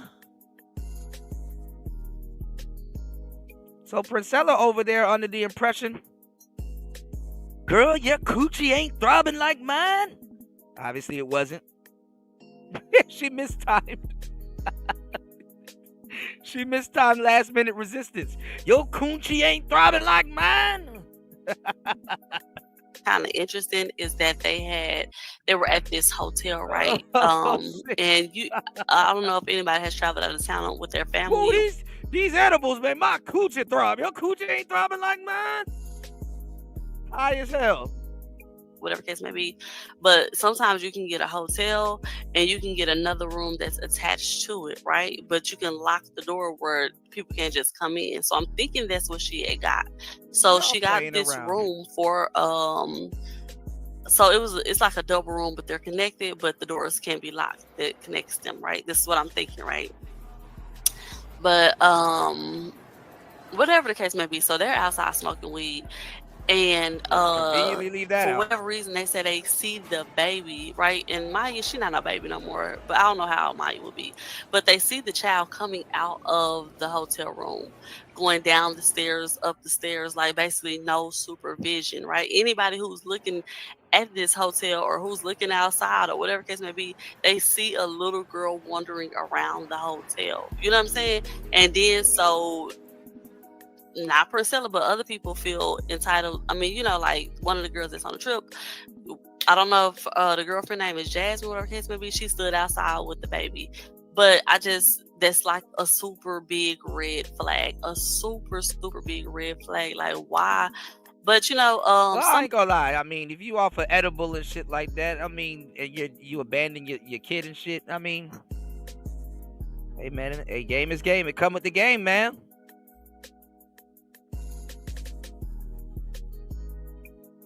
That's ridiculous, but hey.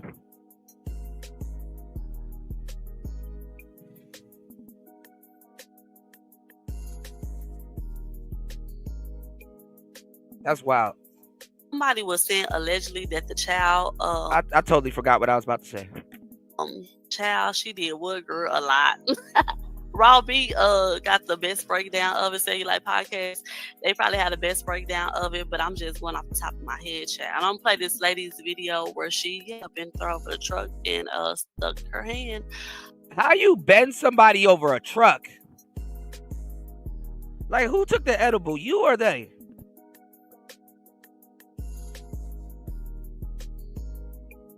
How do you bend somebody over a truck?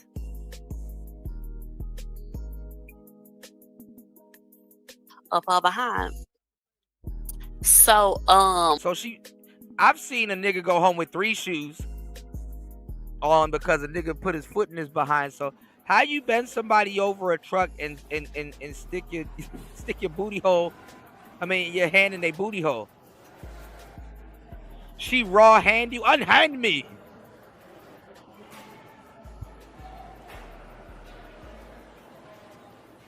Let me guess. The other girl was powerless. That her brownie or cookie kicked in, and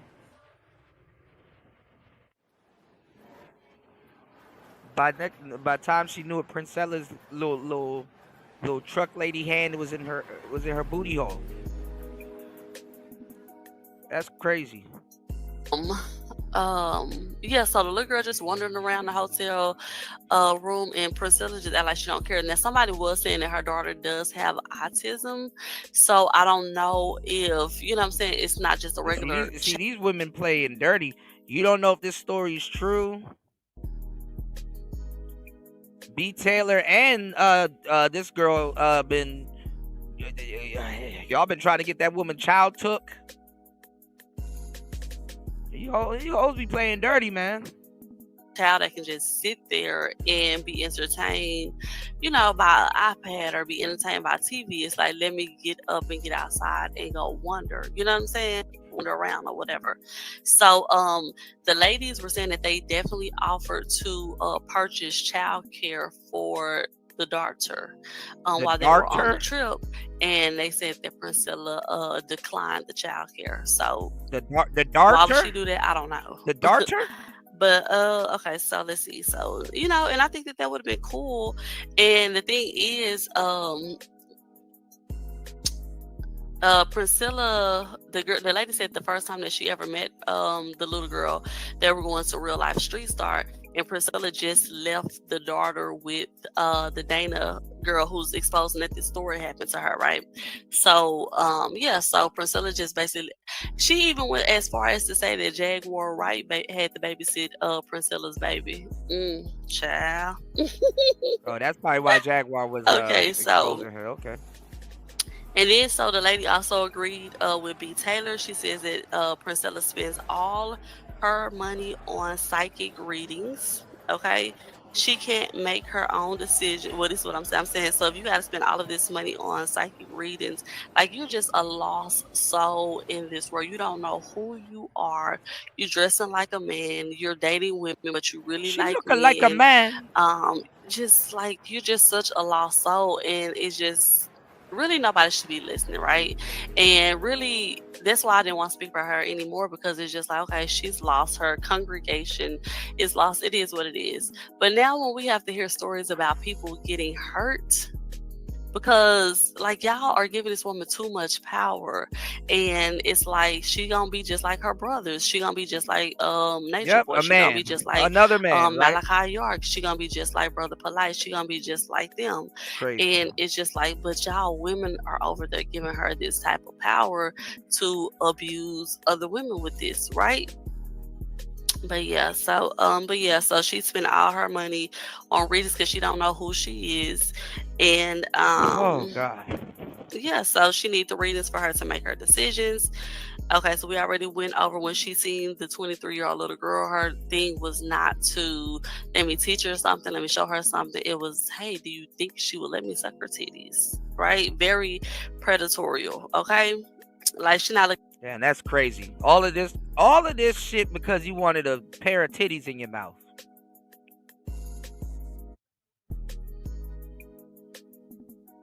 Hey, you tricks better move over, bro. Them lesbians coming your way, man. They spend more money at the strip club than you do. You can't out trick a dyke.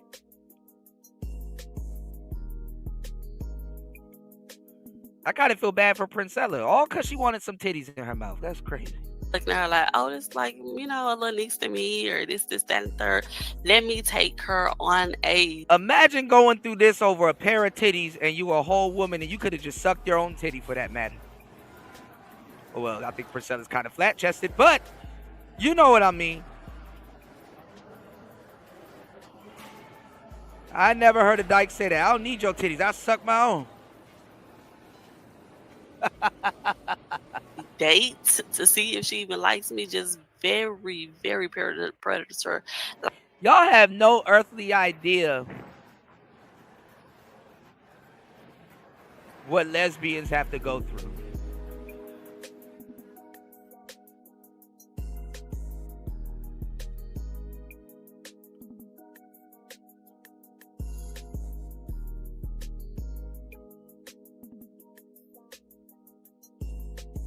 Hold on.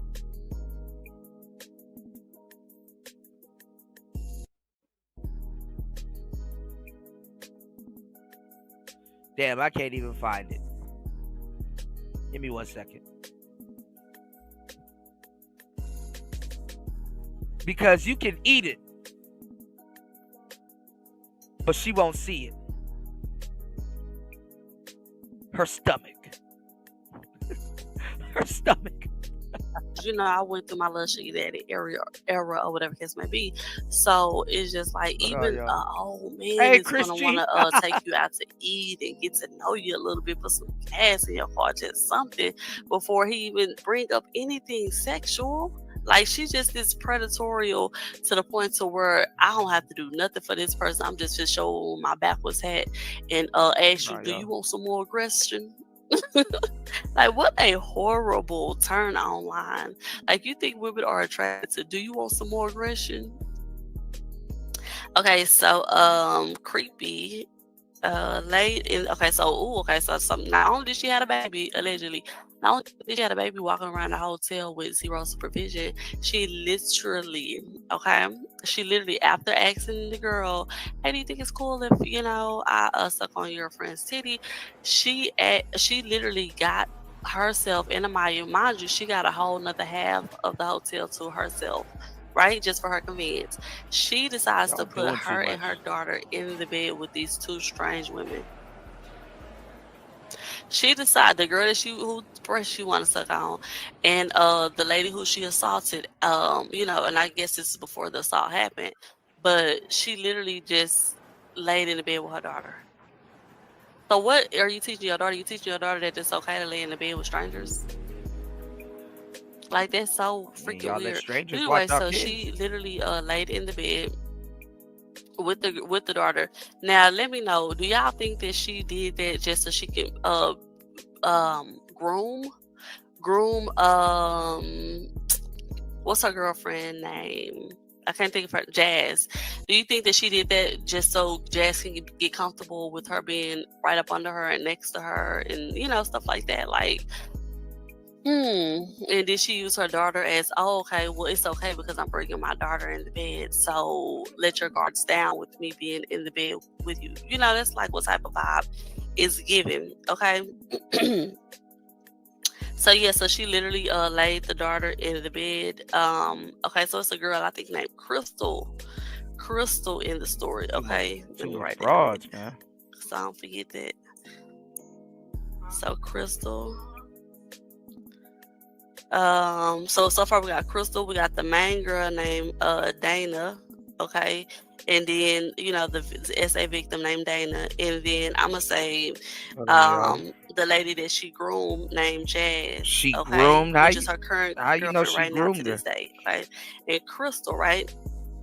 So I'm thinking what happened was Dana said, bump this, I'm about to get ready to go to the other bed, since Priscilla and like she want to be in her laid up with the girl that she's grooming, the 23-year-old girl named Jazz, right? Now she grooming her, huh?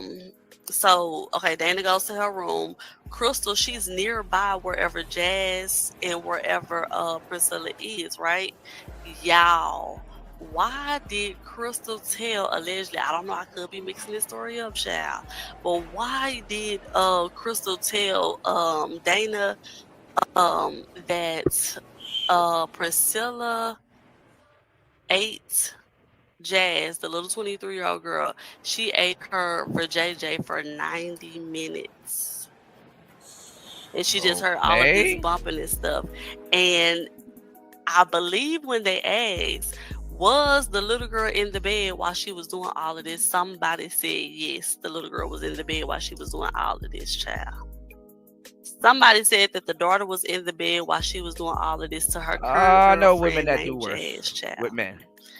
Why I believe it? It's all alleged, but why do I believe it?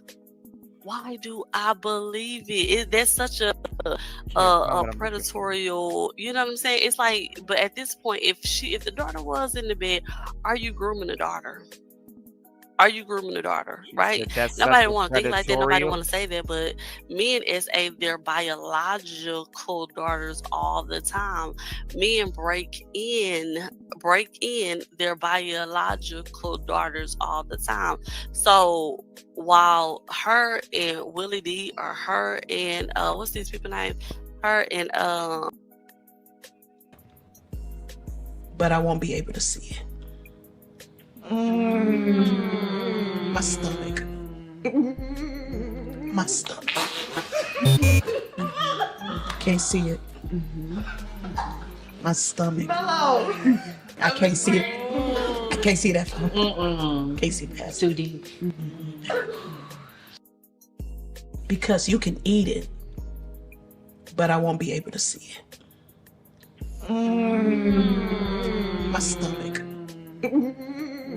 My stomach. Can't see it.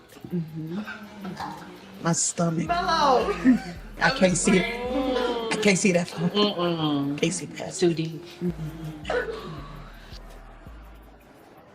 The girl Priscilla said, "Cause you can eat it, but I won't be able to see it." Because you can eat it, but I won't be able to see it. My stomach. My stomach. Can't see it. My stomach. I can't see it. I can't see that far. Can't see past. Too deep. Stepfathers come around y'all kids. Y'all let these stepfathers come around y'all kids. But you think like a man. You act like a man. Wait, how is this a whole fucking lesbian situation and it got nothing to do with a man at all? And for some reason, they have to keep talking about men.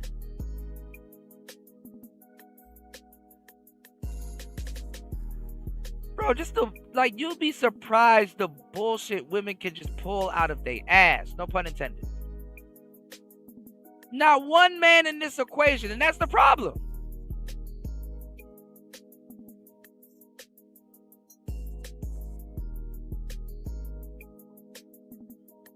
And like you're so manly, you know what I'm saying? Like, why? If I'm just hoping that the girl wasn't in the bed, but if I gotta pick a side and believe the story, then they said that the girl was in the bed. So to me, it feels like she's grooming her daughter too. But I ain't gonna stay too long on that because it's just a horrible, awful subject to even touch on.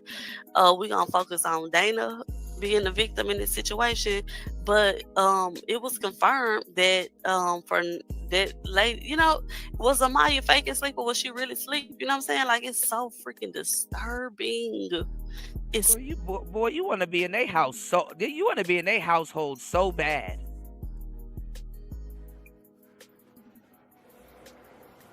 You want to be in their house so bad.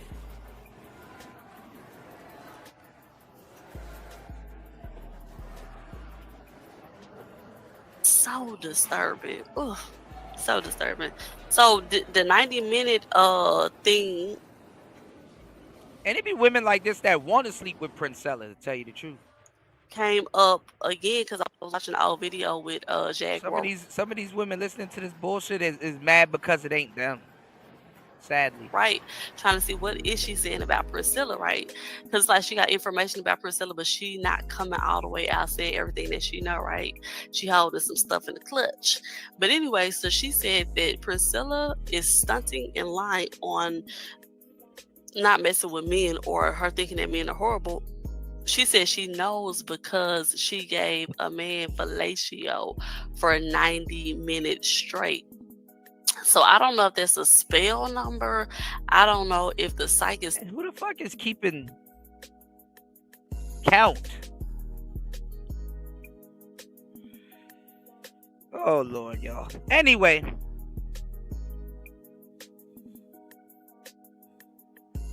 My battery's almost dead. And I got to get ready for today's show. We got another show coming tonight. Tune in. We'll watch the ball drop. Open panel.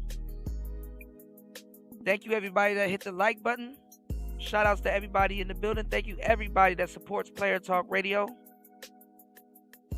Make sure you support the show on air, off air, because you care. You support the show everywhere. It's Player Talk. Because you can eat it. You can eat it. But I won't be able to see it. She won't. My stomach. My stomach. Can't see it. My stomach. I can't see it. I can't see that far. Can't see past. Too deep.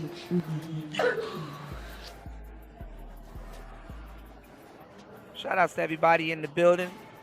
Thank you for all the supporters. Thank you. Listen, we're gonna do part 2 of this. We got a lot more stuff to cover. You know? We got part 2 with Candace Owens. All right. We got part 2 with Fat Joe. We got to get into the Anthony lifestyle, LOM. And you know, Passport Bro, Coach Greg Adams, he went to Brazil with one master teacher. So it's a lot we got to cover. It's Player Talk Radio. Good morning and happy New Year. It's Player Talk. Peace.